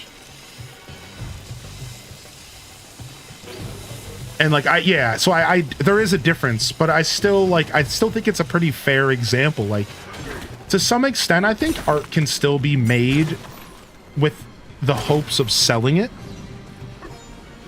But I do think that once you start making art to be sold to a specific person or demographic, then it does stop kind of being art. I do agree with that. Like, once you design, if I were to paint a picture, and I painted the picture the whole time, all I was thinking to myself was, I'm going to try to sell this to a female in her 30s. Or a woman, whatever. I don't, somebody told me that one of those words suck. To a lady in their 30s. I'm gonna paint this picture just for a lady in her 30s. Right? At that point, it's kind of blurring the lines of art. Instead of just painting what my heart told me to paint and then trying to sell it to whoever. Right? So like, that's like a super interesting way to look at it, right? Like that's like a pretty good example, I'd say. Yeah, females icky. Yeah, apparently one of those are kind of icky. Yeah, my bad. I'll get used to it. The rules are always changing around me, but I do my best. The rules are always changing around you, but I will do my best. I promise.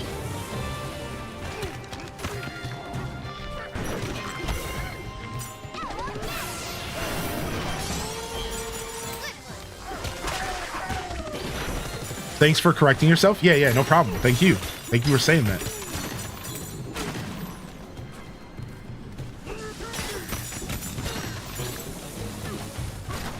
It's like that music you can tell that was designed to be on the radio. They don't feel artful. Also, what's a radio? Yeah, precisely. Yeah, precisely. But you hit the nail on the head. Why though? It was explained to me. It's something I can't explain myself, but it just has something to do with like the connotation behind the word, I think.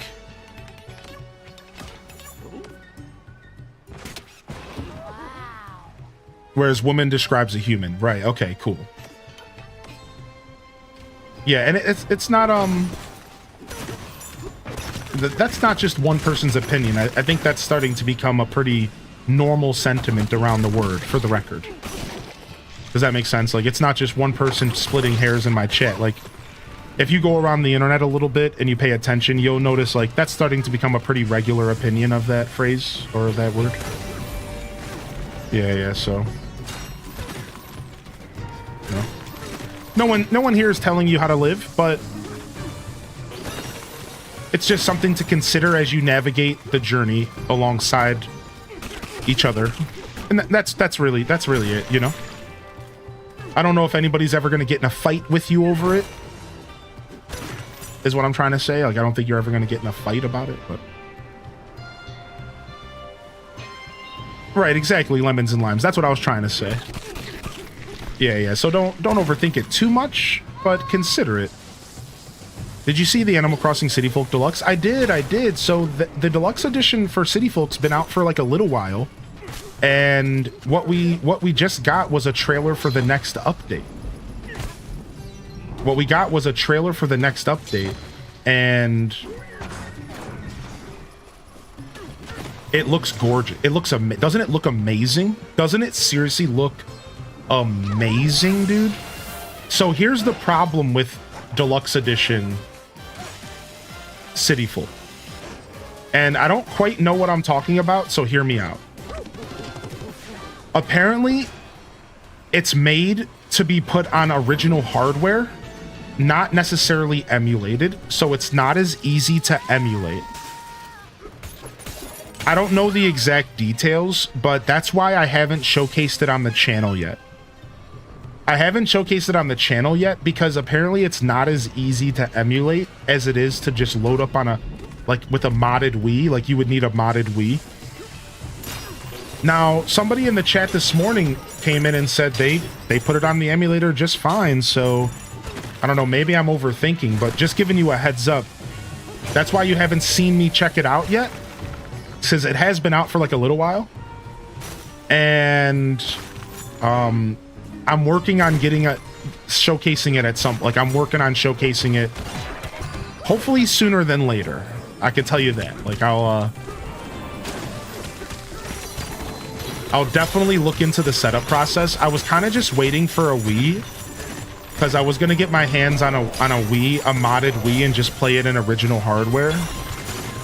That was my original plan with City Folk Deluxe, but now after the newest trailer, I don't know if I can wait anymore. And I think I'm going to have to make it happen ASAP, because I'm really excited to check it out. So we'll see what happens, but hopefully I can play it soon. Yeah, exactly, lemons and limes. Yeah, thank you. And that was appreciated that you mentioned it at all, yeah. Saga of the Exploratone, verse 17. With umbrellas held in their trunks, the elephants guided us to their sinkhole. The weather and scenery has changed constantly since our arrival. Sometimes it snows, sometimes there's lightning. And when we arrived at the sinkhole, the skies were completely clear. Interesting.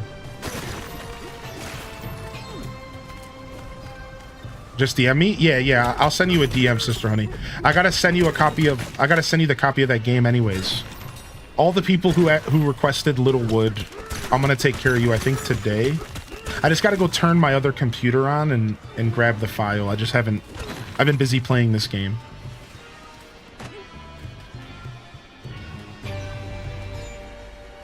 Okay, I think we're trying to go up there.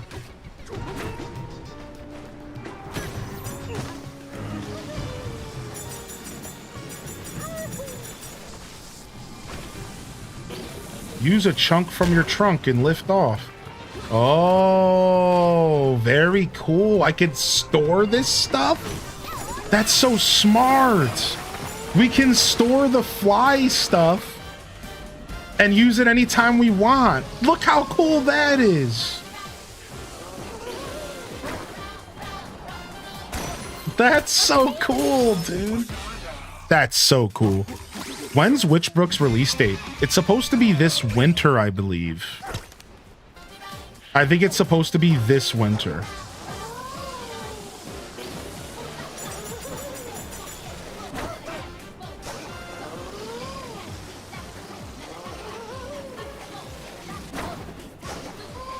You can literally just fly through the map, chat.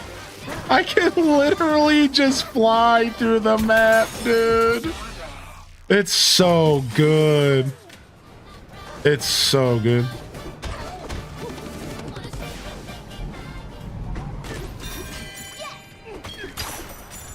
You can just chain it. Yeah, you can literally just chain it, dude. This game just keeps getting better, man. Every time they show me something new, it just keeps getting better. They just did a way too good of a job on this game. All right, here we go. Time for another boss fight.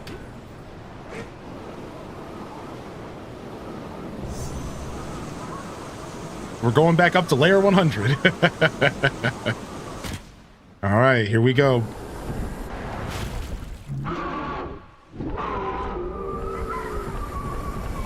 Hey, caffeinated. Uh-oh, now he has lightning. Okay, this is not good.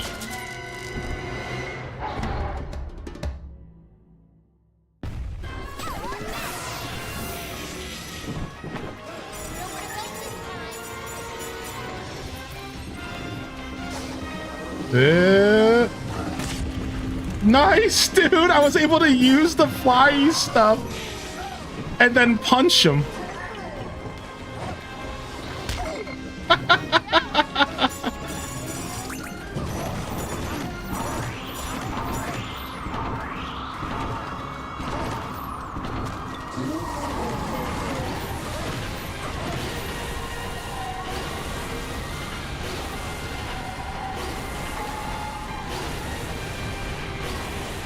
I can't stand in the lightning here. Nice! Got him!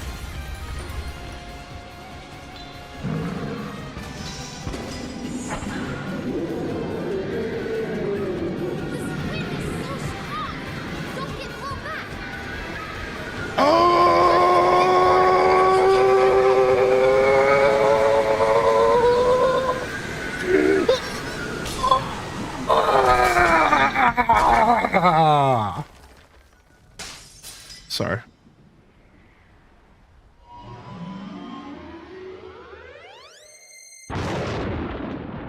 That was cool. What a sick fight, dude. I kind of cheesed the fight, I feel. Using my, like, floating rocks to jump and punch it felt kind of cheesy in a good way.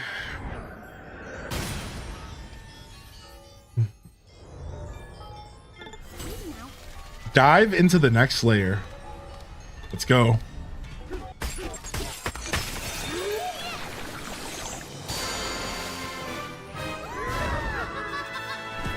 We're at the same layer now.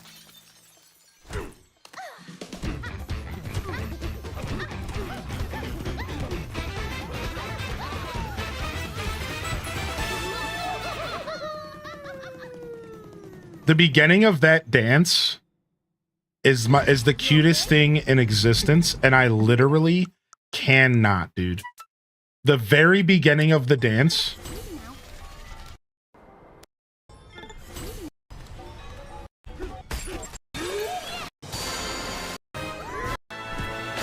It's right here where they do, like, they put their arms down and they're like being monkeys. It's so adorable, dude. Watch. This right here. It's so... I literally can't, dude. I can't, dude. It's so cute, dude.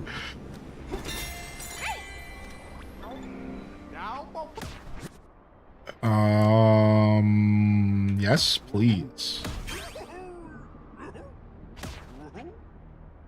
Yeah. Yeah, sure. We'll just grab it all, yeah. And then let's go for this.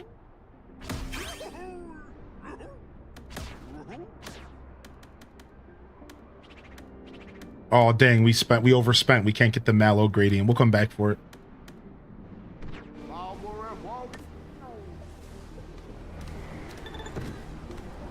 Pauline was a great addition. Yeah, she's cute, man. Dun, dun, dun, dun, dun, dun, dun, dun, dun. All right, well.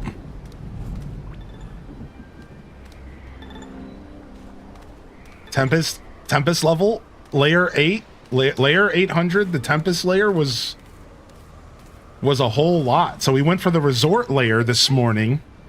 We were there for maybe 2 hours, and then we came here. And it was a lot of fun, man. I definitely enjoyed this layer. I like the gloominess. I like it because it's very different from the rest of the layers.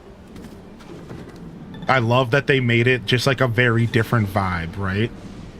So, very cool. And, let's go.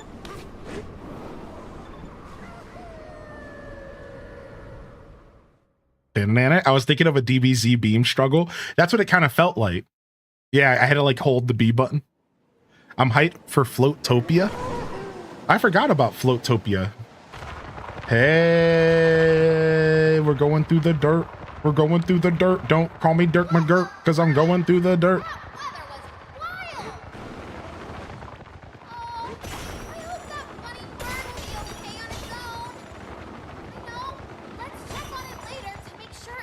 Nice, we can get these gold veins.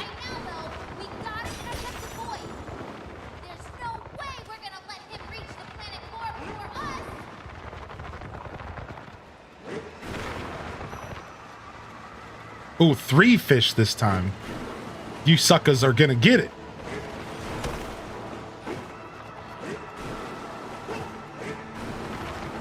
Dang it. They jebaited me.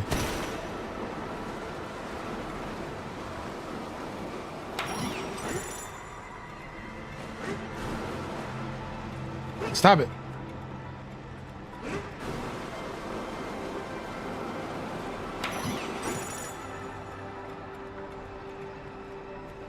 Dang, we lost one. Oh, there it is.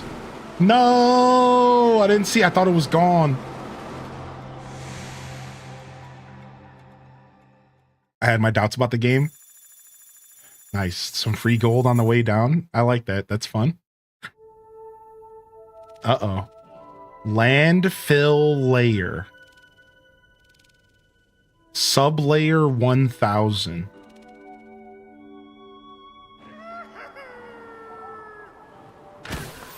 Easy now. Forgotten pit entry.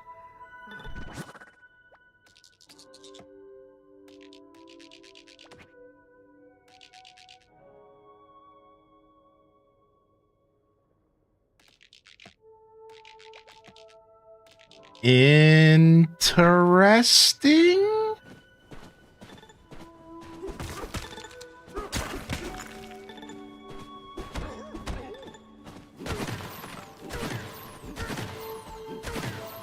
Interesting. I'm not sure what to expect from here. What the heck, man? It's just a bunch of massive bananas that I can't even break. Like, these are all too hard of a material. These massive monuments of banana. The superhero landing, yeah. All right, let's go ahead and get our bananas.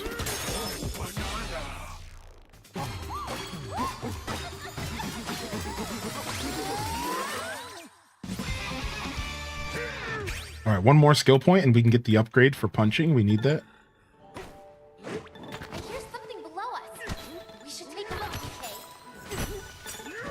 Reach the bottom of the pit.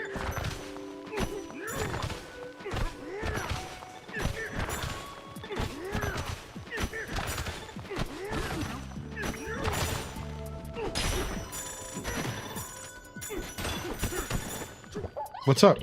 No, what the heck? I thought he was a friend. Come here.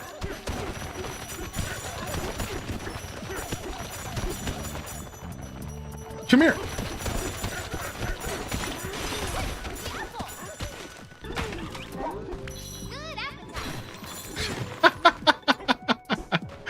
That was fun for them to put that. This is cool, dude. This is an interesting idea for a layer where you are literally just digging through nothing but dirt. And they pan the camera out and everything, right? Like, this is, I like this. This is interesting. I was not expecting something like this.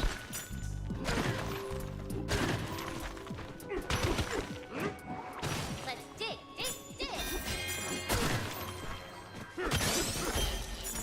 All right, we got our first fossil here. Give me some of them fossils, baby. The landfill layer. Interesting, dude. This is cool, dude. I love the aesthetic in here right now. The music, it feels very like ancient ruins. It reminds me of Pikmin for some reason. As soon as we landed here, I had the feeling of Pikmin wash over me, and I can't quite put my finger on why yet, but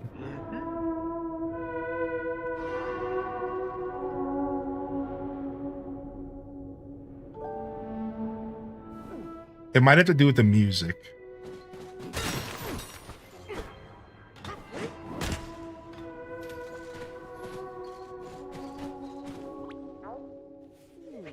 The Saga of the Exploratone, verse 18. There's something strange about the ground here. We looked closer and made a surprising discovery. Small scraps of debris seem to have settled into the layer here, creating an unusual sediment. Strange, wiggly creatures spend their days swimming through these odds and ends. They have long, undulating bodies. When we asked, they told us that they are underground eels. There was no sinkhole, so we didn't know where to go from here. But the eels dug a hole for us, opening a way forward. Thanks to them, our quest to find the origin of us continues.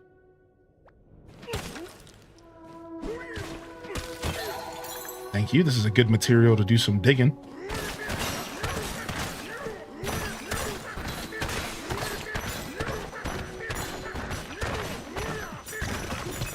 Good digging material there.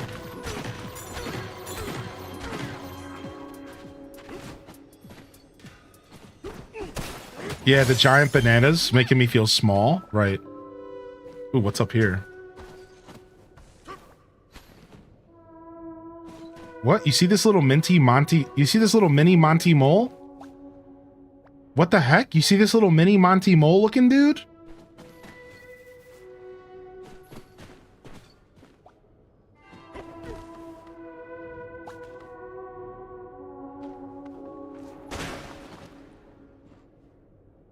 The heck? Yeah, he's cute, right?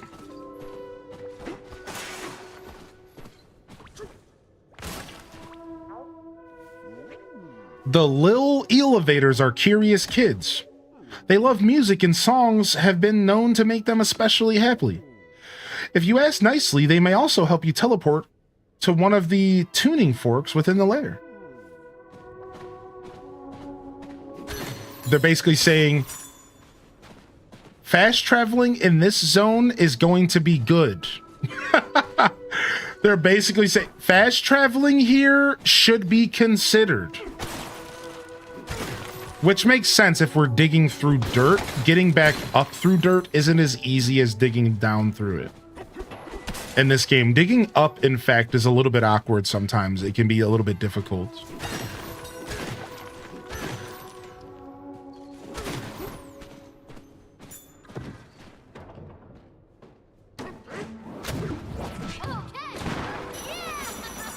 Woo! Or you could just take a barrel. That works too. Nice. Can't wait to hear the voice you do if you do one.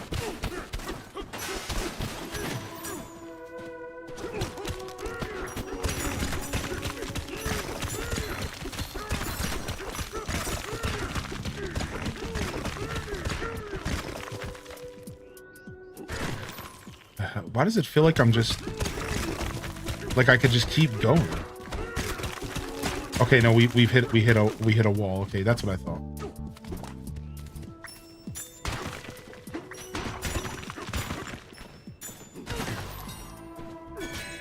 All right. Shall we? Ooh, look at all that gold down there. Ooh.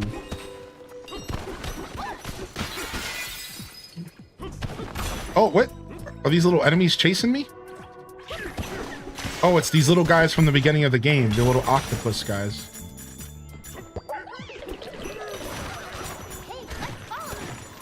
All right, we're following.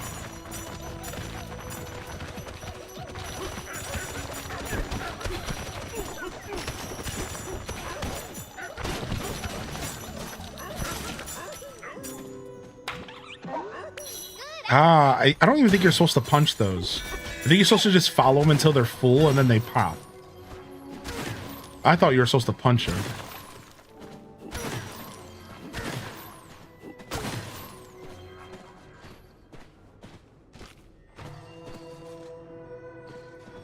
This is cool, man. I love these cave vibes. I'm kind of obsessed with these cave vibes right now.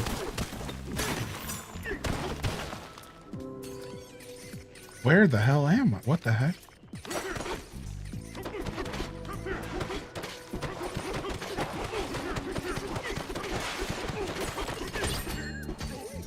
Yeah, what you gonna do? You can't run around now, dude.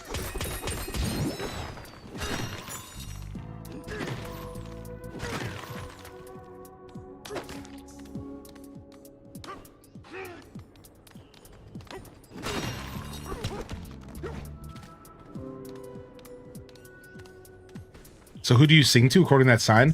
The eels. The fish are different. Those like blue fish guys, they're different. The eels they're talking about, you'll probably see here soon. And I'll show you here. Give me just a second. So they look a little differently. The same color scheme, which is why it's confusing. Ooh, there's something in here. But they look like this. This is what the eels look like, but with that same color frame.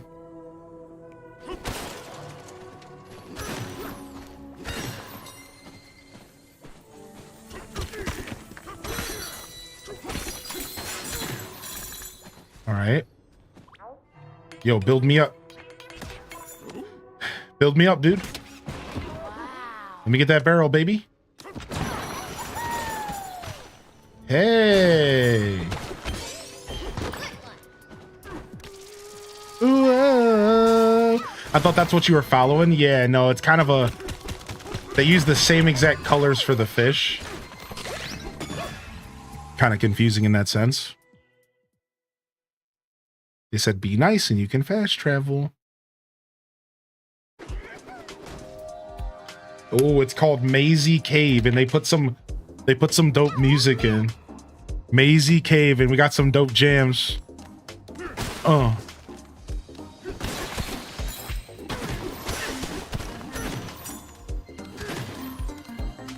Do do do do do do do do do do do do do do do do do do do do.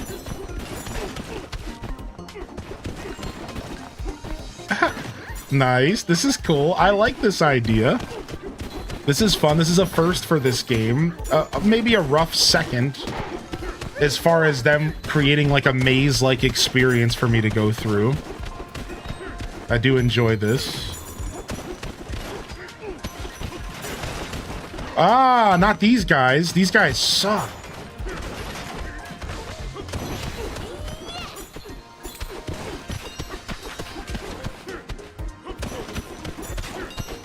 So in theory, what's to stop me though from, you know, like what's to stop me from going up and over the walls? Nothing. Maybe they were banking on me thinking of that. Yeah, I'm like, wait a second. What stops you from just going over the walls?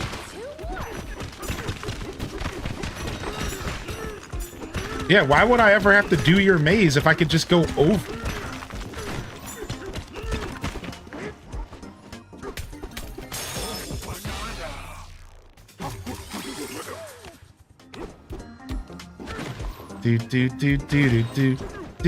Do. Oh, wait, that's what you had to do to find this banana. Yeah, that's what you had to do to find the banana, because the banana was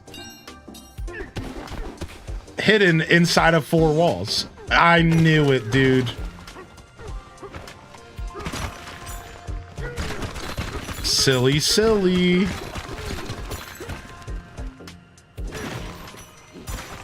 I love that you could still use your radar even in challenges.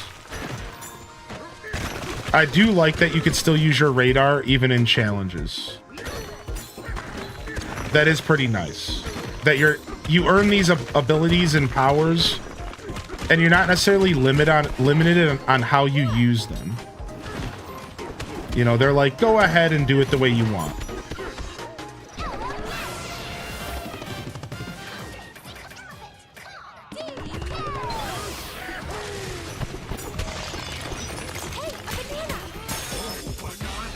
All right, nice. You know, I haven't messed around with my charge punch much. Wow, the charge punch is insane. What? I could have been doing this the whole time?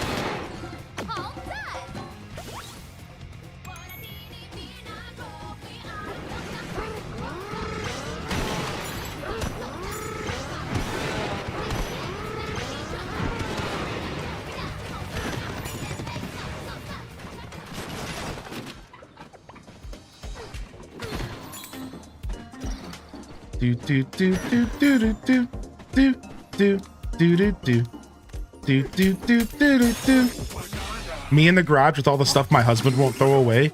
Oh no, babe, it broke. That's messed up, LPK. What's up, Buys Look? What's up, Buys Look, by the way? These sounds for me are the best I've heard in the game so far. Yeah, I'm liking this layer so far. This layer's feeling real ethereal. I don't know how else to word it. I'm liking this layer so far. It's feeling real good.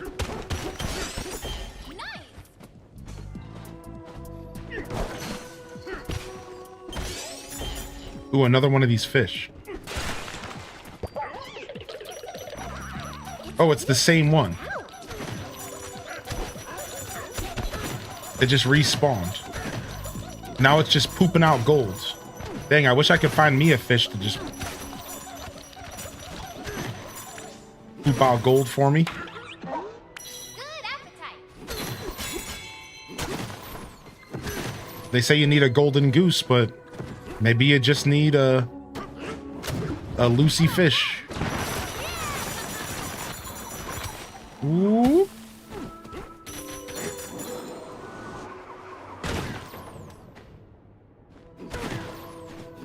All right, let me go to this secret real quick. Here, over here. I'm assuming we can just maybe dig under here. Oh, there's a bunch of bombs under there. What the heck is going on? A bunch of landmines?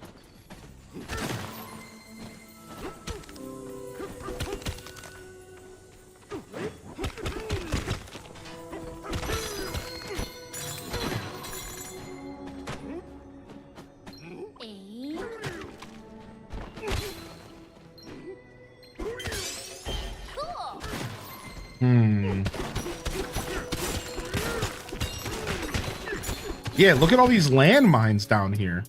There's a banana.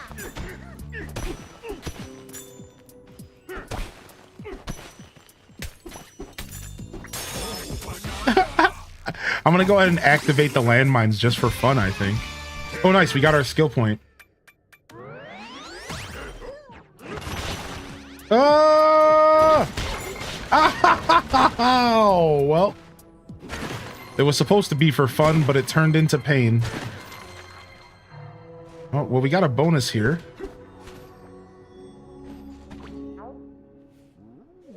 What a discovery. I think my quest might finally be at an end. These ruins must be the special training grounds of my ancestors, the ancient elephants of the underground.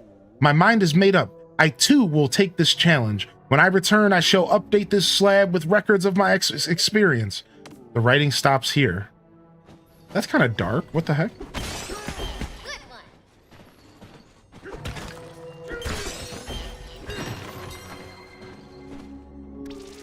Whoa.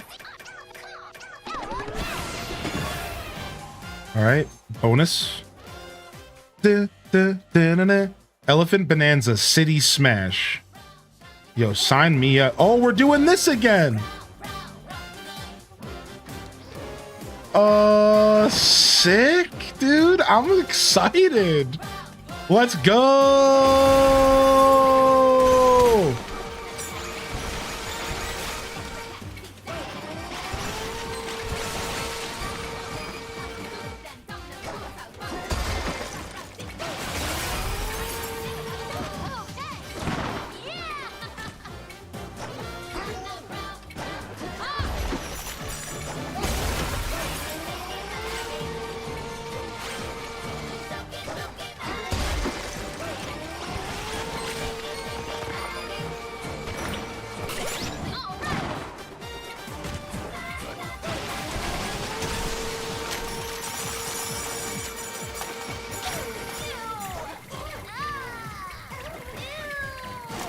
Dude, get these enemies off of me, dude!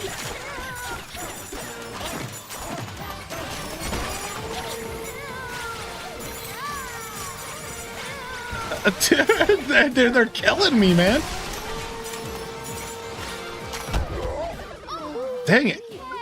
The enemies were just destroying me. They don't get knocked off you when you're sucking. You have to swing. You have to punch them. What the heck? I wasn't ready for that to actually have a challenge in it, because last time it was more based on fun. All right. I like how I only have a half a heart left. Thanks, buddy. You're really helping me out here. All right, let's go.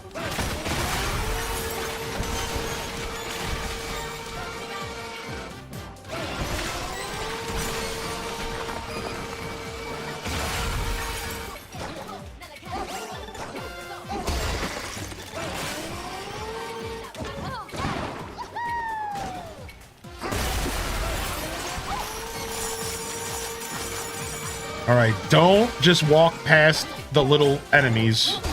Lesson learned. Don't just walk past the little bottoms. Like, we have to actually fight them. I was just hoping I could just skip right past them.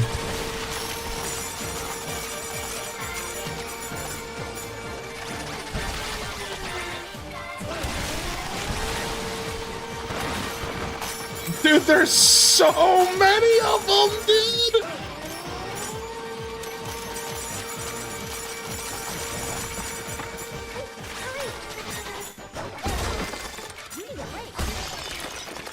I barely... Was there 1 second left? There was 1 second left.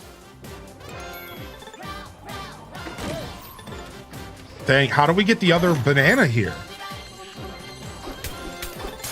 I think I have to beat it within a certain amount of time left. Let me see. Finish within 20 or more on the clock, and you'll get another banana form from our stock. Use the boom bombs wisely. What about the other banana though? There's 3. One of them must just be hidden somewhere. Right?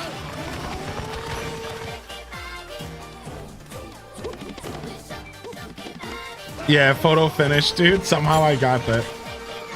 It might have been on top of the building, maybe? And now it's gone? I wonder where this other banana is.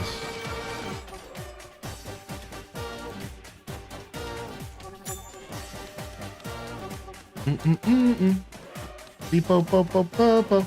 Beep-bo, bo, bo. Yeah, there's definitely an extra banana here somewhere. There it is. They always try to play games. Stop trying to play games, game.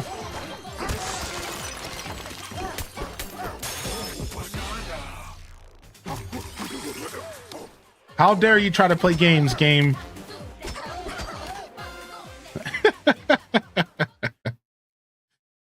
Always trying to play with my emotions.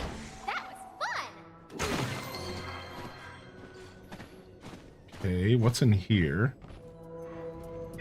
That's where we want to go, but I was about to say there's something above me.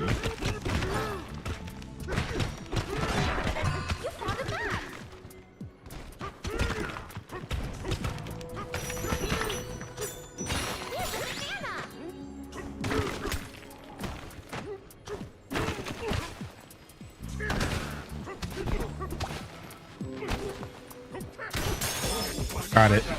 Took me a second there. All right, and then there was something else back here from where we came from. Oh yeah, because the whole time I was looking for the secret level. I was looking for one secret level and I found another secret level. All right, fish.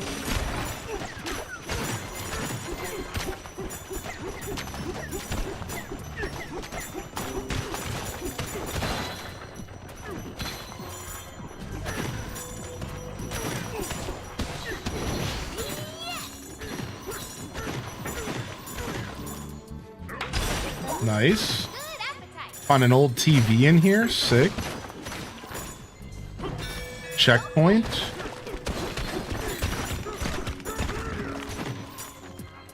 Okay, I see a fossil that way.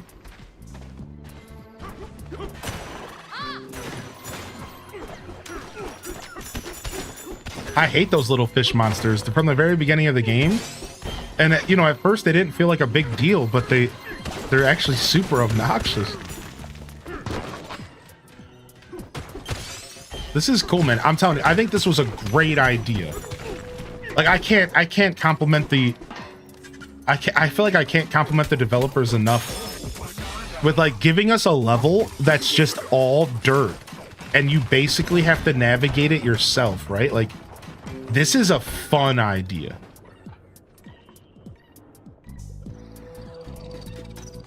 Like, really having the players... Like, this is cool, man. Like, I think this is super cool. Like, the whole level is just dirt.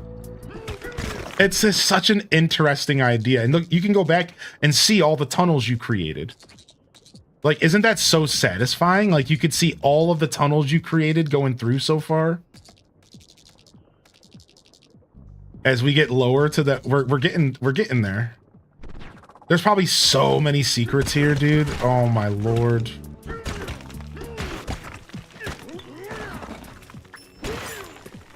And I love that, in all reality, because I know this game, you know, well enough so far, that in theory, you could...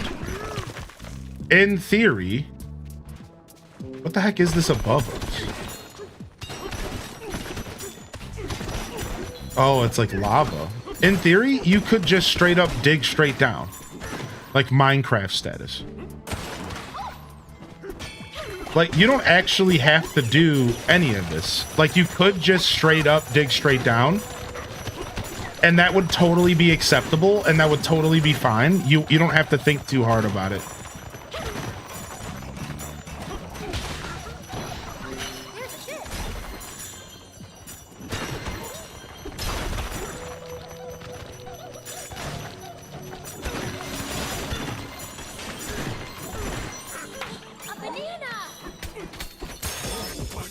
Nice. All right, we'll keep stacking our skill points for now.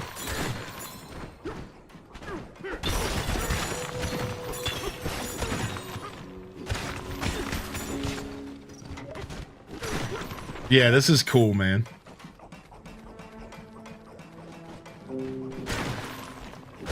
You can kind of see what's around you, but only if it's already dug out.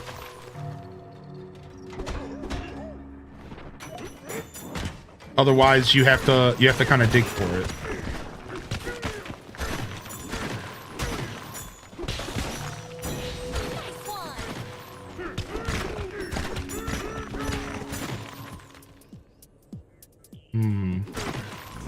All right, let's go.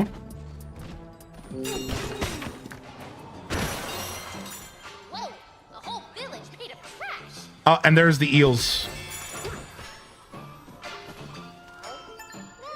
Hey, you guys. You know what that thing is? When I try to touch it, my mom told me to stop.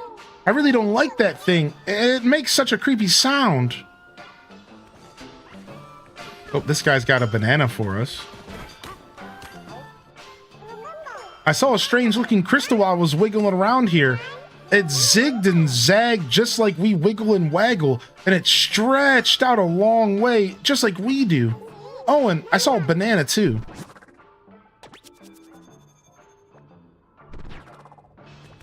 Mom, I deleted the virus. Na, na, na, na, na, na. Way to sculpt the surrounding scenery. You would be a great artist. Artist? Yeah, DK artist. Have you tried it? Hashtag ad. Yeah, Glizzy, dude. Dun, dun, na, na. Na, na, na, na, na, na.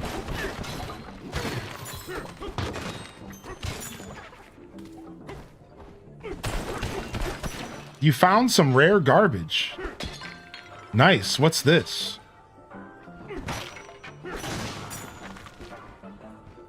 Dun, dun, na, na. Na, na, na, na, na, na.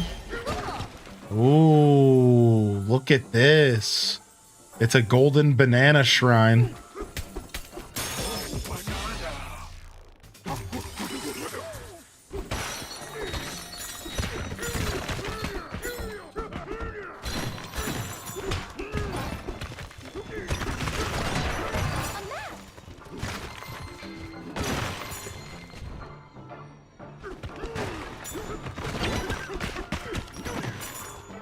Da-na-na-na-na-na.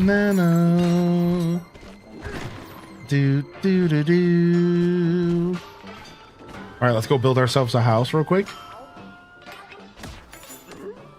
Get ourselves a little getaway. Time for a break.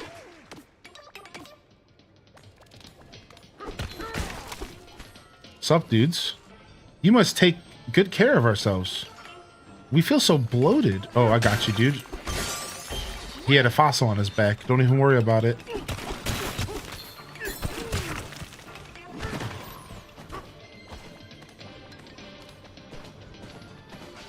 All right, looks like we have another builder over here. Oh, some shops.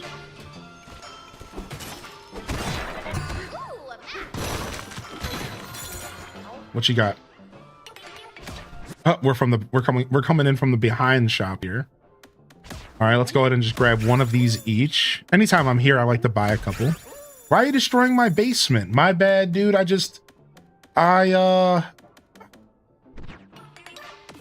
have no excuse. I just got bored.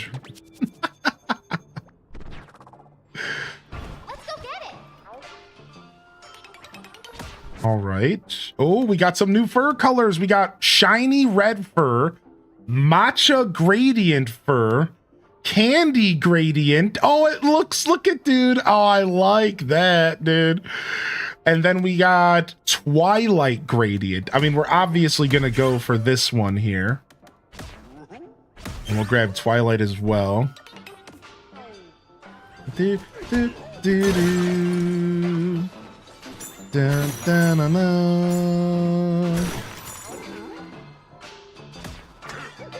Cotton candy, but candy. Why did they do this to me? You left cotton candy? I just couldn't afford it yet, but we'll go back for it. I wanted to check out matcha first. Yeah, dude. All right, wait, let's see what twilight gradient looks like. Oh, that's actually really dope. That's actually really dope, dude. All right, we're gonna go with matcha though. While we're here, is there anything we want to switch between? Burn from lava, mud, and fresh snow. It seems like we're gonna kind of dealing with a lot of mud right now. Why don't we go ahead and rock our traction breeches again? And why don't you go ahead and take off your coat? And why don't we go back to just increasing our sonar range? Never mind. I called Tom Nook for the damage and the money you... Oh, okay. Well, just tell Tom Nook to put it on my already established bill and I'll definitely get to paying that off eventually. Mm-hmm. Yep. For sure. What's in here? What the heck? Okay, we went in here, yeah.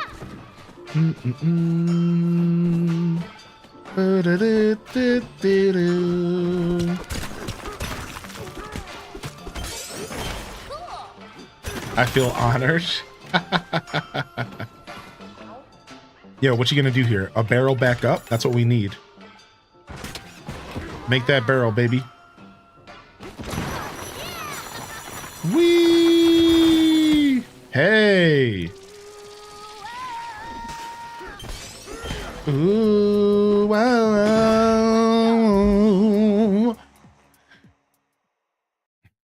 We'll go back for cotton candy, I promise. Crocoid battle. Oh, frick.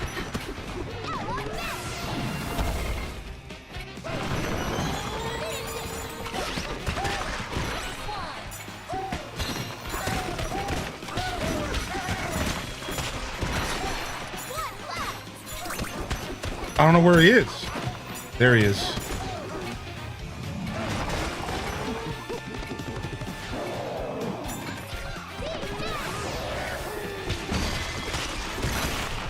Tough. I had to switch between Bonanza forms to really do that. So now they're starting to give us challenges where they potentially want me to rotate between Bonanza forms. And again, there could have been another way to do that, but that's the way that I solved it. So...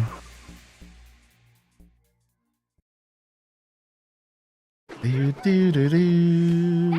love that. I love that little ditty, man.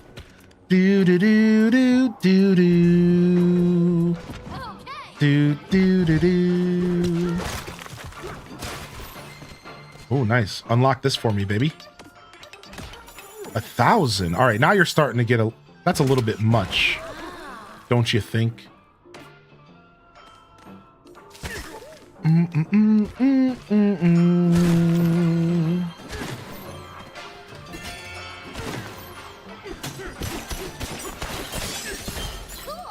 All right, I'm already back up to 8. How much was the cotton candy? How much was the candy? I don't remember. I think it was 10. I think it might have been 8. It was 8. Okay, cool. A lot of stuff. This level's very condensed, so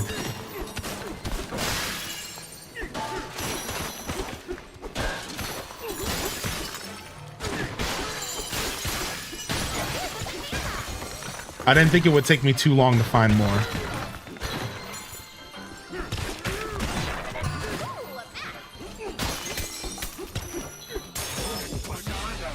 Funny if they started with 84 coins per opening. Yeah, dude, what if they just started going hard with it? Grind your whole life away to unlock stuff in this game.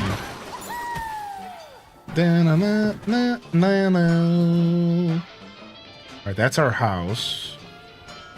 That's the shop. Alright, let's go buy that real quick.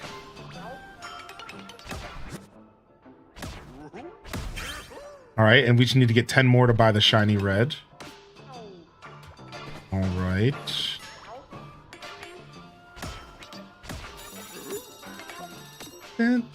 How many forms do you have? Right now, I have 4 forms. So I'm regular Donkey Kong. Right? And then here's the other forms I have. And I can actually suss out, without any outside game knowledge, just how many there are in the game. And how I can do that is right here. As you can see, there's only one more row left of space here in the skill menu. Oh, nice. We've had 399 bananas. So 4 powers... There's going to be a 5th.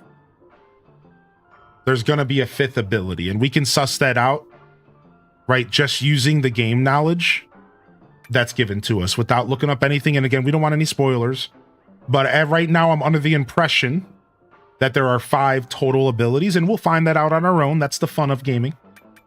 We don't got to look anything up. Rhetorical question. Rhetorical comment.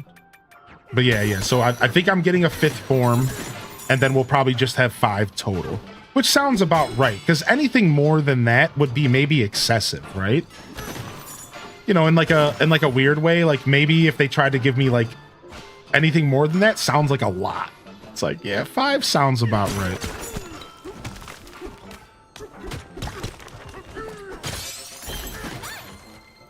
Ooh, in the trailer, they teased everything that I have except for elephant. So in the trailer, they teased 3. They showed zebra, ostrich, and big 8 mode, cheeked up mode.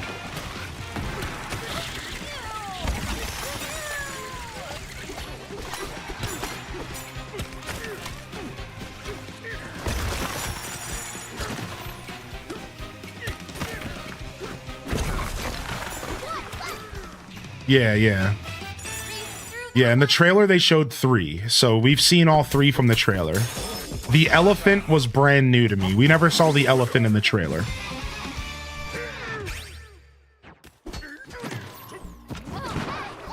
"10 new forms, 11 new forms with amiibos." DK, yeah. You know, Ender, you know this company far too well because you ain't wrong. And we're back. What's down here?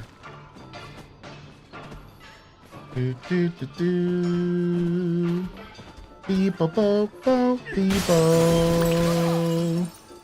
Beep-bo-bo-bo. Beep-bo-bo-bo, beep-bo. Oh, nice. I think we want this. This barrel takes us through the smokestack. I think we want this. This is going to go to a secret. I think so.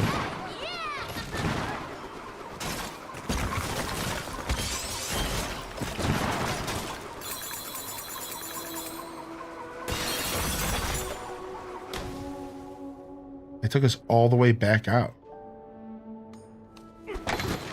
Dang, we just went so far up. Dang, we just went so far up, dude. All right, we're going back. Up there it is. I knew that secret was here somewhere. There it is, dude. Whoa. Do you have a favorite form? My new favorite form is elephant. Oh, yeah. Elephant form is so cool. So you suck up stuff and you can spit it back out again. It's basically Kirby. Quaking for gold. Ooh, leaving them quaking. All right, you guys ready for 30 FPS if we're lucky here?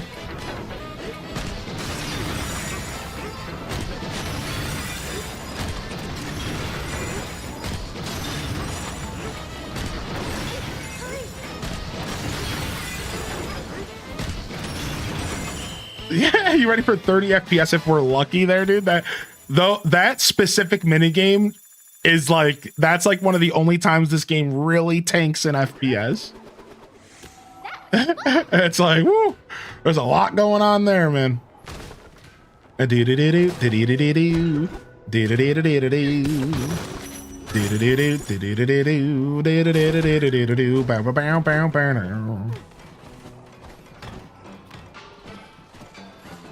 Nice.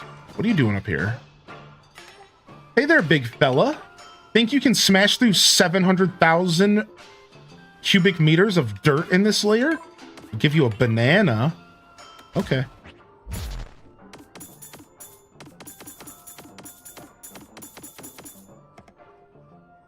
Oh, look at, dude. I'm at 69,234. Shut your mouth. I'm literally right there. Is this dirt? This is stone, right? Steady.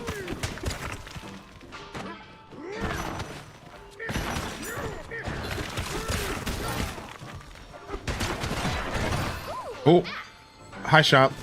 Bye shop. Yeah, nice. That's nice on that one. Yeah, I know, dude. I thought the same thing.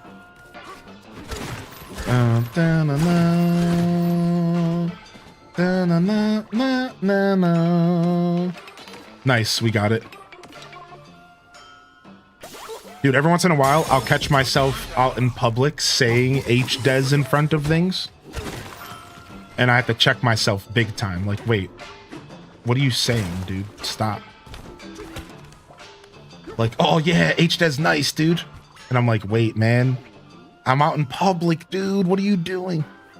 The singing blusterwing we saw soaring over the Tempest layer. That mysterious songbird had the same blue stony skin as the elevator. Perhaps they share a common ancestor.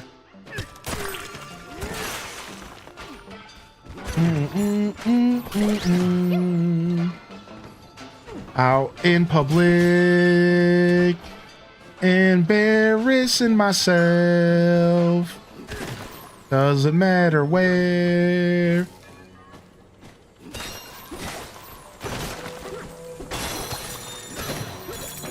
Nice. Nice, we got another bonus level here. I love me some bonus levels.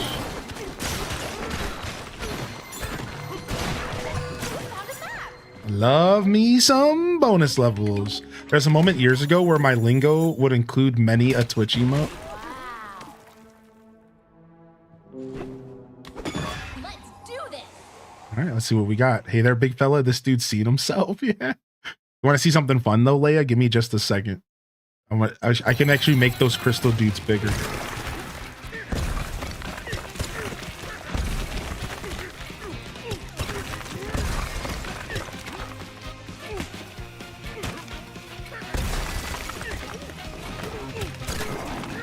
Don't got time for you, dude.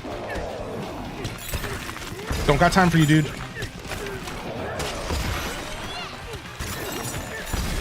Oh, I'm supposed to fight those guys. I guess I do have time for them.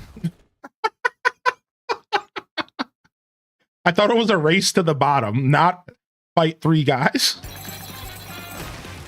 Don't got time for you, dude.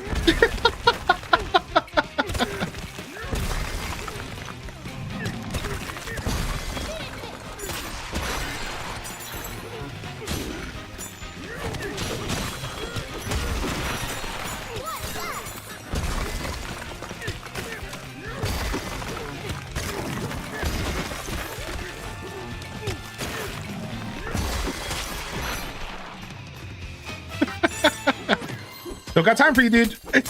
Apparently they didn't have time for me either. Don't got time for you, dude. Yeah, so one of my favorite little things in this game is like you can take these crystal guys and you can actually add to the crystal guys. It's really goofy and it's totally fun to like just see happen, right? So like I could take this dude right here.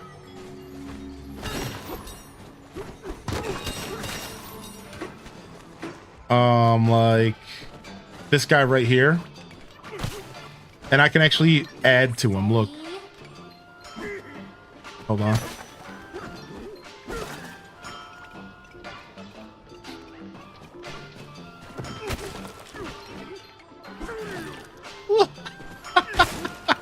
Look at it.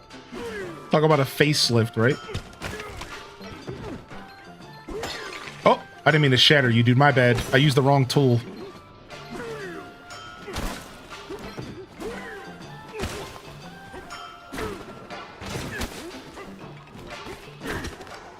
Like, look at that.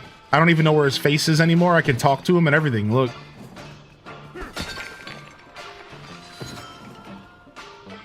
Da-na-na. And it stays. Look.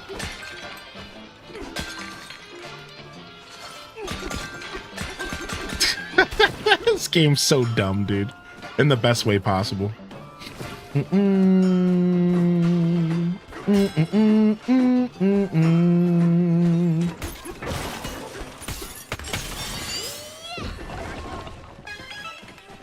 We're going down.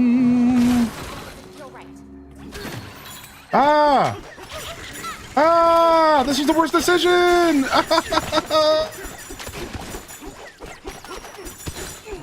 I put myself in a hole just for them to destroy me.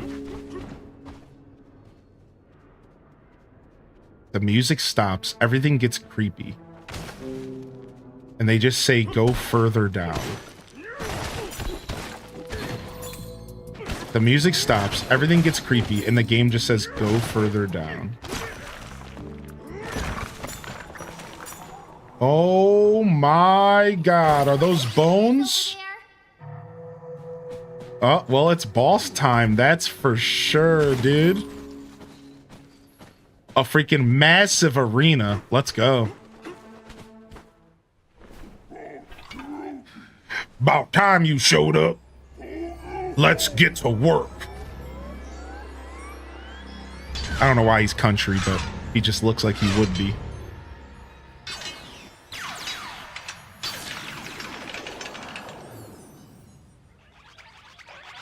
Oh, no.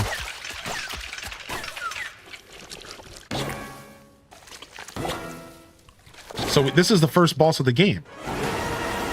But Pika Bruiser. Yeah, I was about to say. I'm like, this is the first boss of the game. Defeat the Pika Bruiser. Didn't we fight this dude before?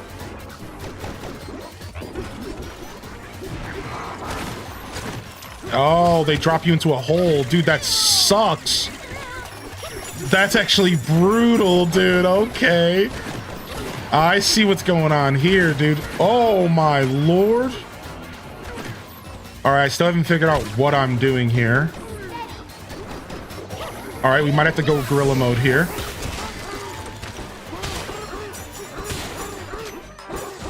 Come here.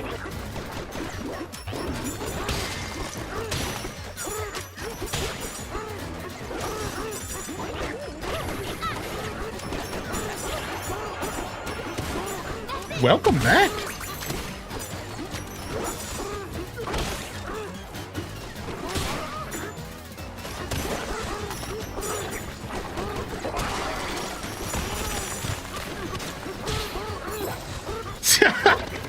Dude, gorilla mode worked, but now we're out of... Okay.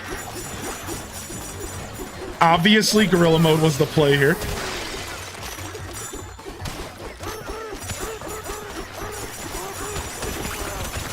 Dude, they're digging me into a hole. This is crazy, dude. I can't get out of here.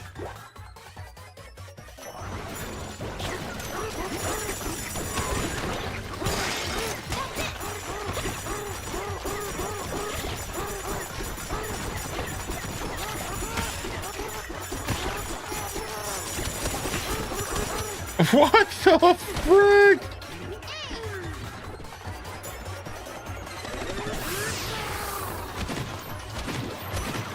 Oh my lord. Okay, we need that. That's what I think we need to use that material. Oh, he's going around.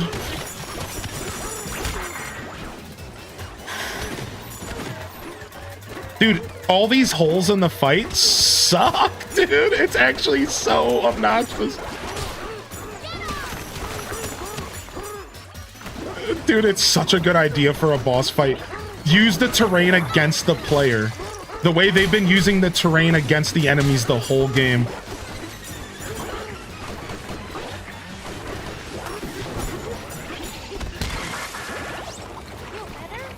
Oh!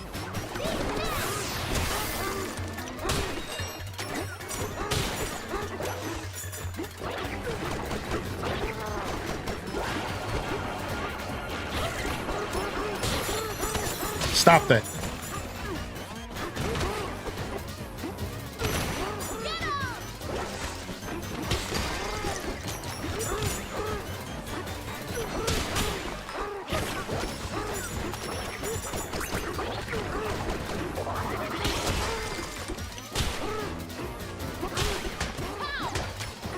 Ah! All right, I think I need to kill these enemies. I'm realizing I think I need to be killing these dudes the whole time.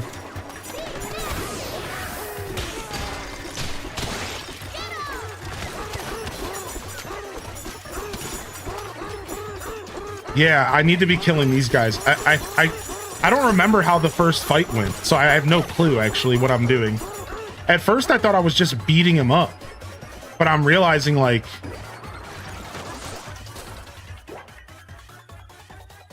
I need to be killing the guys. Yeah, see, he's going down in HP now that I've stopped to fight the little dudes. Yeah, I think I need to fight the little dudes here.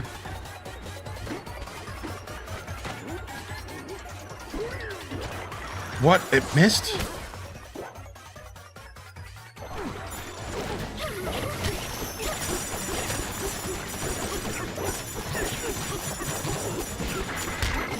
Ow.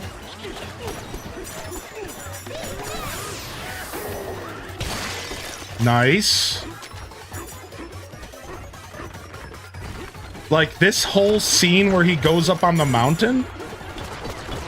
There we go, dude. Climbing the mountain was hard though. Like I was trying to climb it, but he puts those moats around him, right? Like that was actually tough, dude. That is the toughest fight I've had so far. Maybe next to the zebra fight. But I think it was tough because I was overthinking it for a second. But mechanically, it was pretty tough as well. Because, so when he goes up on the mountain, he creates a moat around him and you fall into it. And when those creatures start ganging on you, it like messes with you and how you move. So it was like, it was just very chaotic.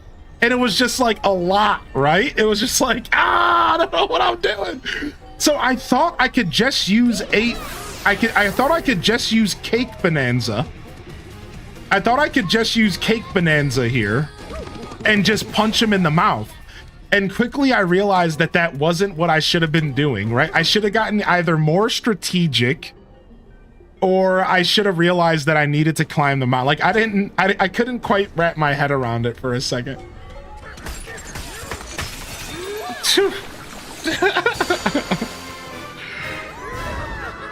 That was fun.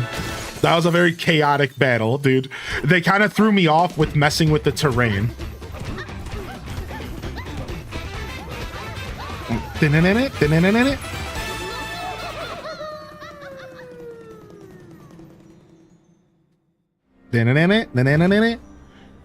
Whew.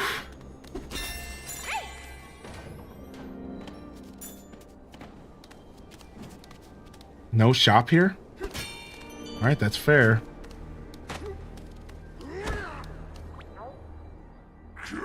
I fine-tuned, souped up, streamlined, but I was still no match for you. You two ain't half bad, you know that? Our next scrap's gonna be the one, though. I can feel it. I'll finish the job next time. You can bet your entire life savings on it. I just noticed his tiny mining hat.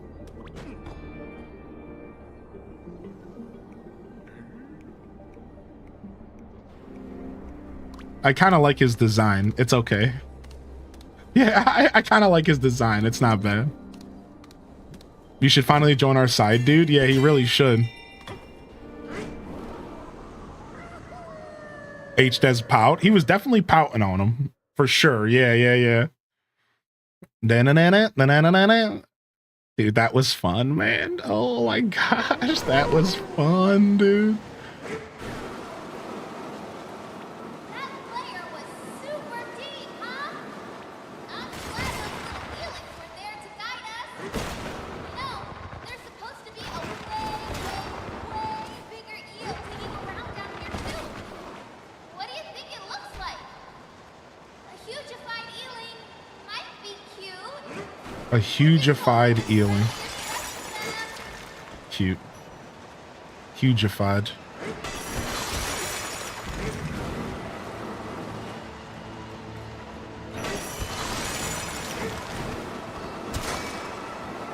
Nice. Give me all that gold, baby.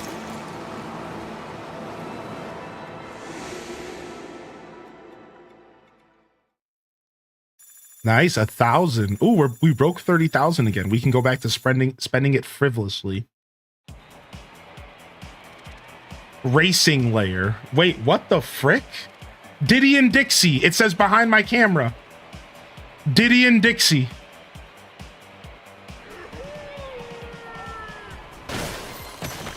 Stampede away entrance. Look.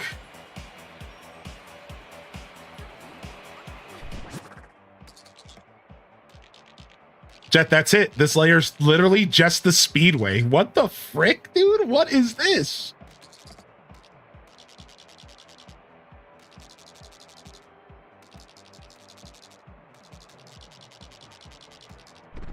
Donkey Kong Racing remake confirmed. Dude, I didn't think about the reference to Diddy Kong Racing. No way, dude. What if that is a reference? What if that is what's going on?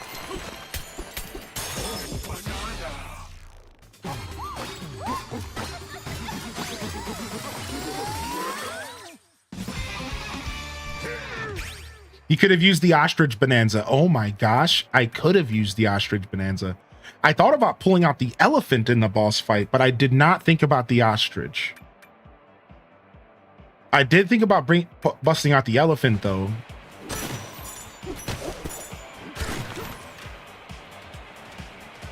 Hey, it's these monkeys again. We haven't seen them in a long time. Look. Whoa, DK, it's been a while. Everything okay with you? That vortex blew us all the way here.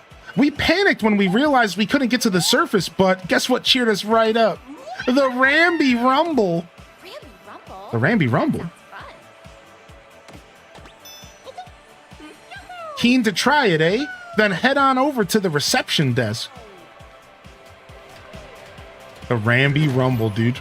Are we gonna get to ride Ramby for the first time in this game? I think we will be. I mean, obviously we got to go exploring. Oh, hey, it's the amiibo guy. Show us an amiibo, dude, so I can give you a rock.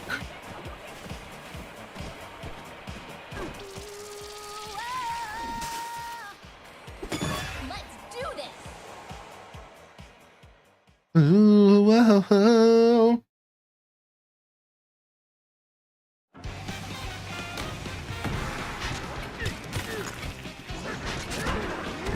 What? Oh, I see.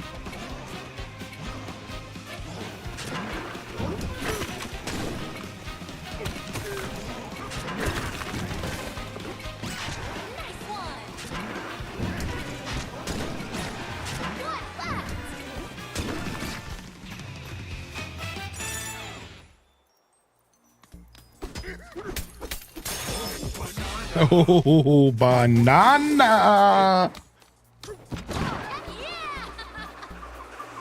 Nice.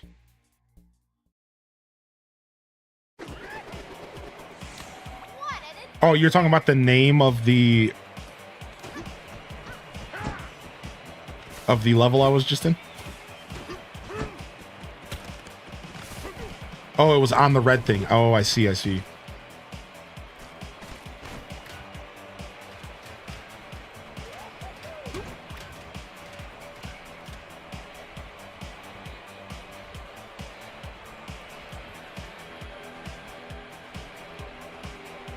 All right, hold on. I want to go to the eel to see how low we are. I want to go to the eel to see how low we are real quick. I just want to see a good snapshot of the different layers real quick. Ooh, so we've dug pretty deep. Look at this. So level 700 was here. This is where we started today, the resort layer. And we've gotten 4 in here. This is number 4 of this layer. There's probably one more at least below us here, and then we'll be going into that next layer. So yeah, dude, maybe my prediction of about 12 levels was maybe accurate. Again, no spoilers on that, please. I'll like to figure it out myself, but maybe my prediction of 12 might have been wrong even. Maybe we're getting closer to 15. Who knows though? At any point, they could just do like a big skip through this, right? They don't have to follow any kind of cadence, so we're gonna find out together.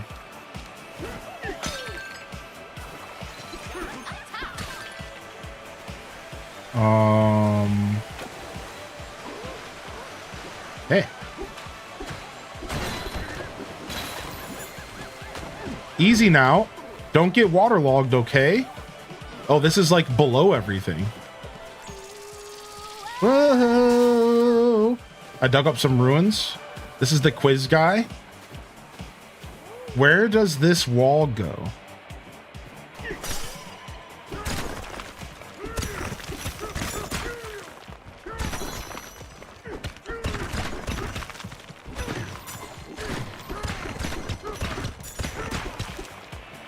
Here, maybe?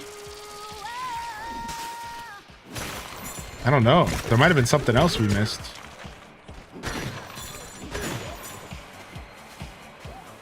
Arcade 81. Yeah, yeah. Arcade 81. Very nice. Classic. Classy touch.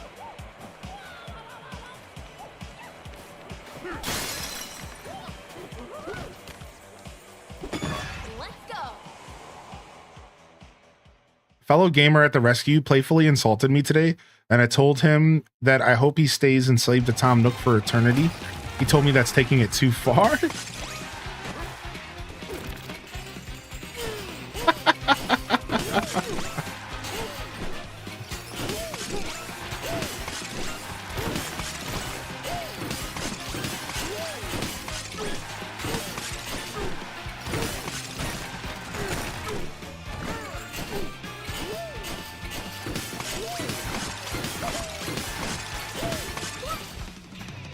Fun. Fun little mini race. All right, before we do anything else here, let's just go talk to Diddy and Dixie. Obviously, we just need to get it out of the way. Like, obviously, like, let's just go and do the thing real quick. And then we'll come back and we'll do all the other stuff. Oh, look at this cute little... Is that like a cute Rambi plush? I need that in real life. Welcome to the Rambi Rumble. Hey, look at him, dude. Welcome to the Rough and Rowdy Stampede Away, the home of Dixie. And Diddy's Rambi Rumble. Surprised to see us, DK? It's been a while, hasn't it? Didn't think we'd find you all the way down here. Candy Kong is going to be so jealous that the three of us met up. Candy mentioned. Speaking of meeting, looks like you found a new friend down here, too. You know them, DK? You bet he does. I'm Diddy Kong. Nice to meet you. DK and I are best friends. We've been on a bunch of adventures together. And I'm Dixie Kong. I've been on a few adventures too. Including one time when Diddy and I teamed up to rescue DK. So that's Donkey Kong Country 3, right? Isn't that the whole plot of 3? Or is that 2? Excuse me, 2. Sorry. That's 2, right? Because Donkey Kong's not in 2. Yeah. 3 was Dixie and Kitty. I don't even remember 3 well enough to be talking about 3. It's 2, right? In other words, we're DK's original BFFs, banana finding friends. And don't you forget it. So what brings you two all the way down here? Bananas. I knew you'd say that. But we don't have any bananas. Sorry. Hey, wait, forget all that, DK. You and your new friend here should enter the Rambi Rumble. Yeah, you're an old pro at riding Rambi, DK. I've just got to see you do your thing out there on the track. Diddy and I rule this stampede away. We haven't lost a single race. But there hasn't been much competition down here. We could use a real rival. The winner gets to stand proudly on top of that big trophy over there. There's some kind of tunnel underneath that leads deeper underground. Whatever it is you're looking for, DK, that tunnel should help you get there. Well, come on already. Let's race the two of you. Let's race. The two of you versus the two of us. We'll be ready whenever you are. Win the Rambi race. Yo, sick. Those two are top-notch rumblers. Nice, dude. Diddy and Dixie mentioned. All right, I'll be right back. I'm going to use the restroom, and I'm going to go figure out why my nose is itching. I think I got a mustache hair trying to climb into my nose, but it just keeps itching me. Give me just a second, chat. I'll be right back in a moment here. Yeah, give me just a moment.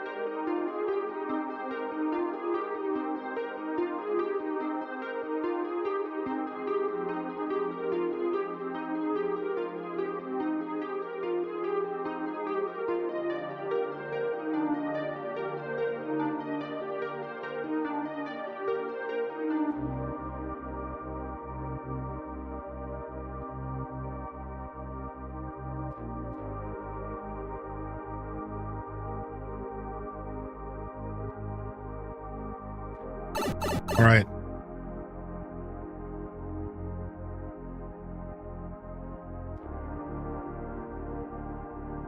All right, we're back.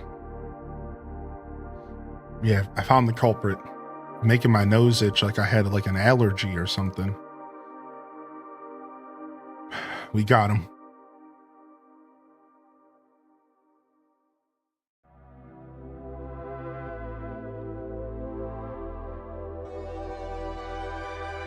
We got him, baby. We got him.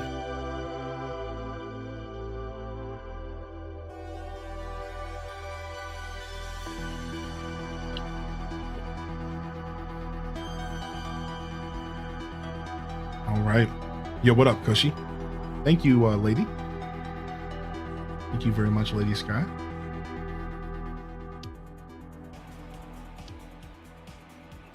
All right, dude. We got to dive straight into the Ramby Raceway, right? I like to take my time, but we got to just dive straight in, right?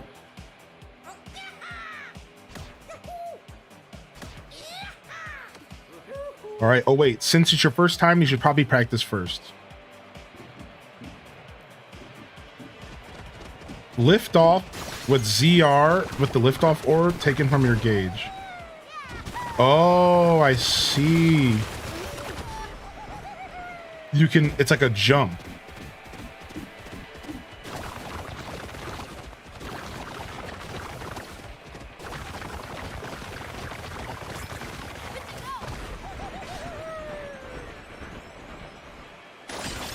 What the frick is this, dude? Controlling Ramby's real weird. It's like he takes really wide turns. The water is not good. The mud is bad. You don't want to be on the mud.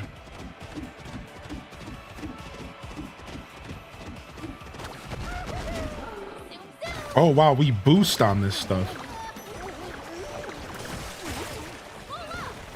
Okay, so we want to stay on the track. We want to be out of the mud. Mud is bad. Mud is real bad. We want to stay on the track. Mud is real bad.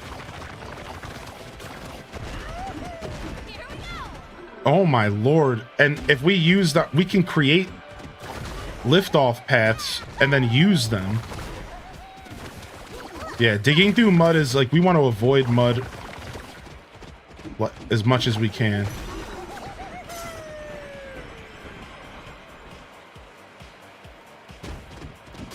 It's weird. It's not quite what I expected it to be. I don't know if there's a drift option. I don't think there is. Let's just go for it, dude. I don't know what to expect.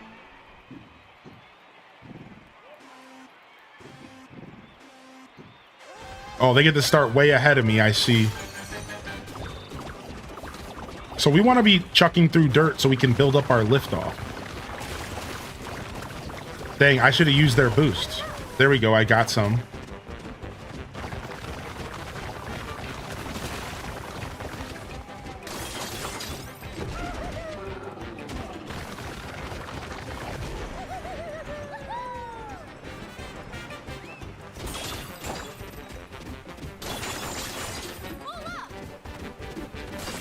I found the secret area. I wanted this gold.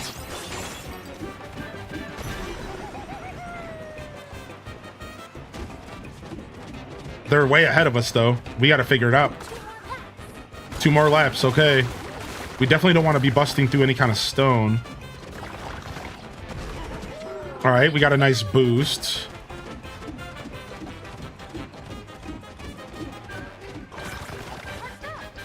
So, like, on lap 1, you might want to set yourself some, like, path. That's interesting. Like, so on, like, lap 1, you might want to, like, set yourself up some, like, paths to take. All right, we're catching up. We're closing in on them.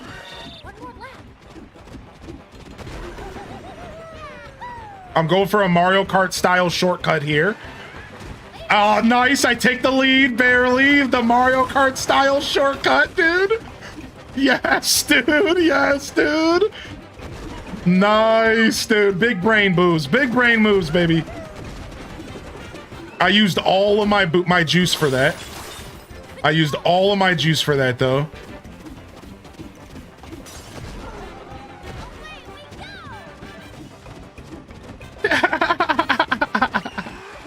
Mad cheese. Mad cheese, dude. Nice, dude. Look at the shortcut we made. We just cut that whole corner perfectly. Nice, dude. It's what an interesting idea. So like lap 1, you almost want to like set yourself up. So then lap 2 and 3, you can use the boost you made, and you could use the boost that the other player makes as well. Or in this case, you know, the NPCs. No way, you actually beat us at our own race? That's so frustrating. So frustrating. I thought we were going to win for sure. Well, fair's fair. I'll tell you how to get to the top of that big old trophy. Just launch yourself up from the top of the winner's podium. Kaboom.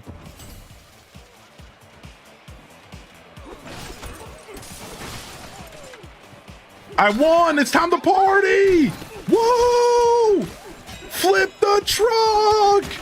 I won. It's time to party. We're going to burn this city down. Take it all down.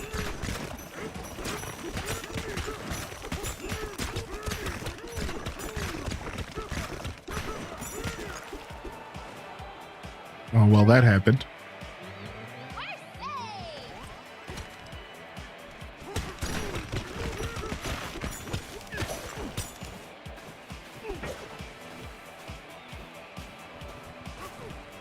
First, she beat them at their own game, then destroy their track. Rat bastard. Hey! Nothing rat bastard about it. Come on.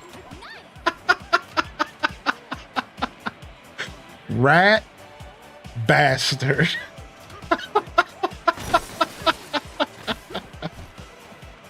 Careful, mud will slow you down. Liftoff ore will speed you up. Break through terrain to store fuel, then expel it for a boost.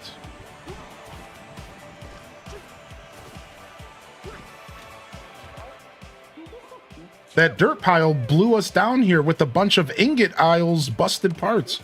So we used them to throw together a quick and dirty stampede away. Quick and dirty, that's how I like it.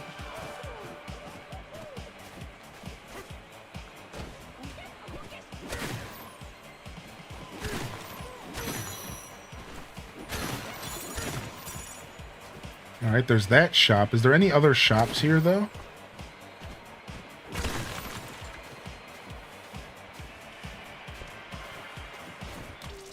Whoa! Oh, looks like we're going zebra here. I don't know if you noticed the music. I mean, I noticed it, but I didn't catch, like, what it was from. Oh, it was a Donkey Kong 64 song. Oh.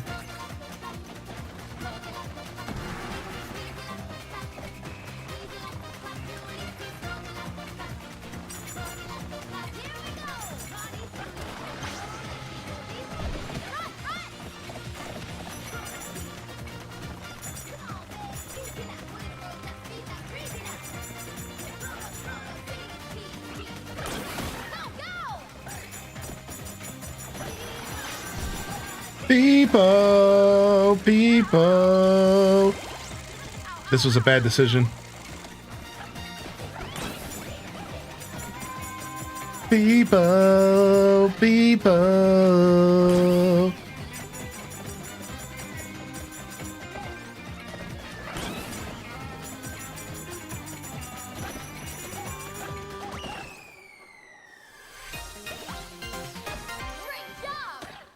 Okay, so you have to do it in a certain amount of time to get the rest of them.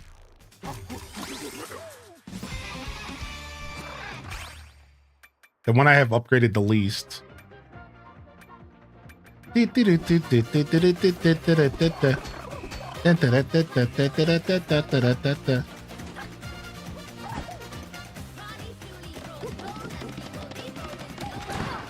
So there's a secret one, and then there's one for getting it faster there.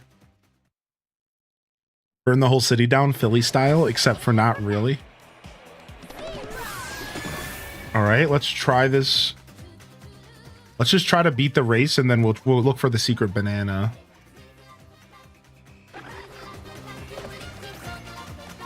Full zebra power. If you reach the goal using your zebra power, will give you a banana. The countdown begins once you cross the line. If you finish with 20 more seconds. So obviously we have to take the center route. There's a center route that we were skipping last time. Let's go.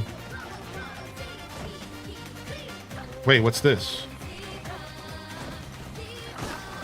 Oh, they just want to give us the option to float back up.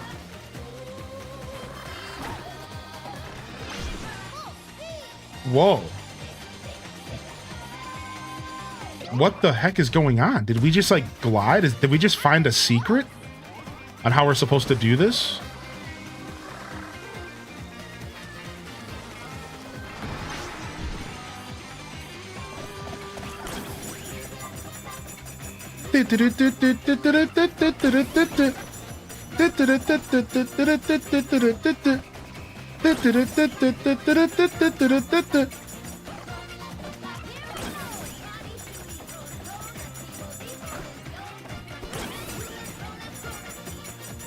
Man, 20 seconds might be kind of tough.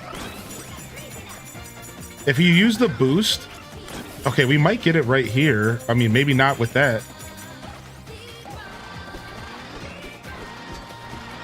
Yeah, that's unfortunate there, but we almost had it there. Okay, so we can get it pretty casually. We don't have to try too hard. Yeah, we had it for sure. I'm still curious what's going on with this. Let's try this again.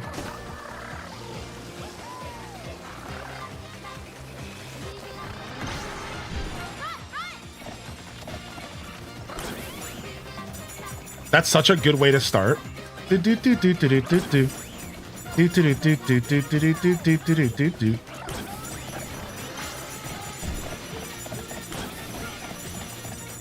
Oh yeah, we're gonna kill it this time.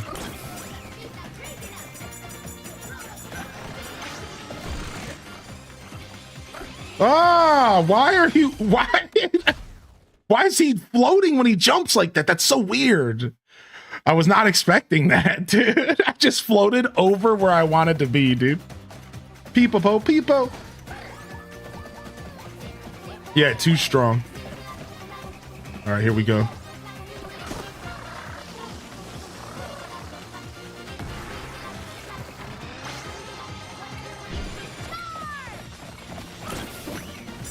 Oh, that kind of messed us up. All right, we're making up for some lost time there.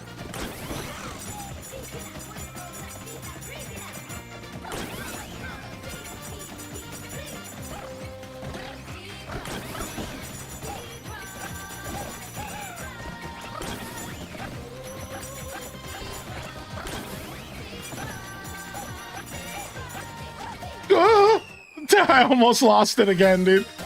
Peep-a-bo-bo-bo.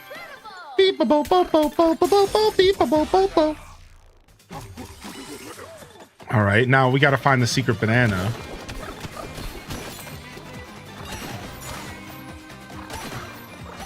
It's going to be on top of one of these pillars, isn't it? That's exactly where it's going to be. There it is.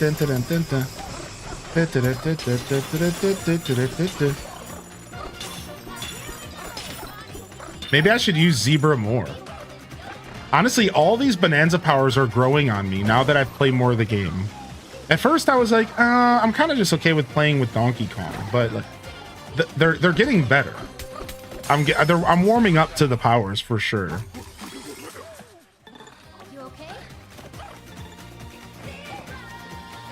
Peepo. I know she's saying zebra, but like I can't help it, man. Everything's a peepo to my brain, dude. Zebra. Peepo po po. I want to go up there.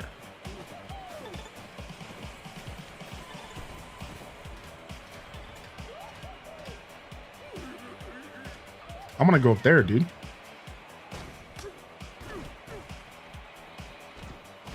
Hold on a second.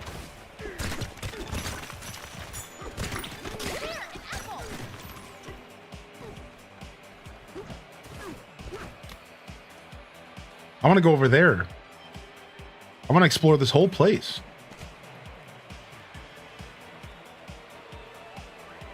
I don't know if I can get up there at all. Not without some hidden liftoff ore. If there's some hidden liftoff ore around here, maybe.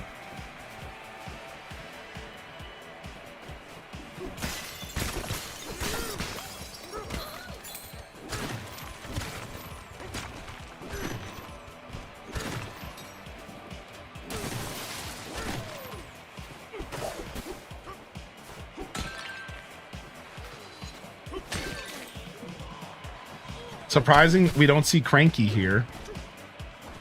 He's probably somewhere. I think Cranky's in every layer secretly.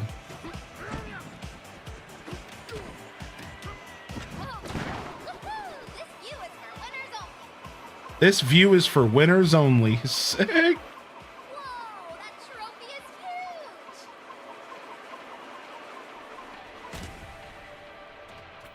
Really, boys? Even here? I mean, can we just take all this gold? Can we just take all this gold, dude? Nice, dude. What the frick?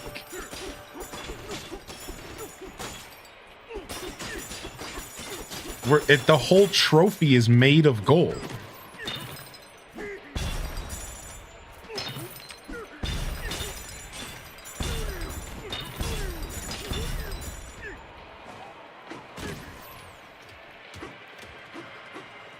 Nice. Can I go back to the racetrack?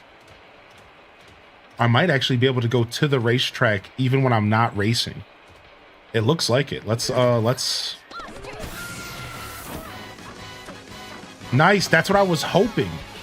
I couldn't tell if they were going to stop me from doing this. I'm like, did they really make the whole racetrack inaccessible? Like, that's what it felt like. No, dude, you can go here. Nice, dude. Okay, so it's all explorable. And that means we can get that liftoff ore. Yes. Yes, we can get the liftoff ore here. And we don't even have to use the ore right now.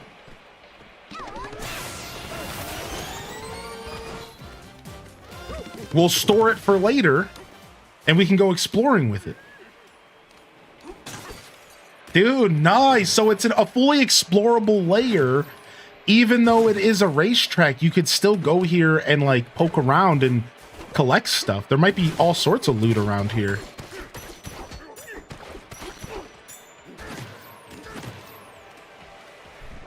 Yeah. Let you look at the details, which is so nice.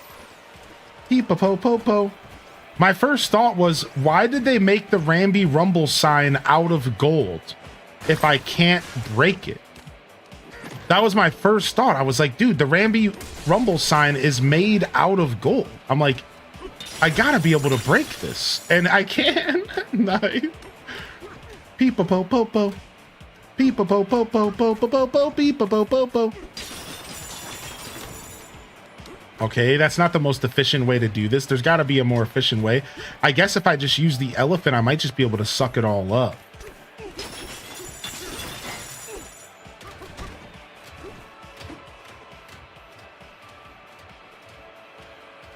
Danger. Look at the monkey. Look at the monkey. I want this on my wall. Just danger with a monkey. Yeah. I literally want this on my wall. Too bad you can't make it say something naughty. I mean, I guess I could try, but knowing Nintendo, like, probably not a good decision.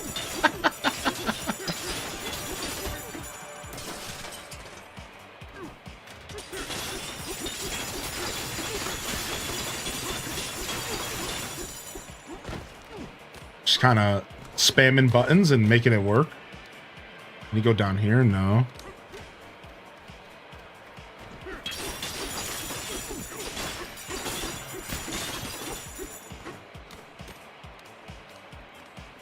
Look at that. I made it say Kanashiraba Harapuru, which translates to off, nerd. I worked real hard on that. The monkeys work so hard to make this and you're breaking it. Twitch a Prime a sub. How did you do that first try? Yeah. What does that say? A Twitch Prime subscription. Oh, it's just written in hieroglyphics. Oh, nice.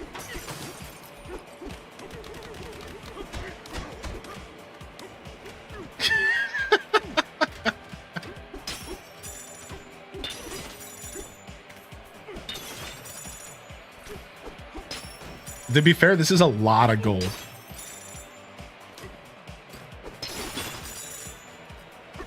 Baby's gotta do what a baby's gotta do. Dude, I'm just having fun with the idea of just farming all of this gold. Look at it. Oh my gosh. The center, there's an island in the middle with a bunch of gold dudes dancing. All right, we got to go visit the island in the middle.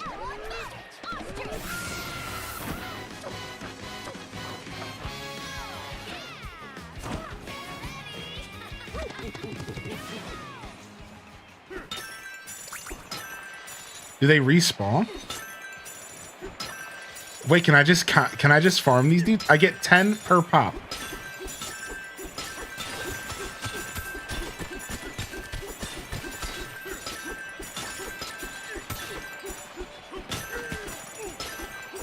They look like 80s Happy Meals toys.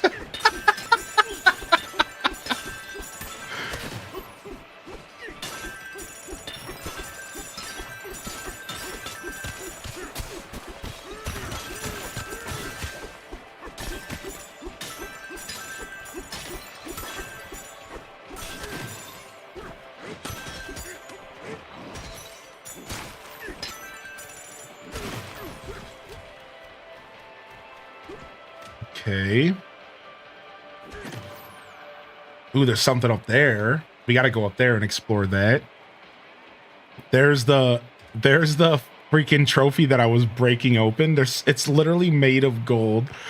So at this point in the game, I could come back to this layer at any point and just farm gold. So at this point in the game, they're really saying kind of just go ahead and do what you want. Like, okay, you've made it this far. If you are having any issues with gold, you'll never have any issues with gold in the game again. That's the way I feel the developers are talking to me right now. And they're saying, if you were having any issues with gold, like if you were for some reason running out and you at this point, you will now forever have everything you need. Don't worry about the gold. Don't sit there and worry about farming it. Like, you can just get it here, and it just doesn't really matter. Which is not... That's a kind of a nice thing for maybe people who... Like, for example, one of the best ways to get gold is just punching stuff. Maybe you kind of get burnt out of the punching stuff earlier than, you know, maybe the next person. So maybe by the time you get here, you're only sitting on 10k gold. Maybe you've purchased everything you could in every area, and maybe you're just kind of low on gold. Maybe you've just been buying a bunch of HP stuff because you keep using it up. Like, for example, I wasn't buying as much potion stuff, like apple juice and stuff, because I was like, well, I don't want to run out of my gold. Right? So, like, in all reality, like, that's not really the mindset to have in this game. So as far as like a review goes, that's something that's worth talking about. Like, don't stress about the gold. As far as reviews go, like, don't even sit there stressing about the gold, because they give you tons of opportunities to just farm this stuff up.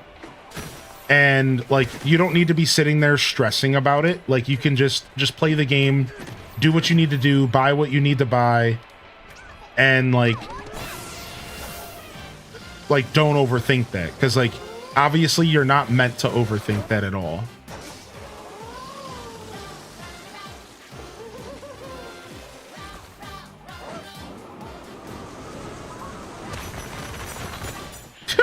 That's always so awkward.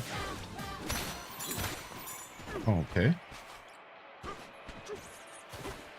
Even as a kid, I was always a collector and collected most random things. Yeah.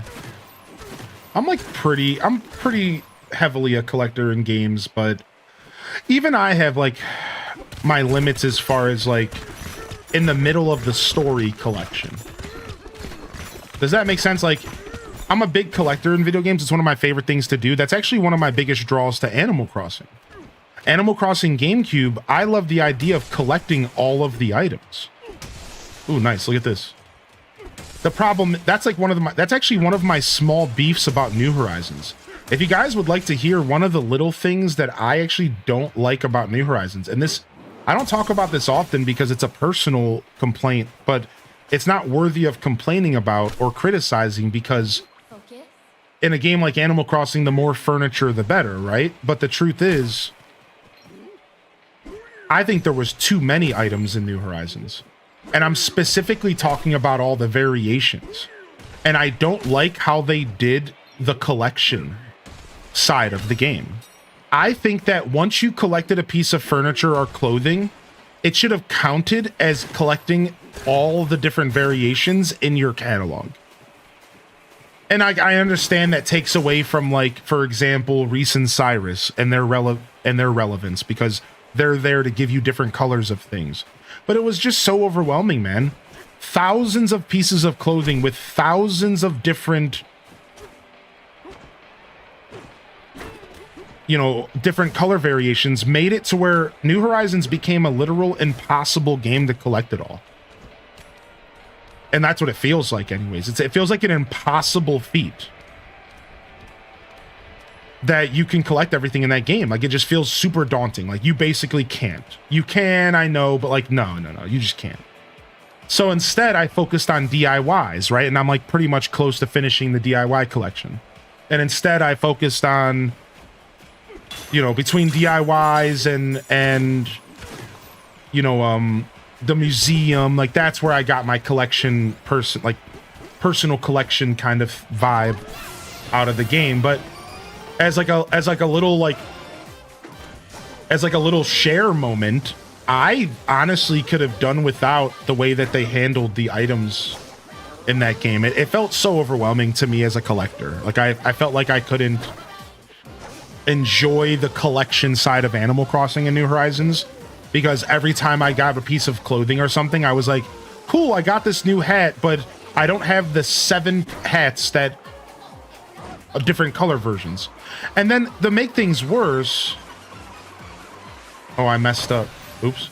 And then to make things kind of worse, and to kind of talk about it a little further, oh wow, there were some in the barrels the whole time. Oh wow, that's so funny.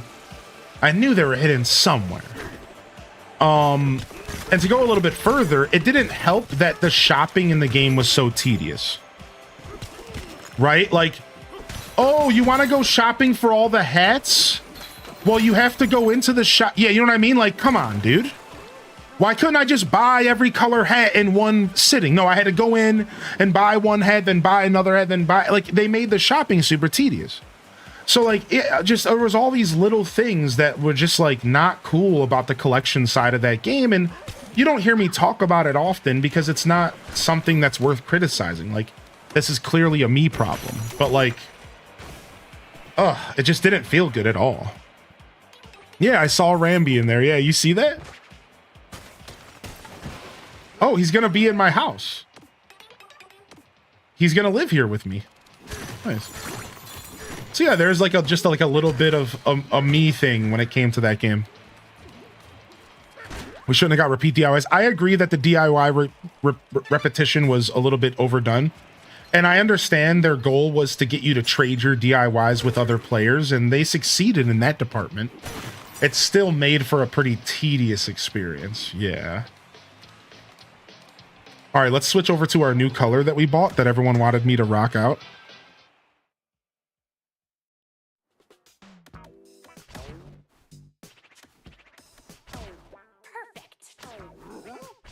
There's your candy gradient. Oof. Yo, Zella Zephyrah. Dude, I'm sorry to hear it, man. I hope you're okay today, dude. Take it easy, all right?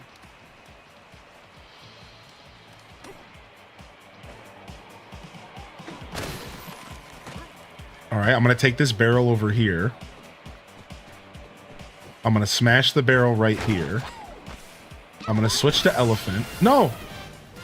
Oh, well. Oh, I'm all out.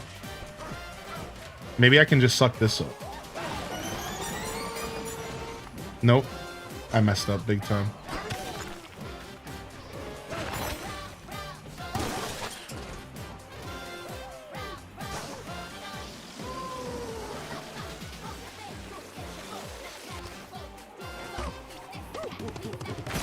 I really just want to go over there. There's a banana on that island. I just want to go to that island, dude. They're messing with me.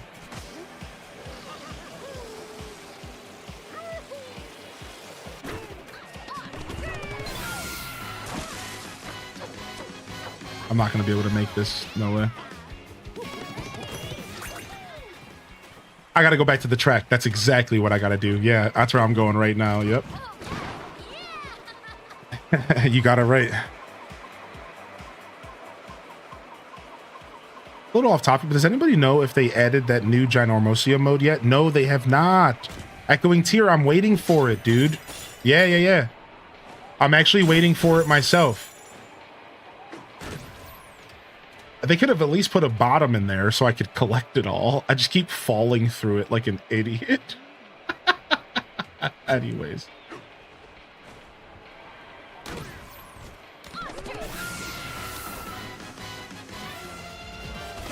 Oh, wow. What? You can switch to one Bonanza form and just use the D-pad to switch between them. I had no clue that worked that way. I had no clue that worked that way. That's so funny, dude. That's just funny that I'm this deep in the game and I had no clue it worked that way. I thought you had to leave the form and go back into the next form. I thought you had to leave it and come back to it. That's so funny, dude.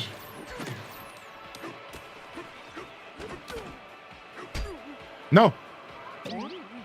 Yay for learning new things.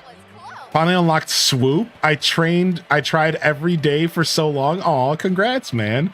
That's got to be a good feeling, Leafeon. Thanks for sharing that with us. Congrats. It looks like we got to get some racing on. I think we'll do some racing tomorrow afternoon if y'all are down. I don't want to say for sure, though. I apologize for being so indecisive about it at the moment. I just don't know what the rest of the weekend's going to look like. Because I'm just... You know, this game's out. I want to play this game. I want to finish this game. I'm not rushing either way, but I know it would be nice to mix in some kart for the weekend like we have been doing. So I'll see what I can do tomorrow. We'll see how far along we get here today and in turn tomorrow.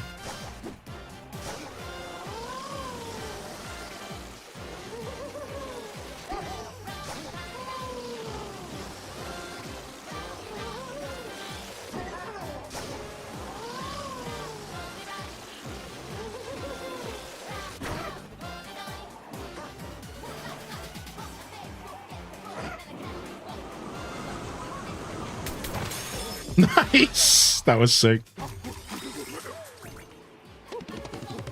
Yeah, so the update talking about Ginormosia to talk even further about that is they announced their first ever DLC. It's going to be free, essentially free DLC. It's going to be a free update that's going to have DLC style content in it. And what they're going to be doing is they're going to be adding a rogue-like Ginormosia mode. We don't know the details, but that's the words they said. They said a rogue-like Ginormosia mode. And if you don't know what a rogue-like is, just to clarify real quick, it's like the idea of essentially doing like meta progress, like explaining roguelikes always just ends up being a massive explanation. But anyways, yeah, so that's what we're talking about, a Ginormosia roguelike mode that is not out yet, and we don't have a date for it yet. So we're kind of waiting still. Yeah, we're kind of waiting still. I don't know when it's coming out. We have to come to a dreary and empty clearing. Nothing is here but a breeze blowing through a vast meadow. It reminds us of somewhat of home. Are the fractones of hilltop layers singing and dancing from their hearts as we write this? Will this barren meadow someday be home to lively locals of its very own? We hope so. For now, we head deeper.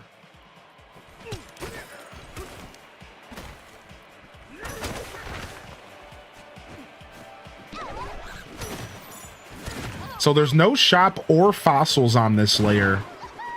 I'm quickly realizing, like, for the record, that's not a thing for this layer at all.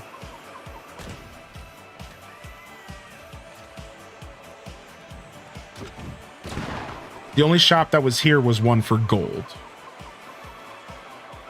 Every game is different. You got to utilize different strategies each time, right? Oh, you're explaining... Yeah, you're explaining roguelikes. Thank you for helping, Chad. I knew that if I tried to explain it, I was going to just fall into a 10-minute explanation. I was like, I know myself. I'm like, dude.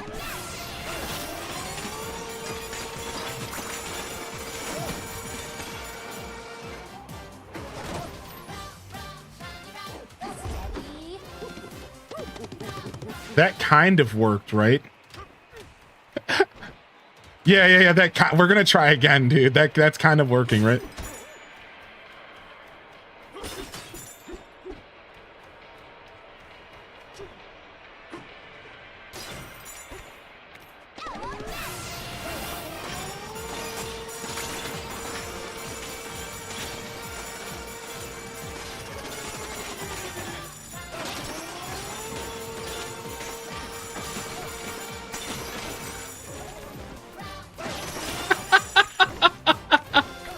This is so satisfying!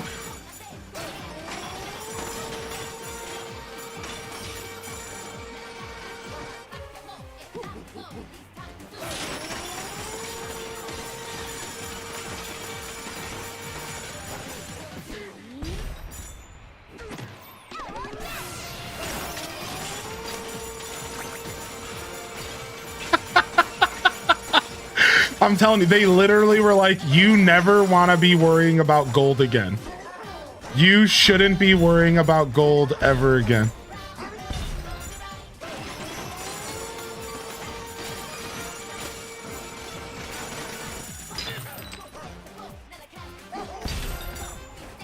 Oh, no! Yeah, exactly. I basically have infinite elephant. You caught on to that, yeah.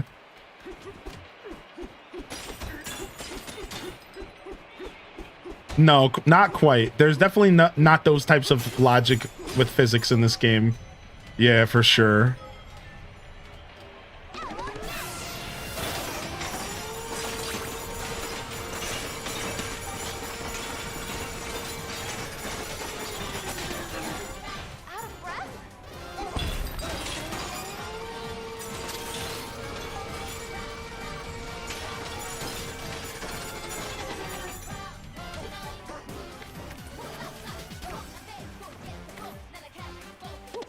This is so broken. I know. We'll see you later, Mel.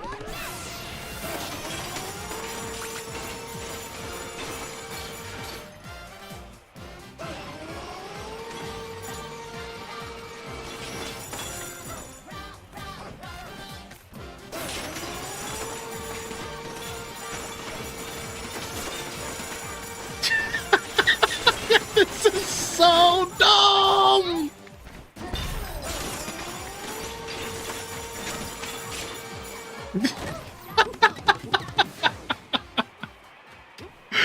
Now, does this place reset when you save and quit? I'm gonna say the answer to that is yes, but wouldn't it be funny if they were like, actually, this is the one place in the game that like doesn't?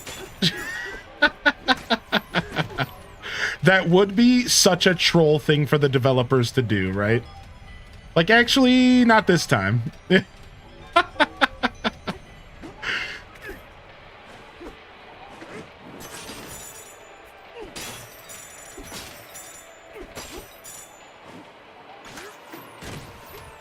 All right, let's go. Let's get out of here. We farmed enough gold. I could sit here and just farm the gold all day, dude. It's so dumb. I'd love a challenge where the challenge is try to suck it all up. And like do it in a way that makes sense. So you go from the top down and you try to get every bit of it, right?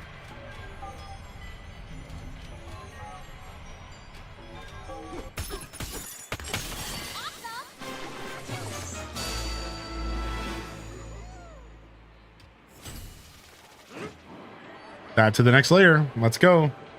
Well, that was a fun little layer. That was a fun little like reprieve from like the game in general. You know what I mean? Diddy and Dixie Kong. Oh, I missed what that said. A couple of carefree.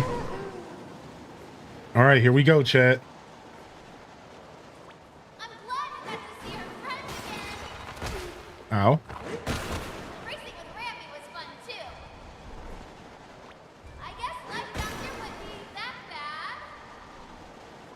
But if I don't get home, Grandma will worry. Do you have friends staying up there too, DK? Now she's thinking about what life would be like living in the underground. Oops, I missed. Guess it wouldn't be too bad. Are things getting icy? Uh-oh. Are things getting icy? Normally we go into light. We're going into darkness. Oh, no. Normally we go into light. We're going into darkness here.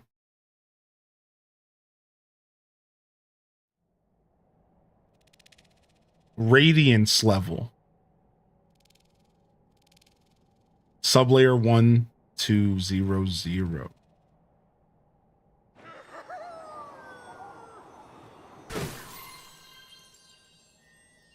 Shedlight Cave.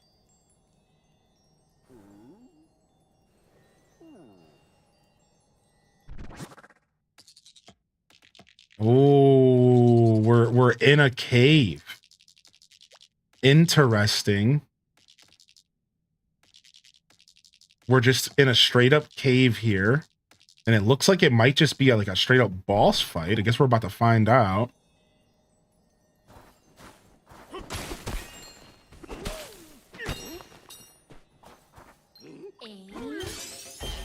There is 3 different things of fossils here.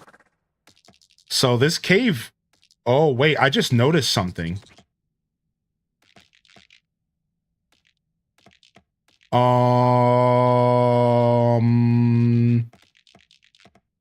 I can't even zoom the camera out all the way to see just how big this place is. We may have just hit the biggest layer in the game. We may have just hit the biggest layer in the game. Game looks so boring, no? No.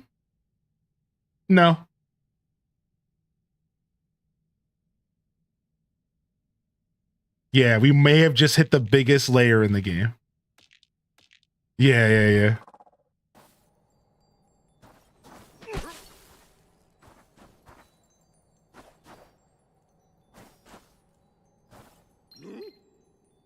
Slippery iron, soft sand, dirt.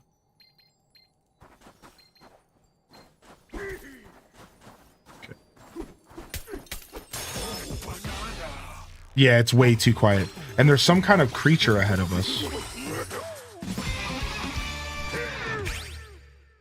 We should probably do something with our upgrades here. Bonanzas last twice as long. Yeah, for sure. That's obviously the play here. Steady. Game app's actually insane. I feel like I can watch for hours of this and actually still have hours of content I've never seen before. That's the vibe I get as well. Uh-oh.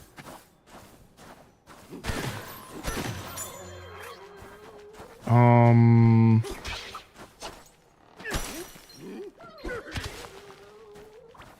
do we beat this thing? Yeah, we don't know. Oh, the light. Oh. Okay, there's shadow monsters. What's up, Linlow?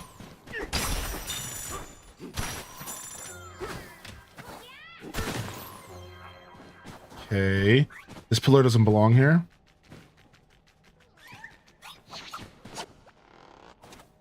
Interesting.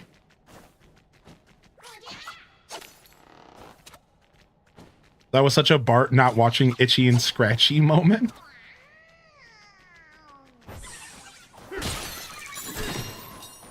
Oh, movie comment? Yeah. I know what you're talking about. Yeah. Yeah, I don't know.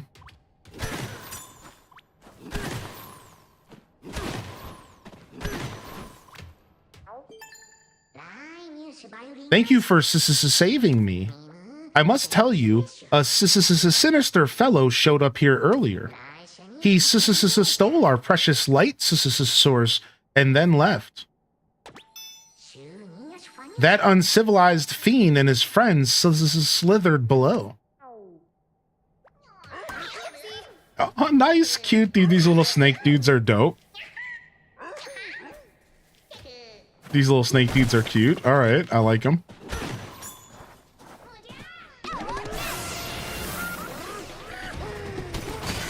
Okay, I was about to say, we can break these. Of course we can.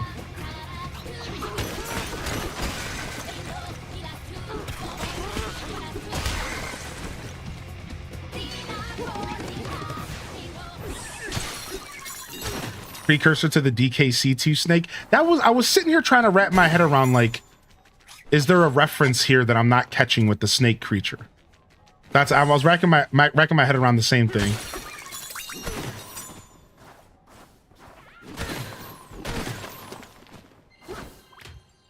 Interesting. Okay. Oh, there's something over there.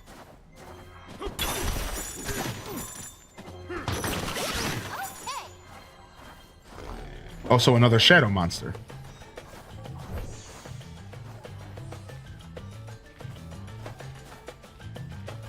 As long as he's in light, I can fight him. Nice. I saw a banana by the snake. Wait, did you? Okay, let me go check.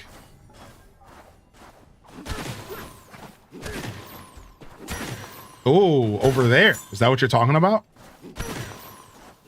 That's for sure what you're talking about. They put it directly under where you started. How silly is that? I love that type of stuff. They put it directly under the start of... Beneath the white sand landing. Nice. Nice. Good eyes. Nice catch.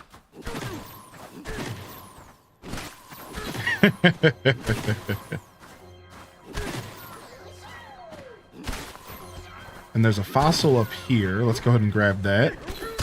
I think we're going to be in this... layer for a while, so...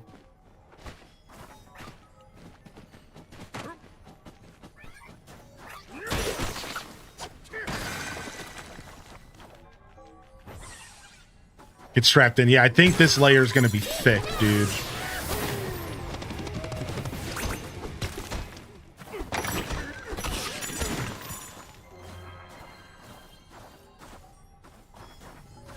Okay, I guess I'll just break the key here real quick before I go. Interesting that they put the key already in here. Like, that was such an interesting start to this. They're like, here's the key, it's already in here. I just find that very interesting by the developers here. So they're like, we're going to put you in this zone and we're going to put the key already inside of where you want it to be. Like, so like they're almost like they're getting you comfortable. They're just like, hey, oh, here's a freebie. And then maybe you put your guard down and then we surprise you with something a little bit later.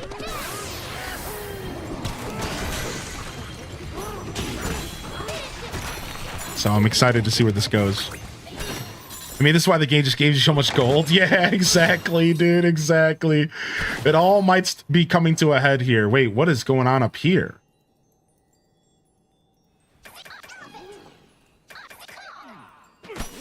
I wonder if I can climb up there. I don't think I can, but let's try.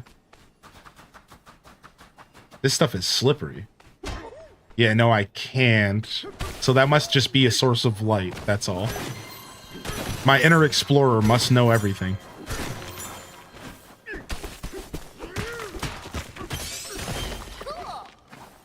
Cool. Yeah, appreciate you, mods. Thank you, dude. I just got rid of that one quick because I get dumbfounded by those types of interactions because so I've learned something about the internet, and it's that a lot of times in a situation like that, a person already has their mind made up and they're just looking to be confirmed of how they feel, right? This is a pretty common trope on the internet. Like, we watch YouTube videos that confirm our bias more than we watch YouTube videos that are like questioning, like against what we think.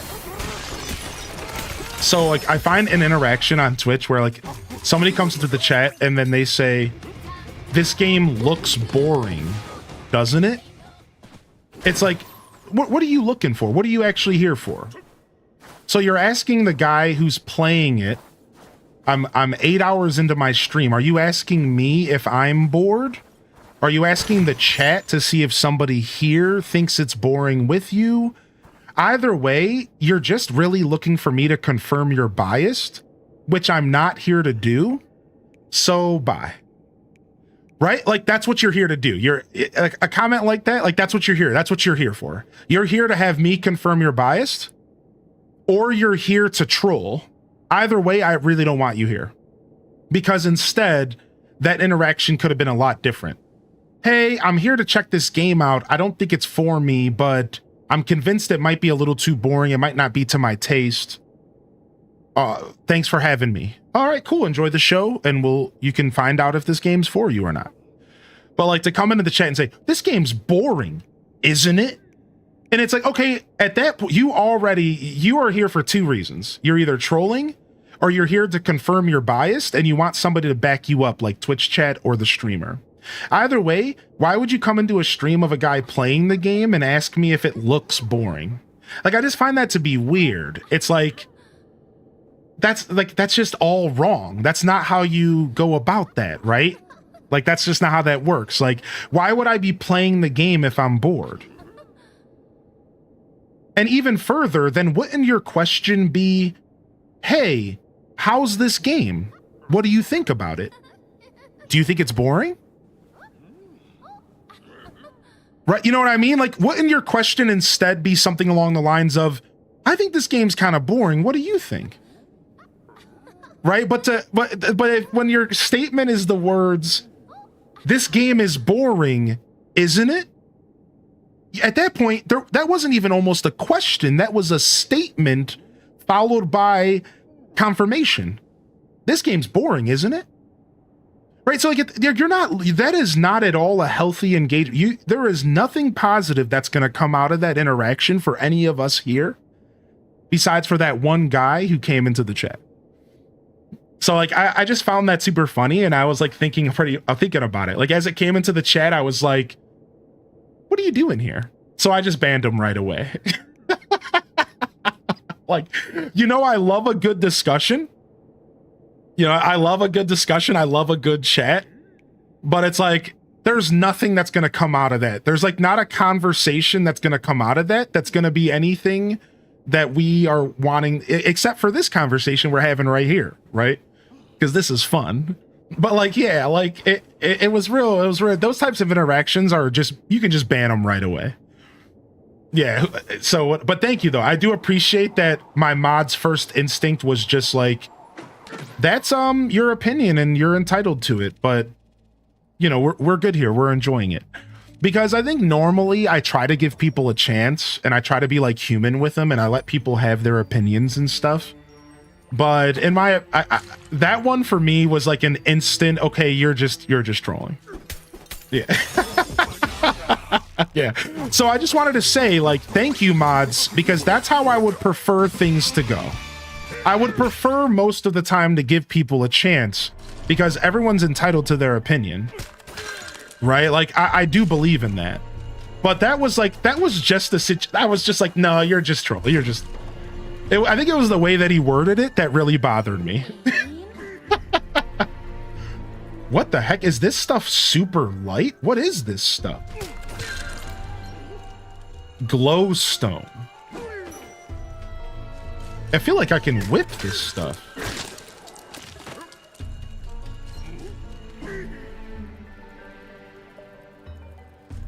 Have you played old school RuneScape? I have, yeah. I mean, I played it when it was not old school, when it was just RuneScape. and I haven't played it since, you know, like the modern era. I'm interested in RuneScape though.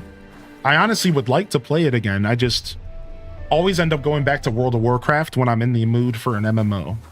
I'm one of those schlubs who can't stop playing WoW. And every time I try to step away and do something else, I just go back to WoW. Speaking of specifically on MMORPGs. When I'm in the mood for an MMO, I just, for some reason, just go back to WoW every time.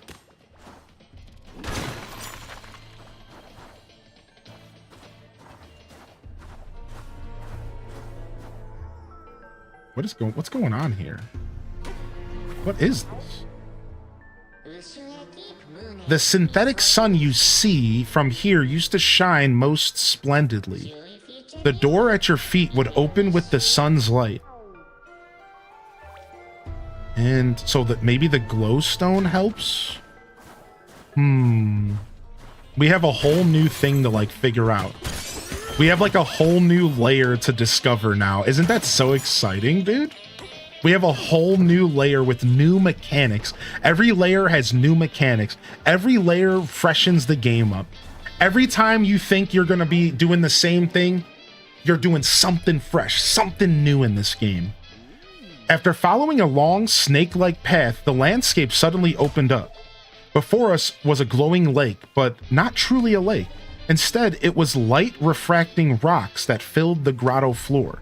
The snakes told us that they chisel off pieces of these rocks and use them to make light fixtures. Enlightening. Yeah, dude, it's just so exciting to like realize like we've got a journey ahead of us here, dude. What is going on in here?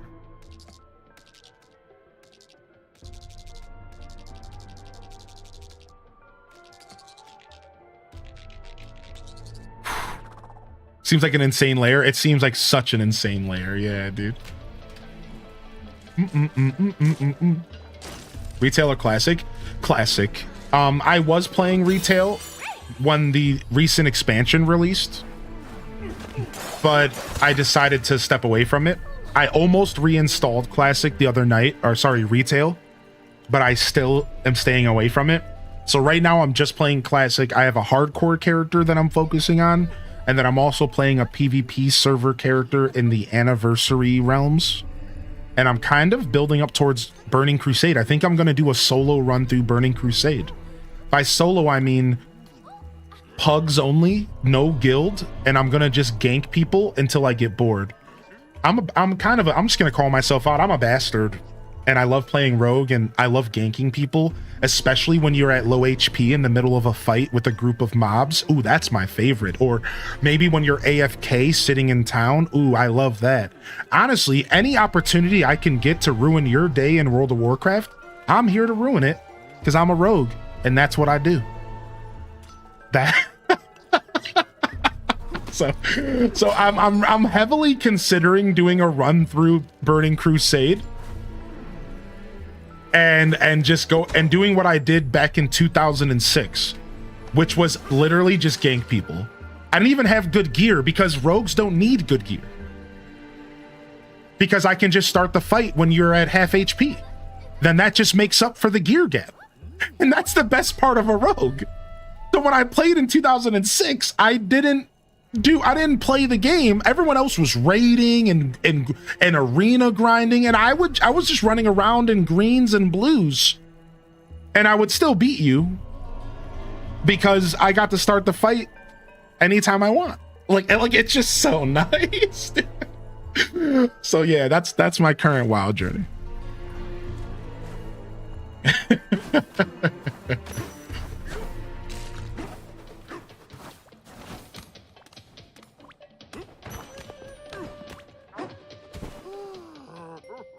You're the reason I quit PvP servers? Probably, yeah. Now here's the thing though, I don't multi-game. I kill you once to make a point and then I leave. And then if you try to fight me back, that's okay because you deserve a chance at reckoning. I respect players like that though. All right, so if you try to fight me back, I let it happen and I fight you. I'm fair. You want revenge. And then if you beat me, I might still leave you alone. we're 1v1. We're one on, you won one, I win one. If I beat you, I'll snicker and I'll leave. Either way, I don't ever gank anybody more than once. That's one rule that I've changed since I was a kid. When I was a kid, you know, I might camp you for a little bit. I was a bit of a snot nose. I had all the time in the world. Now as an adult, it's like, no, I don't do that to people. I won't camp you. I'll kill you once. I'll get my kill. I'll get my honor points. I move on. Because anything else is just obnoxious. Let's be real. Anything else is just absolutely obnoxious, so. I can't decide between more Tears of the Kingdom or Stardew today. That's a tough decision, to be honest.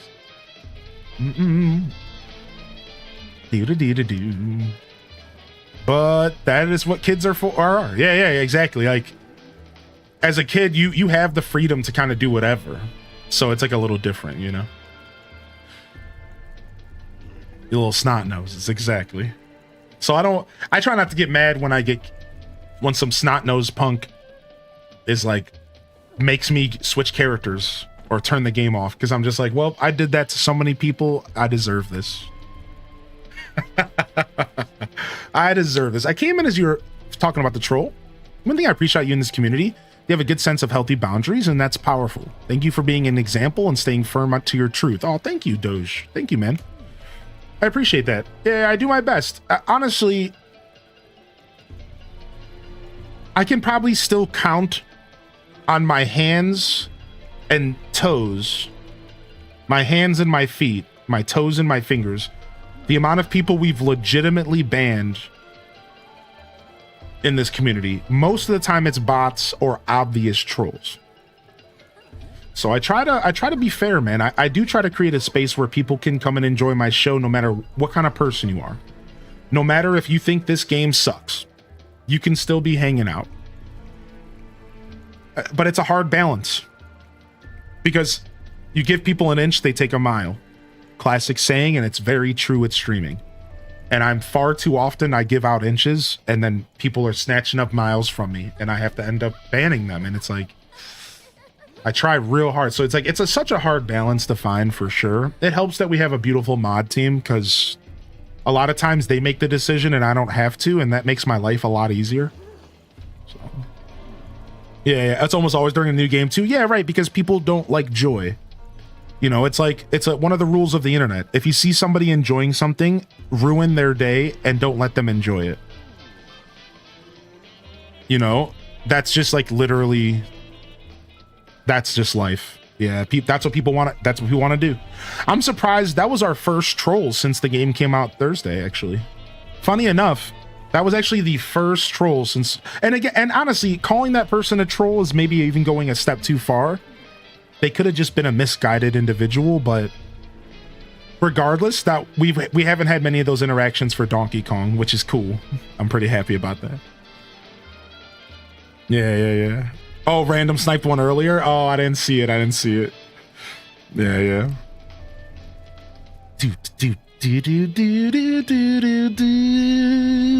All right, I think I'll give myself a lighter day today. I think we'll call it here today. I know that's pretty early compared to the past couple days, but I'm staring down the barrel of this new zone and I'm like, this is another 4 hours of content. This is going to be another 3 hours. I'm going to be here till 7 p.m. tonight if I do this. 8 p.m.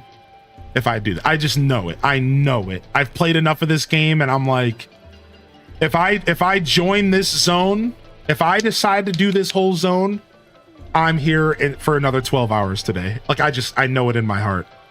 So I'm gonna stop here. I'm gonna pause here. I don't want to. Believe me, I'm fighting with myself right now, which is why I decided to yap for a minute so I could think about it. Yeah, I think this is a good decision. I think we'll wrap it up here. We'll come back tomorrow morning and we're gonna dive into more Donkey Kong. And the hope is to maybe even beat Donkey Kong tomorrow. I don't know if we're gonna though. We'll see. That's the hope. I'm hoping that another 8 hours will do it. I think it probably will. I imagine we're getting close, no spoilers, to some sort of resolution here in the plot. And then we can just play casually and do like the 100% stuff. I think I am going to be doing a little bit of an 100% here on this game. Maybe not a full 100, but I'm definitely going to be doing some side content, some post-game content. So we'll probably dive in further, but that's the plan for the rest of the weekend, all right? So I'm thinking we're going to be doing Donkey Kong tomorrow with maybe some kart if we can fit it into the schedule. Like if we beat Donkey Kong in, let's say, 6 hours, we could do some kart. Monday, we got Animal Crossing in the morning. We're probably going to try to get our villager hunting going again, just like last week, Monday, Tuesday, with Donkey Kong in the afternoons. And that's just a rough idea for all of the fans out there, all right? So tomorrow, DK, maybe some kart. Monday, Tuesday, Animal Crossing with some DK on the side. And we'll see where we go from there. But yeah, this is honestly a nice little reprieve for me because I don't think I'm getting a day off till Wednesday. So this will be a nice little breather for me. Because I was thinking about that this morning. I'm like, honestly, dude, I don't think I could take a day off till Wednesday. So, because we got the Pokemon Presents Tuesday, we got the Monday morning show Monday. So yeah, I really don't think your boy's getting a day off till Wednesday. So it'll be a nice journey. It'll be a nice 9-hour stretch, or sorry, 9-day stretch. So yeah, so I think this is actually healthy anyways, is what I'm trying to say. This might be the healthiest decision I could have made this weekend, is just a lighthearted 8-hour broadcast. Right, this could have been the best possible decision. So going to the beach? No, nothing like that. I don't know what I'm gonna do today. I think it's gonna be dishes, dinner, garbage, laundry. I kind of just want to go to bed. I got a really nice night of sleep last night, and I still kind of just want to go to sleep. I'm kind of tired, chat. You know, I haven't done these long streams in like a little while. We a couple weeks, and my 6th day in a row today. I woke up this morning and I was like, I might be pushing it a little bit. I'm a little tired. It's a mental fatigue, not a physical. Mental, not a physical. So dishes are done, man. Yeah. All right. Let me go ahead and we're gonna raid today. You guys down? Oh, that's not what I wanted. What the heck? Twitch.tv. All right, let's go ahead and do a raid today. If y'all want to grab a raid message, let's do a Saturday raid here.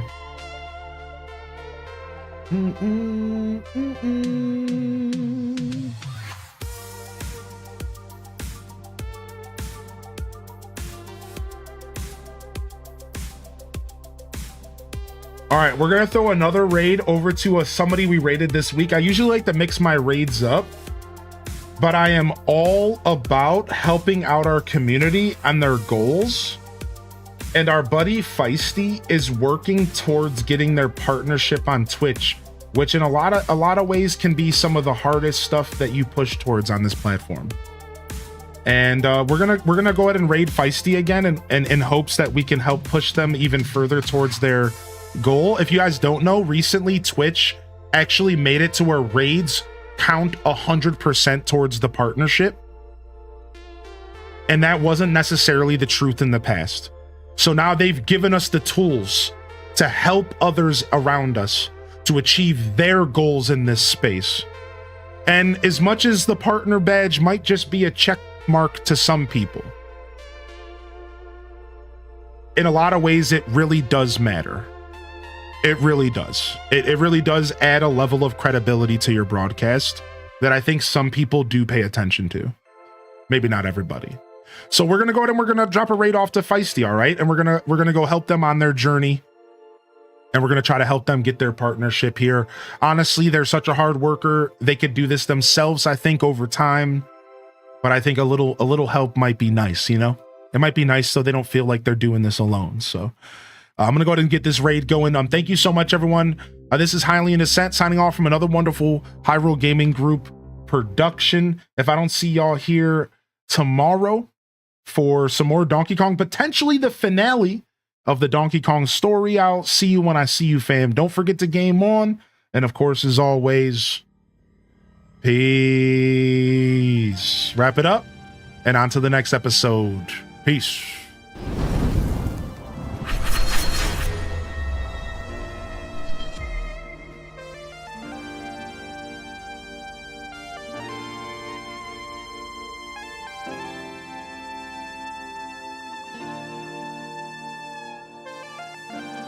All right, we're not going to be letting the whole song play. We're actually just going to let this raid go. So a little bit of a shorter ending than y'all might be used to. Again, grab yourself a raid message. Here's one for the non-subs there. And if you didn't already get one from up atop in the chat, here's another. I love y'all and I appreciate y'all. Honored to be a part of your daily routines, and I'm certainly honored to have you as a part of mine. All right, have a great rest of your Saturday, and until next time, this is Highly in Descent, signing off. Peace. And hit them cat jams, baby. Peace.